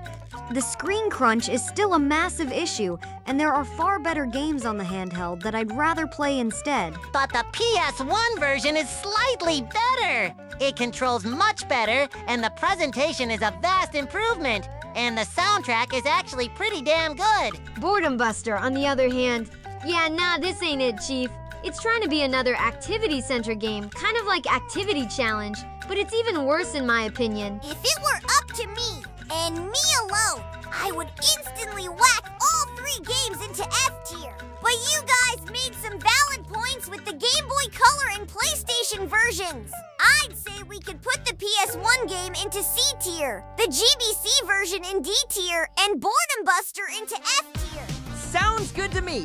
No complaints there. But it looks like we've got another trio of games to tackle here, all of which are based on our second movie, where we got to travel to Paris and meet Kimmy and give Chucky a new mom. That's right, Tommy. We've got Rugrats in Paris for PlayStation and Nintendo 64, the Game Boy Color, and for PC. I'll be honest with you guys, I've only really played the PS1 version of this game. I tried to give the GBC version a chance, but I was so burned out by all the other Rugrats Game Boy games that I just gave up after about 5 minutes. And I've never touched the PC version in my lifetime. From what I've seen of the latter 2 versions, yeah, Paris is the worst Game Boy game by far. Yes, it's even worse than Totally Angelica. And as for the PC version, it's actually not a bad Activity Center-like game, but it's definitely middle of the road compared to Activity Challenge and Boredom Buster. As for the home console versions, the Nintendo 64 one is worse for one reason alone. For some reason, they decided to mute me entirely, while everyone else seemingly got to speak just fine. How fair is that, dude? And as for the PS1 game, while it is the more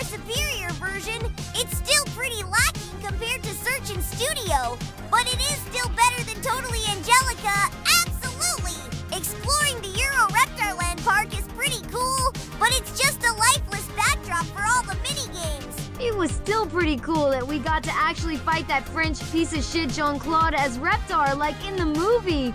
That'll always be one of the best damn moments of our lives. Sounds like we can put the PS1 game into C tier, the PC game in D, and the Game Boy Color game in F. Oh hey, here's Rugrats, all grown up for PC. This was the very first time our aged-up appearances were shown off to celebrate the series' 10th anniversary. I didn't really expect much of this game when I started playing it, but it started to remind me of all those cinematic puzzle platforming games, like Flashback or Oddworld. I personally thought the game was okay, but sweet merciful fucking Jesus! Does Angelica have to say something every single goddamn time I mess up? I thought you said she mellowed out after she grew up, Tommy? Dude, this was before All Grown Up, where a lot of her character development actually came from. Angelica's patronizing comments aside, this was still a relatively fun game, if a little on the short and easy side. Sounds like All Grown Up is going into B tier then? All right, next up on the docket is Rugrats Castle Capers for the Game Boy Advance. This was a much better attempt at making a side-scrolling, platforming Rugrats game for handhelds, but it's nothing to write home about. Yeah, unfortunately, this falls under the same category as Enter the Cleft and Clash with the Anti-World.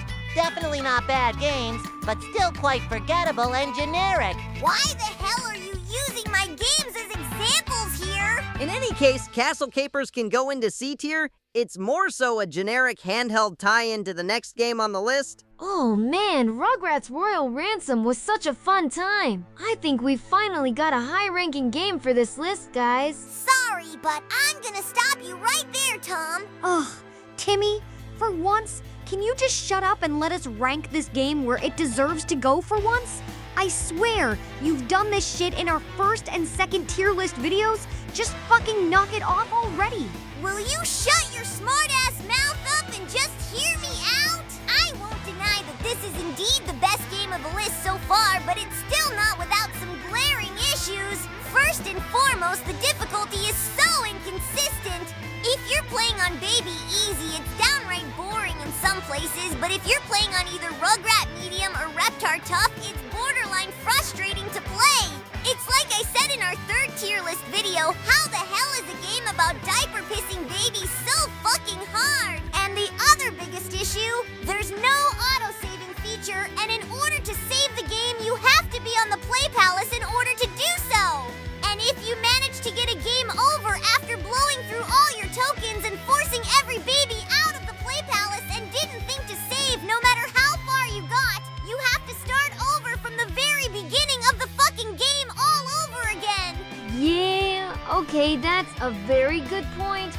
I don't really know what they were thinking with making this game more challenging than it really needed to be, and the lack of an autosave really hurts this game quite a bit. But it is still the best controlling game in the series, not to mention that the 3D graphics are much more polished and refined compared to the PS1 games. It should, at the very least, get an A tier for being a more polished game compared to the rest of the games on this list. Yeah, I gotta agree with SpongeBob. It's definitely the best game so far in terms of gameplay and faithfulness to the source material. Really?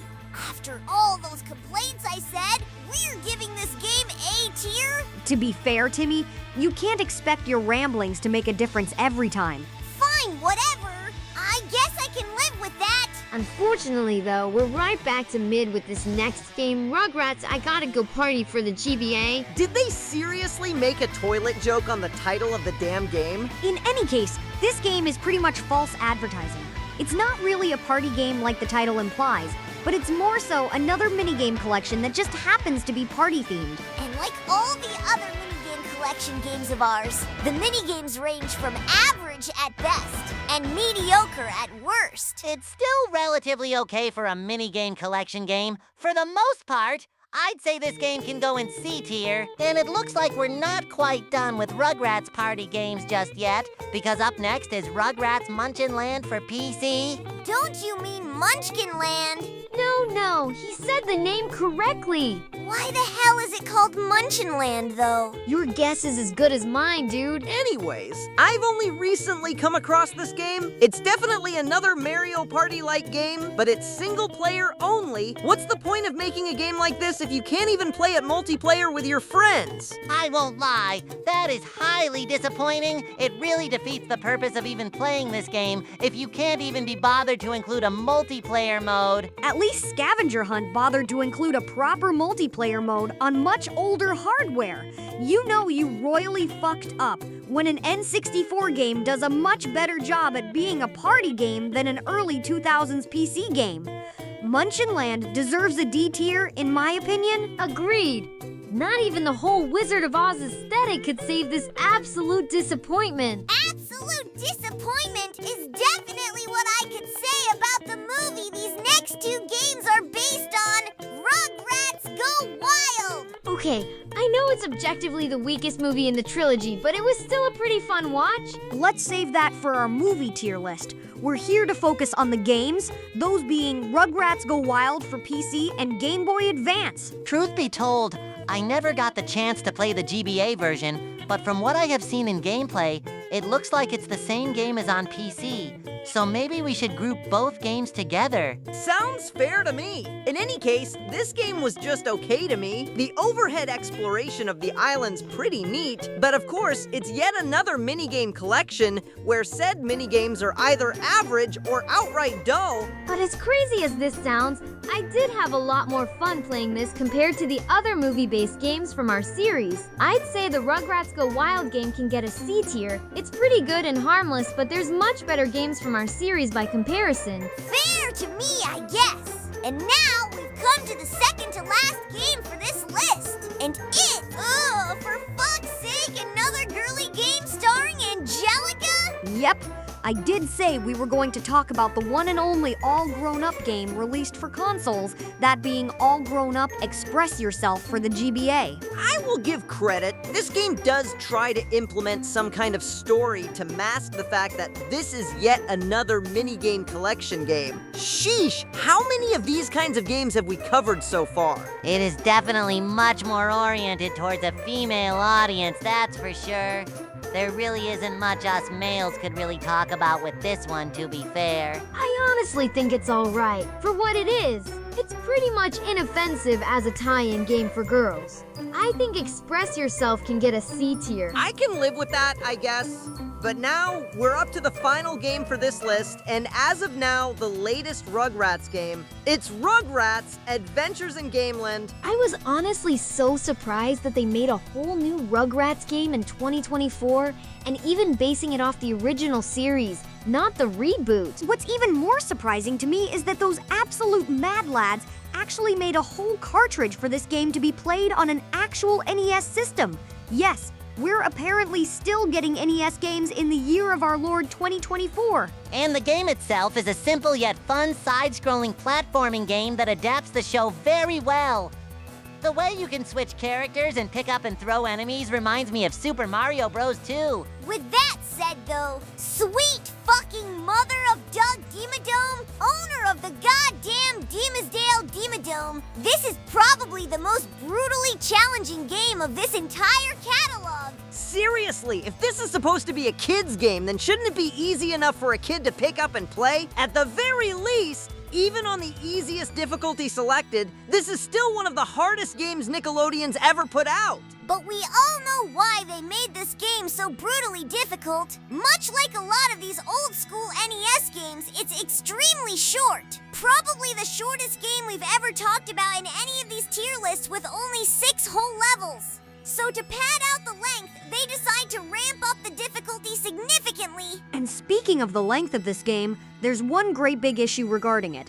Why in the holy fucking name of Albert Einstein was this game initially priced at $25? Yeah, not gonna lie, that's pretty scummy to charge that much for a game that you could probably finish up in an hour if you know what you're doing. Even marking it $5 down isn't enough to justify the absurdly short length of this game, especially when you consider that this game has absolutely zero replay value. Good thing we all got this game for free from the Epic Game Store then. True, but still, we gotta take into considering the poor souls who weren't lucky enough to snag this game through that method.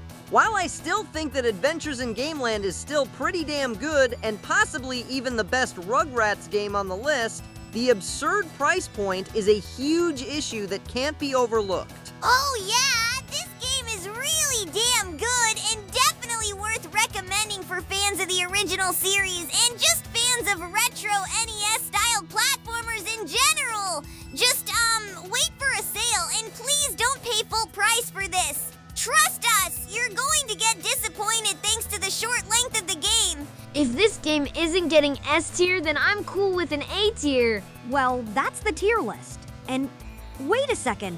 We don't have a single game in S tier? Aw man, that's a real bummer. I was hoping at least one of our games would get an S tier, but I guess even the best of our outputs still have major flaws that hold them back. But despite that, I still had a great time hanging out with you guys and ranking our games. Oh, of course, Tommy. We're so glad you could join us. You and your friends are more than welcome to hang out anytime. Well then, I guess this is where we'll end things for today.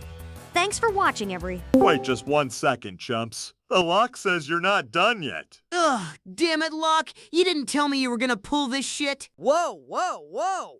Tack and Locke? What are you guys doing here? Sorry about this, you guys. Locke noticed you were doing a tier list video on the, voice chat and wanted to butt in. I tried to stop him, but you know how he gets. You guys have been talking about all kinds of adventures, but you haven't even thought about talking about my adventures? The Lock's got tales to tell for days. Well, we were about to end the video, but perhaps we could extend it a tad bit by talking about all the tack and the power of Juju games. There's only really 4 we can discuss, so it'll be quick. And it'll be another franchise we can scratch off the list in terms of video games. They really named our series after that little pipsqueak? The Lock's the real star of the show. Whew, yeah! You're totally the star, man. Never mind the multitude of times I had to save your ass a while back. Okay, Tack, don't patronize me. You can just tell me you're being sarcastic, you know? Should I really stick around for this? Or... Trust me, man, it's best to get out of here while you still can. You don't want to listen to this guy ramble on and on about how, quote, great he is. Hey, I'll have you know that I am indeed great. And mighty, too. Yeah, good call. I think I hear Mom calling me for dinner anyway. See you guys later. Well, so much for only having 4 to 5 characters for a video, am I right? Oh, I don't mind. Now then, if everyone's ready, we'll start with the very first game, Tack and the Power of Juju. Oh yes, this is the game that told the great story about how I, the mighty warrior of the Pupununu People's Prophecy, would ultimately save the village from the evil machinations of Tlaloc. Everyone knows by now that's not how the story goes. Your ass got squashed trying to calm all the villagers turned sheep down, and I basically had to do everything in the prophecy myself. With, of course, some help from Flora. I gotta say, they really knocked it out of the ballpark with this very first game. The controls are great, and the open-world nature helped bring this world to life in such a fun way. Not to mention all the funny, quirky characters you meet along the way. For Nickelodeon's very first original video game, this is a certified smash hit. Not so fast, big head. There's one massive problem holding this back from getting such a high rank. And what exactly would that be, Locke? I'm not playable in this game, and for whatever reason I had to be rescued by Tack, no less. You know, Luck, had I known the Moon Juju would believe that I was the actual mighty warrior of the prophecy, I could have just as easily left your ass back in the spirit world. I'd really rather you didn't, little buddy. I do not want to spend the rest of my life stuck in that claustrophobic balloon.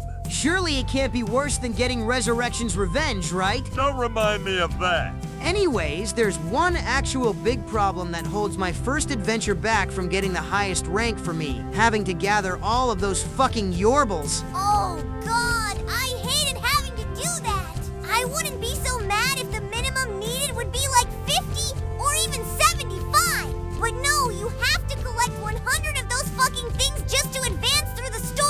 But the Yorble hunt does open up the world a lot more, and it allows you to get well acquainted with a lot of the Juju spirits. It's even where you get to use the chicken suit for a bit. Ha ha ha ha ha! I'm sorry. I still can't get over the fact that this guy actually wears a freaking chicken suit. Ha ha ha ha! Yeah, laugh it up, Mr. Lobster Suit. Anyways, I guess SpongeBob makes a good point in that traversing those new levels while meeting a lot of Jujus to help me get one step closer to gathering enough resources to resurrect Locke does help make the Yorble hunt feel much less tedious and annoying. Plus, hey, it's all the more worth it to kick Talaylock's ass in the end after everything he'd done up to that point. I'm cool with giving the first TAC game A tier. If that's alright with you guys, aside from the tedious Yorble collecting, the game is still really damn fun to play through. Sounds good to me, Danny. Same here! Me too. Should be lower, but that's just the Locke's opinion. Yeah, let's just ignore that and move on to my second and arguably greatest adventure, TAC 2, The Staff of Dreams. Hell yeah, this is what I'm talking about! TAC 2 improves from the first game quite a bit. The story, gameplay, and characters were much better in this game to me anyways. Ah yes, this is the one where I, Prince Locke, bravely fought through many perils in the Dream Realm to rescue a fair princess. This is getting so annoying. Okay, 1, you never stepped 1 foot into the Dream Realm, and 2, there wasn't any princess. That was just pins and needles and drag. I still can't believe I fell for the oldest trick in the book. Well, at the very least, those hack frauds learned their lesson from that last game and made me playable. Only for the multiplayer mode and that one segment during the final battle with Talaylock. I will say though, it is quite a shame that they got rid of the open world nature and opted for a more linear style of progression, but the gameplay is still so enjoyable that I'm not gonna let that affect my judgment over this game. I think it's safe to say that TAC 2 can get an S tier! Finally! We finally got an S tier for this video! And well-deserved, too. And next up, our hopefully second to last game for this video, it's TAC, the Great Juju Challenge. Let me guess. This is the one where the absolutely perfect and unrelenting Locke triumphantly defeated the Black Mist, Gramazons, and Jeeba Jabbas all by himself, right? Now, come on, don't sell yourself short, little buddy. You were there too. You kept up with me pretty well in that game. I honestly don't know if you were genuinely complimenting me or if you're just trying to fuck with me at this point. Why not both? Fair enough, I guess. In any case, they finally decided to let me be front and center this time around.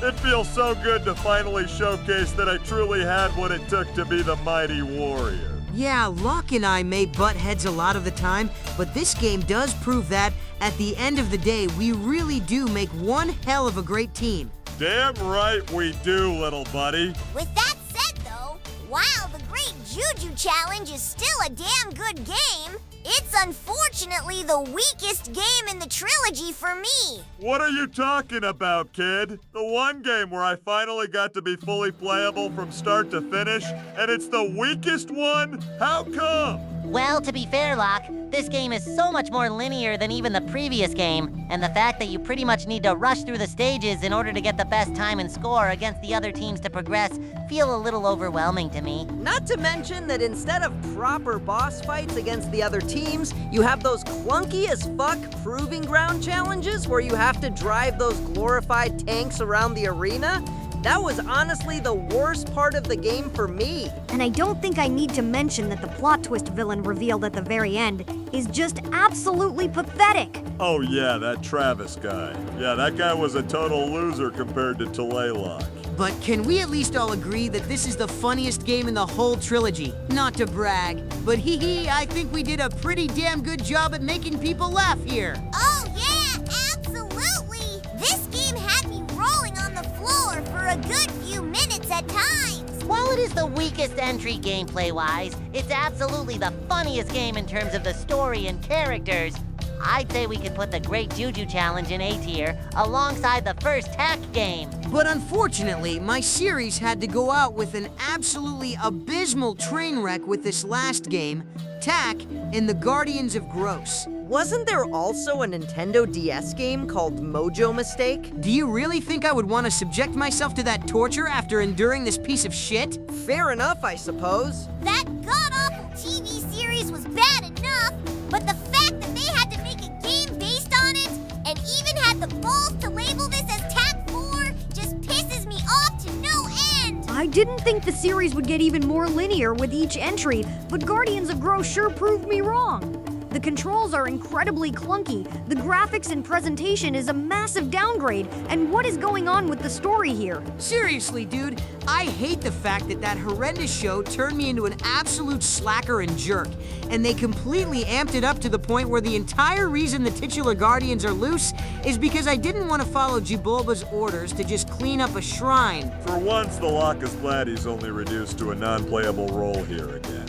I'd rather get Resurrection's revenge about 500 more times than spend one more minute in that steaming pile of pig shit. I hate to have to end this video with such a low ranking, but this really needs to be done. TAC and the Guardians of Growth deserves nothing more than the absolute bottom of F tier. Okay, now are we done? No more characters are gonna suddenly pop in and ask us to rank their games? No? We're good? Okay, we're good. Well, now, the Lock had a fun time relaying my glorious escapades with you gentlemen. But now, if you'll excuse me, I must depart for more hero training. More like you'll just snooze off in Jibulba's hut while I do the actual hero training. Hey, don't underestimate the amount of skill it takes to sleep like a true warrior, TAC. The Lock is out of here. I'd better get off here as well. Talk to you guys soon. Phew! Okay, looks like we can finally end the video now. Thanks for watching, gang! Please be sure to like, comment, share the video around, and subscribe to our channel. And don't forget to ring the bell so you can get notified whenever we release a new video. Oh, and if you want to support the channel in a bigger way, you can click the join button as well. It's entirely optional at the end of the day, but you can gain some special perks, including gaining access to our actual Discord server. We'll be seeing you all in the next video. Bye-bye for now.